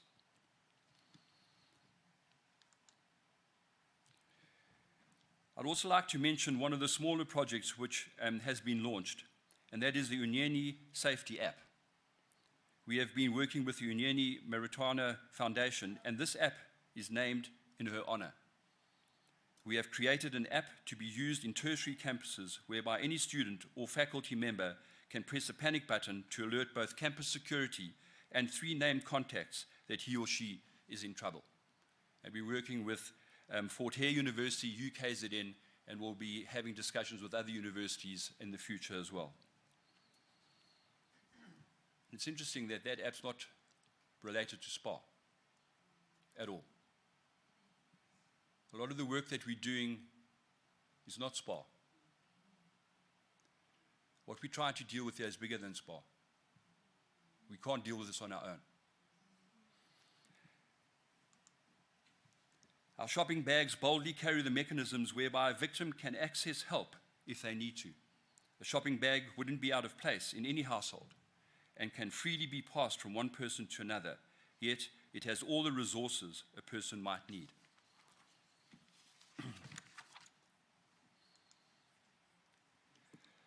Lifeline toll-free number is also on the bag, and access to the Thuthuzela Care Centre list and our website, which has information such as your legal rights, education on how not to be vulnerable, and similar issues. So I'm in a pretty safe space here with all of you, as we're all of like mind. And I'd like to just say that if you go onto our gender-based violence site and check the URL, it comes up as a banana bread recipe, which is completely intentional and not a mistake. Over there.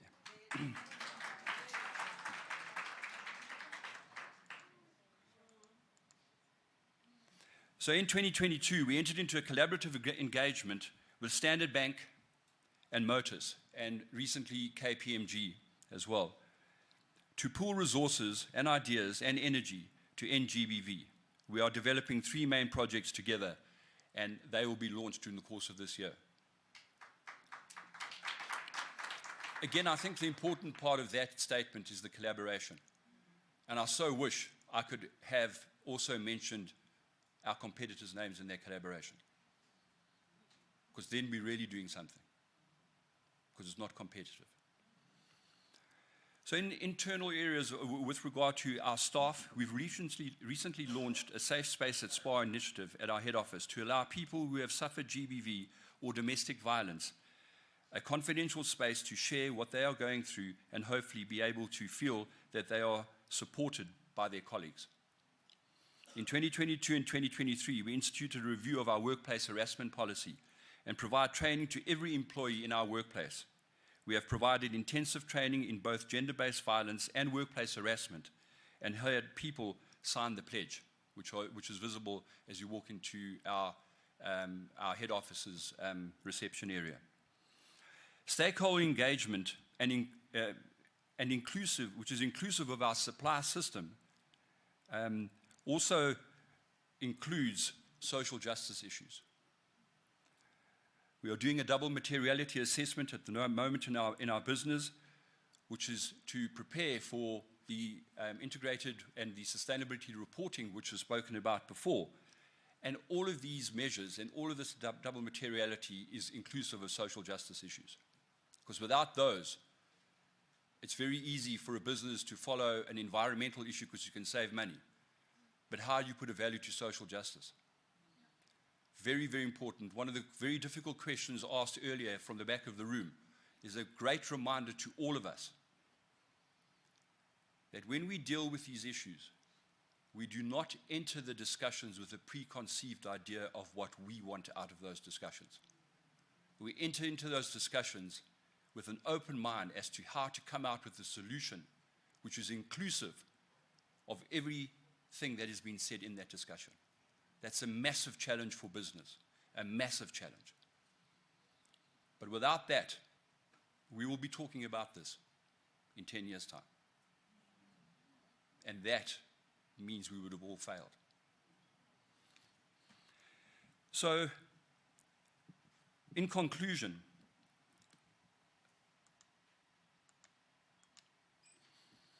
I want to ask you to cast your mind back to the COVID-19 pandemic, and it has been mentioned on a couple of occasions before, and it's not odd that it's been mentioned.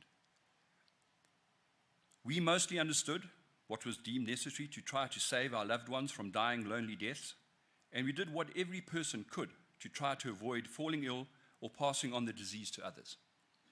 Massive funding was diverted and channeled towards preventing COVID. Our president has called GBVF a silent pandemic. It's a pandemic. And it is silent, unfortunately, but it is as bad. We cannot even say how many people are affected by this GBV affliction, as our last reliable statistics are from some time ago.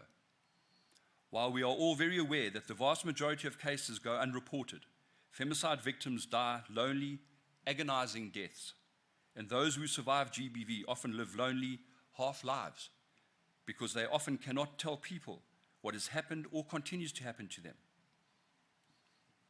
We need to break the silence, to allow victims safe spaces in which to speak up and gain their voices back. We need to assist perpetrators in finding a path away from violence and provide strong enough deterrence to ensure people do think twice about committing heinous and degrading acts of violence. Finally, at Spar, we don't believe we have all the answers, and we have to be very creative with our human and financial resources in order to make any headway. Ending gender-based violence and femicide is not a competitive matter. So we at Spar invite everyone, including our competitors, and I've specifically made mention of this on a number of occasions, because that's the difficult one, isn't it? That's the one where I want to do better than you so people can buy more from me. This issue, gender-based violence, poverty, climate change, PwC mentioned a whole lot of issues. They are not competitive issues. If we do not work together to address these, we will still be talking about it in 10 years' time. And we'll be 10 years later than we should be. We need to have the courage as leadership, the conviction, to actually relook at how we deal with critically important things. So, in conclusion, thank you very much again for giving us the opportunity. We are absolutely delighted as an organization to be able to be part of something that is going to really make a difference. But it's up to every one of us to challenge our own way of thinking to really make that difference. Because we can continue to flirt with important issues so that we can look good. We actually need to deal with the really difficult issues so we can look good, all of us. So thank you very much again.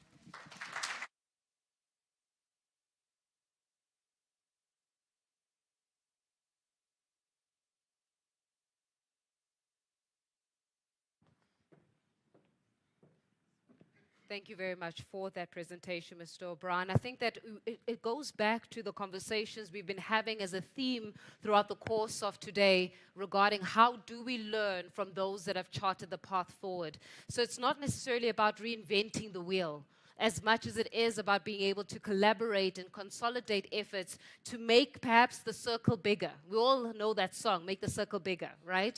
So maybe this is the time that we start thinking about how to not reinvent the wheel, but really rather making the circle bigger so that we can be more impactful and effective in our mandate. So much appreciated for that submission that was made.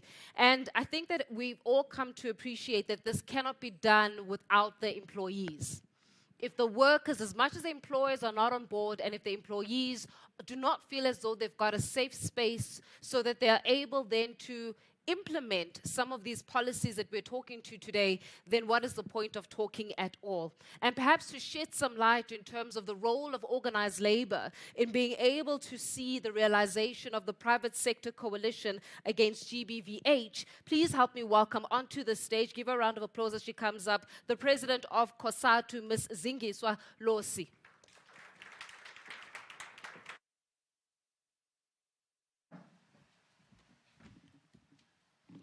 Thank you very much, Faith, and good afternoon to everyone. I am not having any presentation or slides, so I would not be using this. And I want to say that I want to observe all protocol that have been addressed before me. On behalf of organized labor, we want to say that indeed we want to agree that South Africa is severely affected by a pandemic of gender-based violence, of harassment and femicide. The intimate partner violence and femicide and workplace harassment and violence are frighteningly rife. And I really want to appreciate Mr. Kevin, because I think the issues that we want to pick on as the organized labor are issues that Spar is already addressing. And we're looking forward in working more closely with you in ensuring that also there are more that are coming in. As organized labor, we want to say that we do appreciate our invitation to this symposium, and in particular the invitation to hold employers accountable to commitment and statements that have been made. This platform is intended to discuss effective strategies and to ensure a collaborative approach on zero tolerance to gender-based violence and harassment in the world of work. And I think Mr. Kevin spoke about collaboration than competition. What is the prevalence of gender-based violence and harassment? In terms of the prevalence of gender-based violence and harassment, two key features can be noted. For us, it is the high prevalence and the underreporting of cases. Gender-based violence and harassment is a pervasive issue in South Africa workspaces, and I think it has been elaborated, and significantly affecting employees' well-being, the working life of a worker, and the productivity of that employee. The gender-based violence and harassment is often perpetrated by managers and supervisors, abusing their high rank. It also could be perpetrated from colleague to another, but importantly, perpetrators are most often, but not exclusively, men. For us, harassment and violence can also be perpetrated by a third party, which gives us comfort in the work that you have alluded to, Spar. For instance, by customers in the case of retail and hospitality, as well as services such as hospitals, transport, and also the banking and the financial sector, amongst others. The ILO Convention 190 draws attention to the fact that certain sectors and occupations are particularly vulnerable to violence and harassment. So occupations that are dealing with public and providing social and commercial services, such as hotels, restaurants, retail, health, and transport. Precarious workers, including farm workers, domestic workers, street vendors, and sex workers. Workers who work the unsocial hours and at night, and those that are working in isolated spaces. Women workers in male-dominated industries such as the mining and construction, not least but because of lack of facilities and suitable attire for women. And we have drawn a campaign in COSATU through NUM on the issue of the preventative clothing that mine workers are wearing in the mining industry, but are not made up for the body of a woman. So there is a lack of accurate statistics about the prevalence of gender-based violence and harassment at work because of the extremely high levels of underreporting and the lack of monitoring mechanisms. What we have seen is that victims do not report cases for fear of retaliation and further victimization. Other reasons for not reporting are lack of clear policies and procedures of reporting cases, as well as lack of confidence that action will be taken against perpetrators. So the most, for us, serious barrier to addressing gender-based violence and harassment are therefore a lack of reporting and lack of accountability where cases are reported. Holding perpetrators accountable can also contribute to improved reporting of cases. If those that are reporting can see that indeed the perpetrators of this violence are held to account, it gives more confidence to those that have not reported to come forward. We also want to make a reference to the research that was conducted in the clothing and retail sector, which is supported by the Solidarity Center, that showed that less than 30% of workers reported cases of GBVH. And for us, this aligns with figures that have been cited in other surveys, and amongst those that reported, 19% stated that employers protected the perpetrator, and 15% of employers did nothing to investigate or institute proceedings in the 30%. And only half of employers amongst the cases that were reported took some form of action to investigate the matter, meet the parties, or institute a warning or a disciplinary hearing. So we are then asking, as organized labor, what is the impact of gender-based violence and harassment? And for us, it is indeed, it significantly affects women's physical and mental health. It undermines their overall well-being and confidence in their working environment.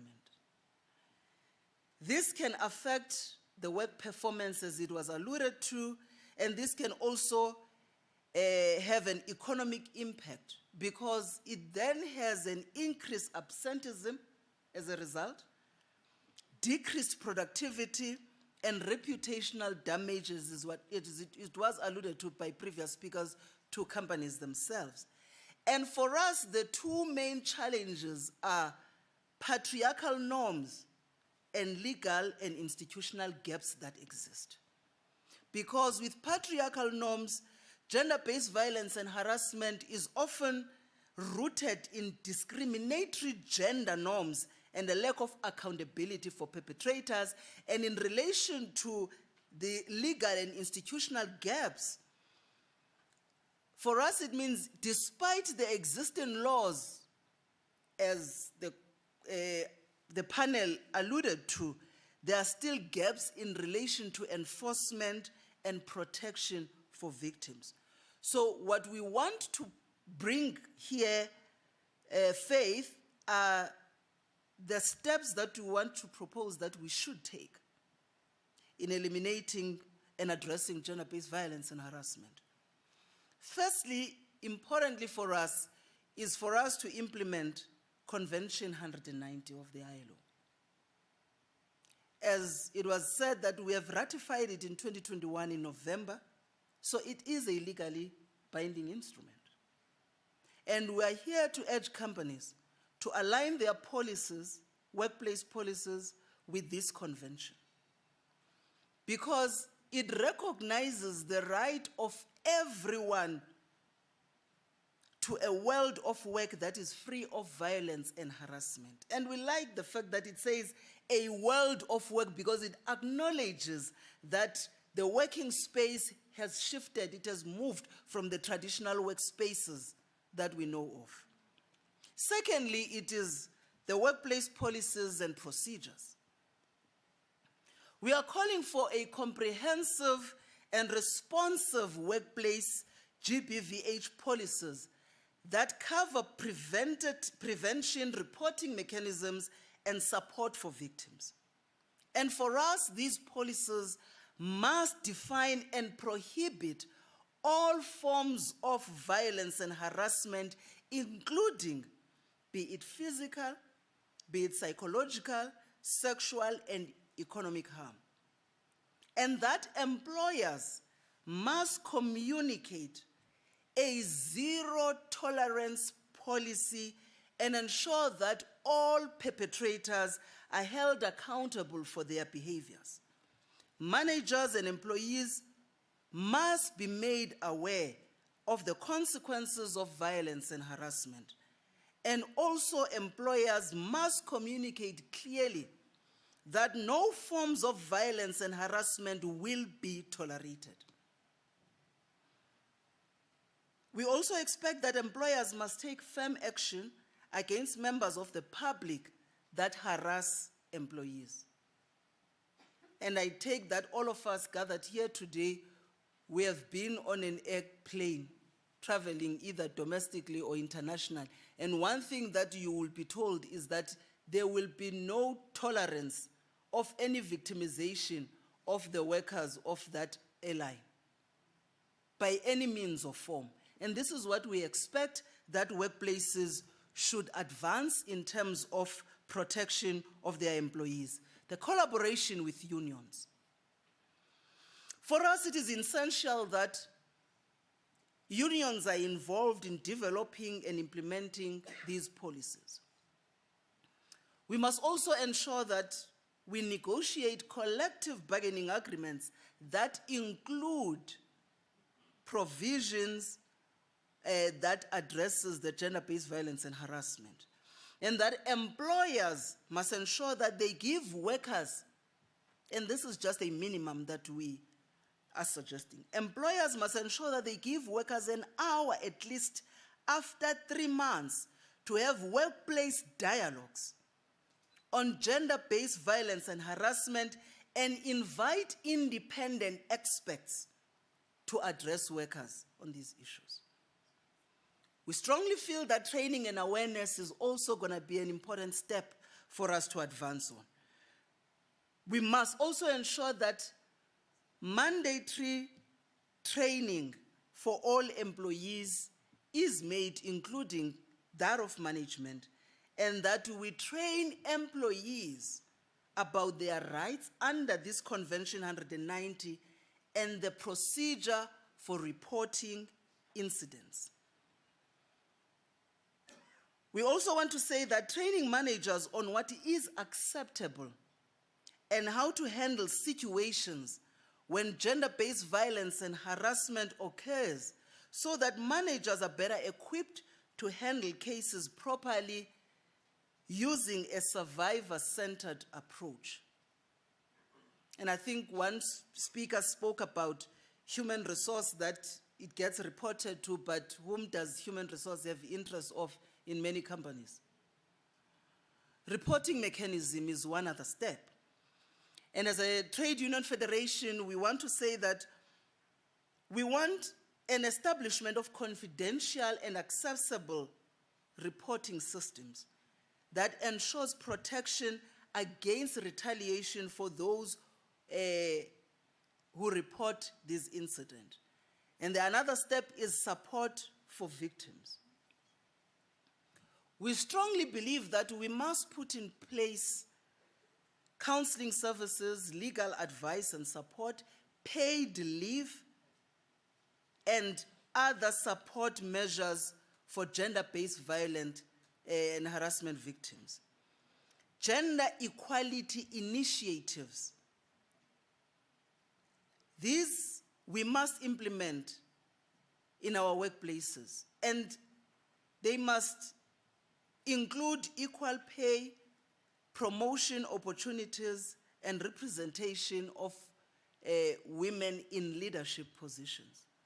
Because at times we tend to exclude those that matter the most in decision-making environments and speak for them and not with them.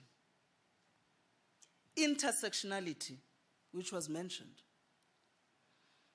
For us, in addition to gender equality initiatives, we believe that there is a need to address the multiple forms of discrimination that can intersect with gender-based violence, which will be race, disability, sexual orientation, amongst others. And we can tell you that for us to get to, it took us 2 years to get Convention 190, Simpiwe, because governments in the African continent promised us when we were advocating for this that you will not get it for as long as you include the word LGBTQI+. And you are specific about it in the convention. So rather, you say vulnerable sectors, vulnerable groups. Otherwise, if you insist, you shall not have a convention. So these are the challenges that we had to deal with when we were advocating and fighting for this convention to be adopted by the ILO. We have it now, so we have to, as a country, South Africa, that we are proud of, that we were almost one amongst the very few in the African continent that was advocating for inclusivity of all people under this convention. So we have to address the issue of intersectionality. Addressing domestic violence, and I'm happy that Spar is dealing with this issue. Because for us, domestic violence and intimate partner violence impacts on the world of work, as it is recognized by this convention. For an example, there have been cases of workers that have been murdered and stalked by their ex-partners at work. Workers, therefore, must be protected against such violence. And we call for policies that are supporting employees dealing with domestic violence. So we are coming back to the issue of paid leave, flexible work arrangements, and sensitivity in relation to work performance. Supply chain responsibility. Companies for us must ensure that the gender-based violence and harassment policies and standards are extended to their supply chains and service providers, which is why the convention recognizes the third party, that violence can also, as a result of the third party, you may suffer from that. Monitoring and evaluation. We strongly feel that we need to have regular assessments. We need to conduct regular assessments and audits to ensure compliance with Convention 190 and the effectiveness of workplace policies and procedures. And this requires data collection on gender-based violence and harassment incidents and responses. So we must therefore institute regular reporting on gender-based violence and harassment metrics and policy effectiveness. And the last step is to promote a culture of respect. As Trade Union Federation, we strongly believe that we need all of us to lead by example. We need to ensure that leadership and management demonstrates a commitment to a respectful and inclusive workplace. And we also need to encourage open dialogue. In order for us to foster an environment where employees feel comfortable discussing issues that are related to gender-based violence and harassment and contributing to solutions, it can be possible when we are having the open dialogues. Hence, we have made a proposal of at least an hour in 3 months to have such discussions. And as I land, Faith, we want to say that we strongly believe that by all of us taking these steps, we can create a safer and more inclusive workplace that aligns with the principles of the ILO Convention 190 and effectively us addressing this pandemic. And addressing gender-based violence and harassment is going to require a concerted effort from employers, from employees, from trade unions, from government, from communities to create a safer and more inclusive work environment. And we want to say that we really appreciate us being invited here. We've been part of this journey and we're looking forward to ensuring that we find more lasting solutions. Thank you very much.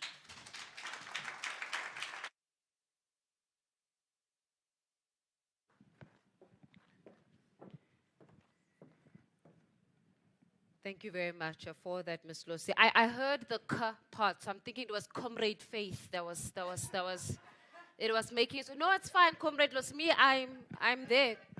It's fine, we are amongst friends here. Don't even worry.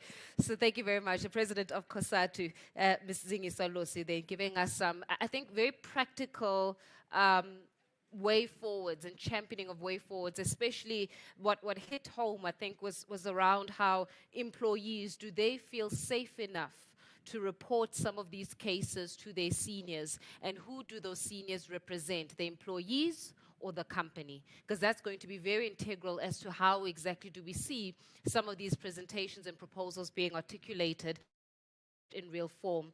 Ladies and gentlemen, to highlight also on the private sector coalition, the importance of it, and especially the role that academia can play in realizing such, please welcome the Chancellor of Wits University, where you do get the edge, Dr. Judy Dlamini.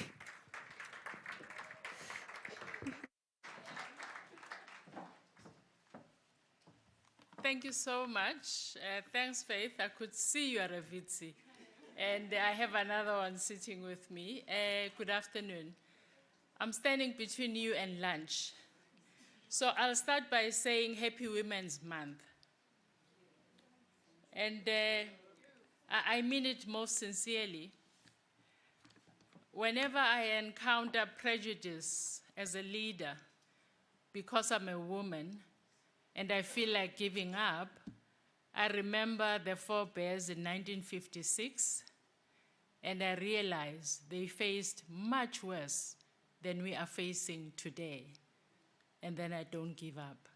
So when I say Happy Women's Month, I mean it. A lot has been said, everyone has been recognized, and to buy more time, I'll say protocol observed. Thanks to all the speakers that came before me, they've said everything I wanted to say. But I just have a few words to say. And I have the advantage of being in business, but straddling the NPO sector and also having a seat in academia. And I do want to use that as a link for collaboration because we need it. GBVF is a national pandemic that affects families across all social identities, business across all sectors, academia at all levels, and society at large. Only a sick society harms and kills its women and children. We are a sick nation with intersecting causes for the disease that presents as gender-based violence and femicide. A holistic approach is required to understand the social context that breeds dehumanized human beings that we have become. It has to be multi-sectoral and multidisciplinary if it is to break the neck of this disease and help to inform our healing process. A lot has been said about multidisciplinary and multi-sectorial, and I couldn't agree with you more. A lot has been said in terms of what about the informal sector, as Simpiwe said? What about those that live with disabilities? What about civil society? And I'm saying, what about the academia? The National Strategic Plan is a very well thought out document that addresses all pillars of the NSP, National Strategic Plan, as you've been told already. However, research is an overarching pillar that is required by all the pillars. Accountability requires monitoring and evaluation of interventions to measure their impact and hold leaders accountable for non-delivery based on evidence on the ground. Advocate Batoy spoke about, we're not sure why the prosecution is low, amongst other things, where we are not having the impact that we wish to have and we seek to have. Therein lies the solution in doing research that is based on the communities that are affected. So we do need each other. Sustainable social cohesion is not possible unless we understand the root causes of social disorder and address them. Social cohesion is also not possible without effective communication and meaningful interaction amongst community members.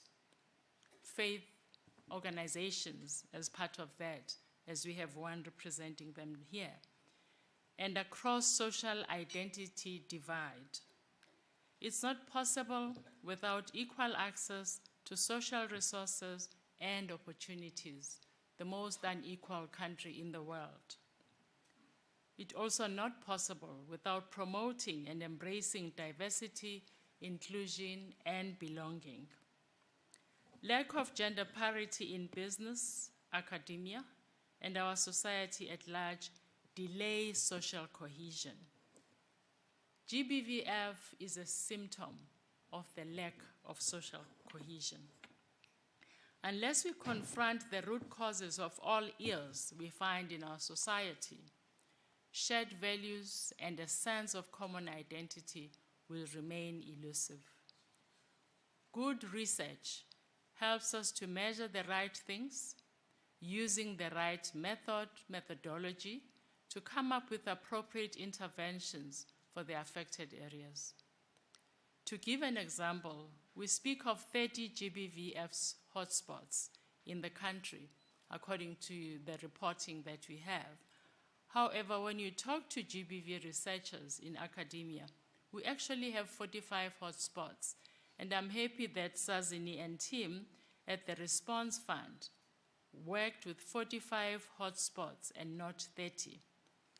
Counting incidences without factoring in the rate per population numbers prejudices against sparsely populated districts, which tend to be rural with the resulting impact on resource allocation. I'm grateful to Spar for starting the first rural Thuthuzela Care Centre, because there is no equity when it comes to geography the world over, especially in this country. So what I've just said makes a case for a multi-sectorial and multidisciplinary approach, as I mentioned earlier. So it does make sense to me that this amazing work that has been done by the organizers of this summit actually is more private sector led, so that all get included, than just private sector coalition. We have, when it comes to multidisciplinary and multisectorial, Thuthuzela Care Centre is one of those that is doing great work in the country. It is recognized the world over. I think Advocate Boni has left, but it really is exemplary when it comes to the departments within government, led by government, but also the private sector that is involved and the NGO sector. So we need to emulate it and have more similar cases in the country, especially around gender-based violence and femicide. And I've mentioned Advocate Boni deliberately because leadership matters. It matters a lot, because what the leader is passionate about tends to get done. And Advocate Boni, ably assisted by Advocate Batoy, you can see I've been hanging around with these academics for too long, exemplifies passion, commitment, and servant leadership. And you can see, since she started, the number of the Thuthuzela Care Centres and the collaboration with the private sector has increased. Understanding the need for research and a multidisciplinary approach to eradicate gender-based violence and femicide, the Female Academic Leaders Fellowship will be launching a gender-based violence and femicide research chair, which will be hosted at Wits University in the Department of Humanities. It will be the first research chair in the country to focus solely on gender-based violence and femicide. I know you're tired and hungry, but we have to clap for that. We thank the funders who made it possible. The Ford Foundation, I saw Vuyiswa earlier on, who has a keen interest in gender equality, and also the government-owned NRF. Those are the two funders that have made this research chair possible. And I'm sharing this with you because I'm looking for us to work together to make sure that the research that is conducted under that research chair is relevant to all the areas where we need to focus on for us to be able to eradicate gender-based violence and femicide. We don't know it all. We don't understand the root causes, and together we can help each other to get to those root causes. So we look forward to working with all the players in the sector to eradicate gender-based violence. Just briefly about FAL, Female Academic Leaders Fellowship. It was founded by myself and colleagues 4 years ago as a response to gender inequality. It started at Wits University because that's where I am as a chancellor, but we are going to scale to all the public institutions, universities in the country to ensure that using an intersectional lens, we actually achieve gender equality in our lifetime. It is in keeping with addressing gender inequality where it matters in leadership. Universities are a microcosm of our Sikh society, and it's not surprising that they are equally affected by gender-based violence and femicide. It's important that we work together to fight a common ill using the resources that each sector has. Academia brings research capability to the resources that other sectors have. Today, I therefore have 2 calls of action. The other one was actually made by Vuyo herself, which is the Gender Equality Index, which I latched onto Vuyo. The first one from me is more collaboration across sectors and disciplines, and there I'm just amplifying what my colleagues have said. The second one is a call for more investment in research and development. To give perspective to the last call, our government invests 0.62% on R&D based on the 2021-22 figures. This is 0.62% of the GDP in the country. This is against the target of 1.5%. So we obviously failing to reach even the target, which is not that high. There is a big room for improvement in that space, but talking to the private sector that we have in the room, we only invest 29% of what government invests, led by the financial services sector, followed by the manufacturing sector.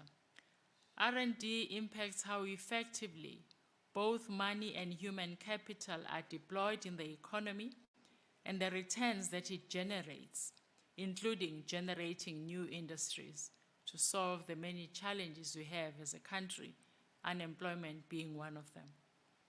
It also helps with monitoring and evaluation the impact of the resource deployment.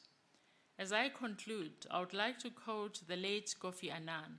I quote, "Violence against women is perhaps the most shameful human rights violation, and it perhaps the most pervasive. It knows no boundaries of geography, culture, or wealth. We cannot claim to be making real progress towards equality, development, and peace," close quote. Thanks for allowing someone from the academic sector to be part of the deliberations today. We look forward to collaborating with you. I hope it's not the only time that we are allowed in the space. We want to work with you. Gender-based violence and femicide is as important to us as it is to everyone in the room. I thank you.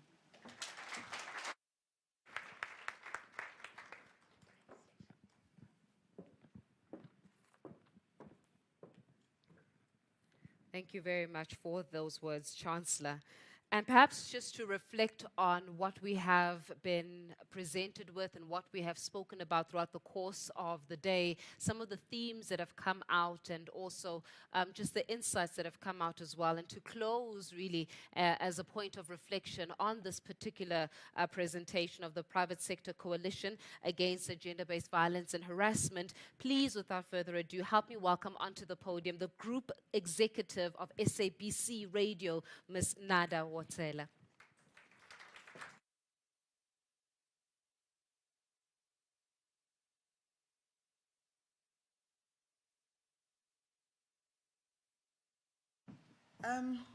Thank you, Program Director. You continue to make us proud. I think this has been the most eye-opening and thought-provoking event that I've attended this Women's Month. Thank you to the inspiring presentations. Thank you to the speakers that have come before me. Chairperson of the GBVF Fund, Ms. Faith Kanyile, Captains of Industry, Excellences, ladies and gentlemen, allow me to say all protocols observed. Faith, I would firstly like to express my gratitude on behalf of SABC's Group CEO and the entire leadership of the public broadcaster for providing us with this opportunity to be a part of one of the most important conversations taking place in our country right now. Being the biggest player in the media and entertainment space, and for many, many years in the country, gender-based violence and sexual harassment in our industry has been way too common, and probably still is, because of maybe the informal nature that we engage our personnel, as in casual work and freelance work, odd hours that we work. And I must say alcohol and substance abuse is also quite common in our industry, in entertainment, and that is known as one of the major causes of gender-based violence and femicide, and many other factors, of course. So in 2018, the SABC took a decision to denormalize this pandemic, at least within its workplace, before going out to educate the public, as it is our mandate. And obviously, you cannot have a workforce that perpetrates acts of gender-based violence being the people responsible for educating the public or even managing key projects in communities that involve women, that involve people living with disabilities, and sometimes children. And so we launched a commission on sexual harassment, which was led by the esteemed Ma'am Barbara Watson, and she was assisted by a known gender activist, Mr. Mfanozelwe Shozi. What this did, it gave us an opportunity to give a large number of victims a voice to finally tell their stories. And also perpetrators were held to account for the first time on a large scale. Even those that had left the organization a long time ago were brought back. Some were living outside of the country. They were brought back to the country to answer to some of the allegations that were leveled against them. This helped the organization to show some real support to the victims of gender-based violence and sexual harassment, and for employees to see that the organization takes this issue very seriously and to also start trusting in the processes. But most importantly, this also gave us an opportunity to review our policies and close the gaps and discrepancies in our processes of dealing with sexual harassment in the workplace. I must state emphatically that the SABC, as a public broadcaster, is mandated with a responsibility to promote social cohesion, and that includes raising awareness about various social ills such as gender-based violence and femicide.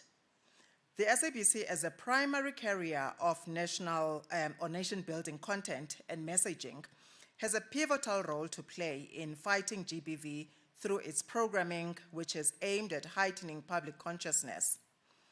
Our agenda, which is to help eradicate the scourge of violent crimes against women and vulnerable groups, is embedded in our mandate, which is derived from the Broadcasting Act. Through our various radio and television programs, we regularly run anti-GBV campaigns while highlighting the different avenues that victims can explore to receive help. An example of programs that we have dedicated to the fight against GBV, and we've been really successful in using radio as a mass communication medium. I can cite just a few of the radio dramas that we have produced. There's a drama called Safe Right, which was a 5-episode drama series encouraging dialogue against GBV in the taxi industry. So that had a lot of success. And it's a pity advocate Batohi is not here.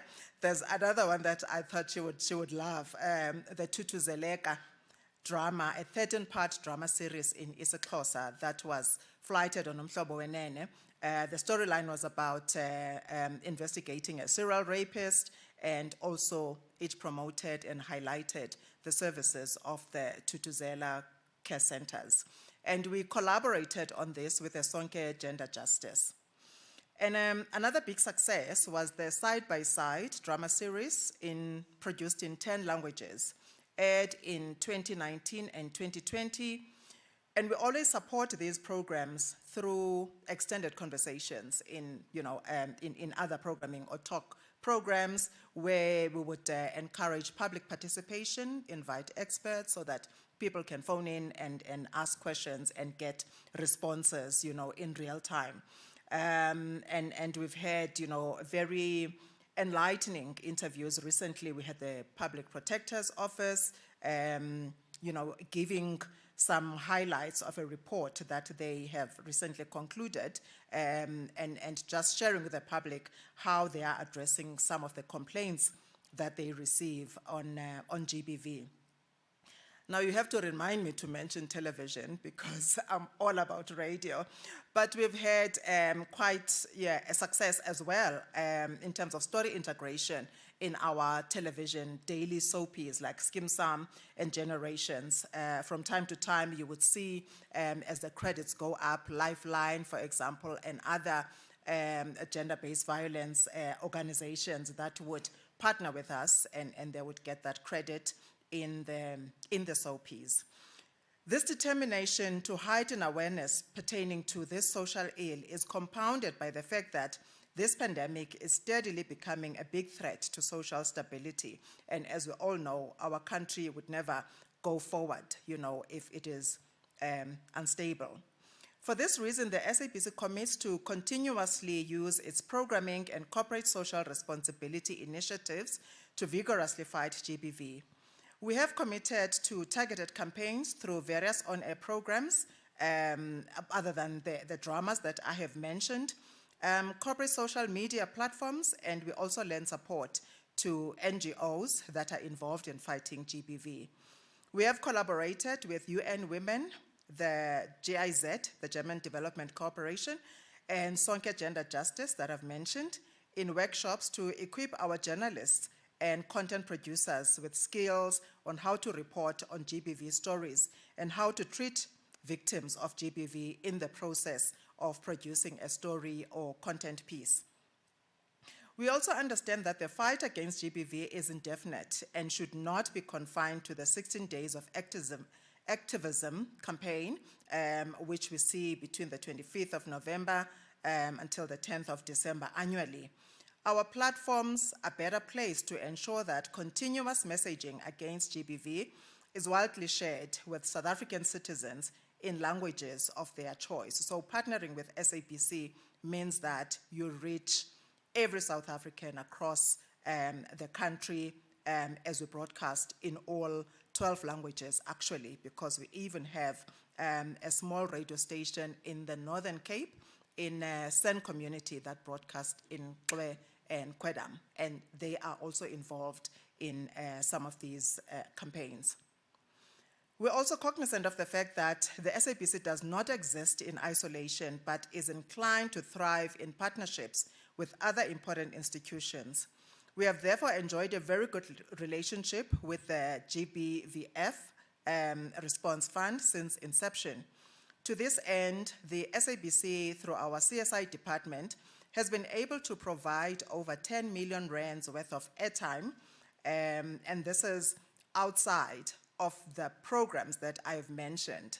PSAs are a responsibility of the gentleman in the orange shirt who's sitting there at the back, Katlego. That is the guy that would do the math for us and say, this is how much we can afford to put across the platforms. And to this specific cause, he has assisted us to avail 10 million rands worth of airtime. Katlego, if you can just stand.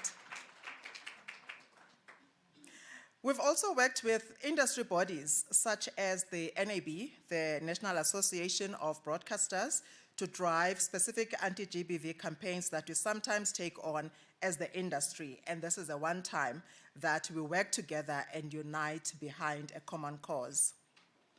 In addition, to solidify our relationship beyond on-air activities and in the form of PSAs, we've also recently partnered with the GBVF Response Fund to roll out on-the-ground activations to increase our collective efforts in fighting GBV. So we will be starting now to go to communities, and the various platforms, will also participate in doing OBs and visiting some of the homes. We have targeted the Thuthuzela Centres, where some of our radio platforms and television platforms would visit, make sure that we bring on board our other partners that can assist with supply. So this is work that you will be seeing on our various television, radio platforms, and digital platforms. In conclusion, we would like to thank you all once more for allowing the SABC to be a key enabler and part of the concerted efforts of making South Africa a safer and better place for all who live in it. We would like to use this platform today to further pledge our support and commitment in the fight against a crime that is aimed at destroying the moral fiber of our society. We strongly believe that collectively, as different entities, we will come out victorious in the fight against GBV. I thank you.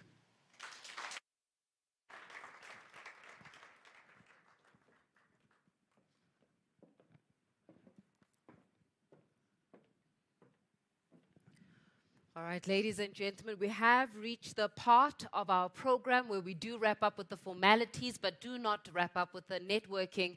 As much as I do not want to stand between you and lunch, but let me take an opportunity to thank you all for really being engaging in the conversations that we've had. I know that it was a lot of content to download, and there's a lot to reflect on. There are a lot of insights that have been shared throughout the course of today that is going to need us to go back into our spaces of influence and perhaps look at how then do we start practically implementing, and where we are implementing, how then do we start amplifying the work that is already being done. So let me take this opportunity to thank all of the speakers as well who've been present here today, to thank you, dignitaries and delegates, for really taking time out of your busy schedule to join us throughout the day today. We know that it is something that we do not take for granted, because we know how much, when you are here, I can imagine that you still have to do work out there. And some of you are going to be writing presentations until 9 p.m., 10 p.m.